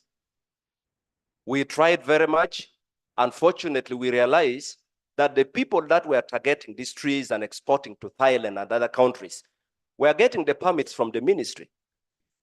The president issued a directive, and it is NFA that worked entirely with the local governments to protect this kind of trees. Even now, as I speak, there are a lot of issues we are dealing with. When you look at the level of environmental destruction. Is that the time you caned the people? Unfortunately, Right Honorable Speaker, I don't remember caning anybody. I don't remember caning anybody. I don't remember that. But right, Honorable Speaker, I know there are a lot of things that the ministry has to deal with. First of all, can I find out, was the land for the university, which was supposed to be degazetted, was it degazetted? Right, Honorable Speaker, probably the Honorable Minister will answer. For the, no, because that is a public. And unfortunately, no, to this day. So they want, when do they want to degazette it? Right, Honorable Speaker, Youth Parliament took a decision. We haven't heard from the Honorable Minister. Probably you will put her to task to explain when that resolution would be implemented. But right, Honorable, right. The minister was supposed to bring a motion after Parliament passing its decision. Up to today, we have not received. The minister has not yet brought any motion. And that is rather unfortunate. Let's wait. I'll give you time to speak. Don't worry. Don't worry. Mama Mabira, just keep your calm. So right, Honorable Speaker, there are times when this Parliament has to take hard decisions. And one of that decisions that we have to take today is to protect NFA and actually have NFA fully empowered to do even much better than what they are doing. Because much as some Ugandans think NFA is not doing a lot, the problem comes back to us because we are not giving them the amount of support they need to be given. And right, Honorable Speaker, I think we need to stand our ground and protect NFA. Thank you. Silo and Kavanda. Silo Kavanda. Right, Honorable Speaker. Kavanda, the General Secretary of PLU. Congratulations for the position. Thank you so much, Right Honorable Speaker. First of all, NFA, as we stand, is operating as a vote. And that independence gives them the power to move quickly. If we decide that we take them back to the ministry, it jeopardizes their speed of movement. And for that reason, it should stay where it is. Number two, we all know the bureaucracies that are in our ministries. Let's not deceive ourselves. When we give NFA to those people, the speed of action will come to snail speed because they take their time, they don't mind, they do things the way they like. And therefore, for that reason, let NFA stay where it is. Right, Honorable Speaker, the global trend is very clear. The hottest matter on the table right now is climate change. And it's highly connected with the issue of forestry. We cannot afford to be retracting when the world is expanding on matters of climate change. And therefore, we need to retain NFA. Let it stay where it is. Thank you. Thank you. Honorable Kavanda.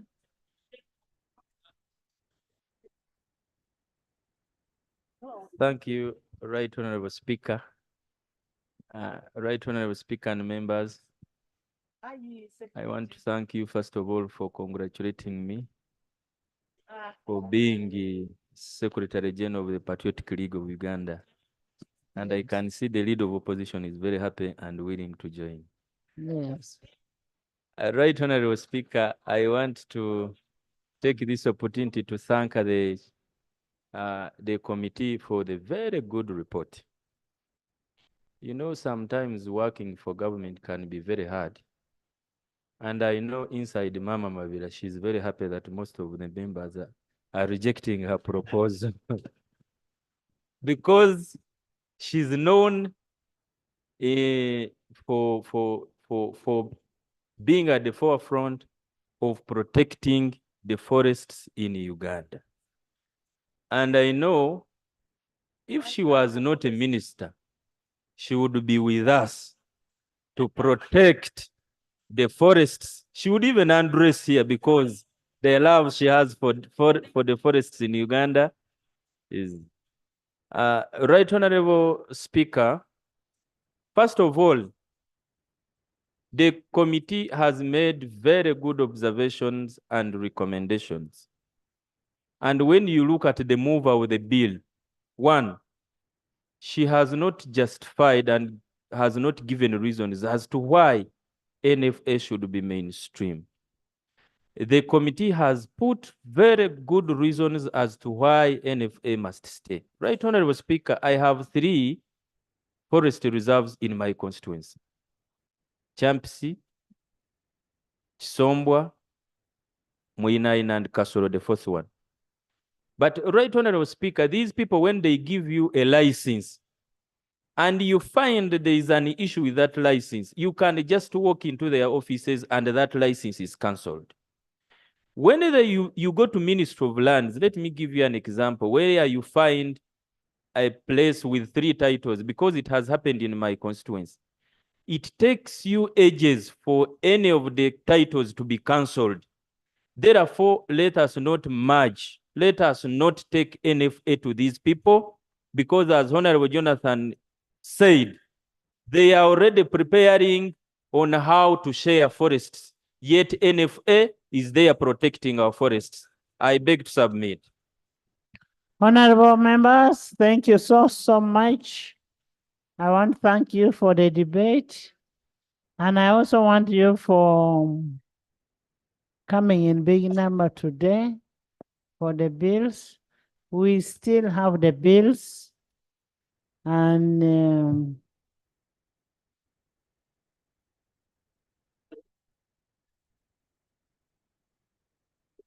I am constrained to put a question now because of the quorum. I don't want anybody to run to court that because of NFA, because there's a likelihood that a person like Chivumbi, like will run to court. But we will handle NFA. We will handle NFA first thing in the morning and conclude it. We'll handle it in the morning. Yeah? But there's nothing like, let's go and mobilize. I mean, even a blind person, if it is something that is correct, even a blind person can see. If it is wrong, it is wrong. If it is correct, it is correct.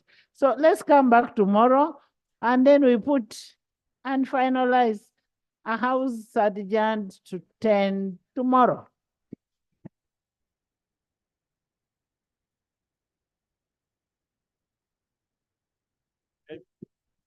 Hey.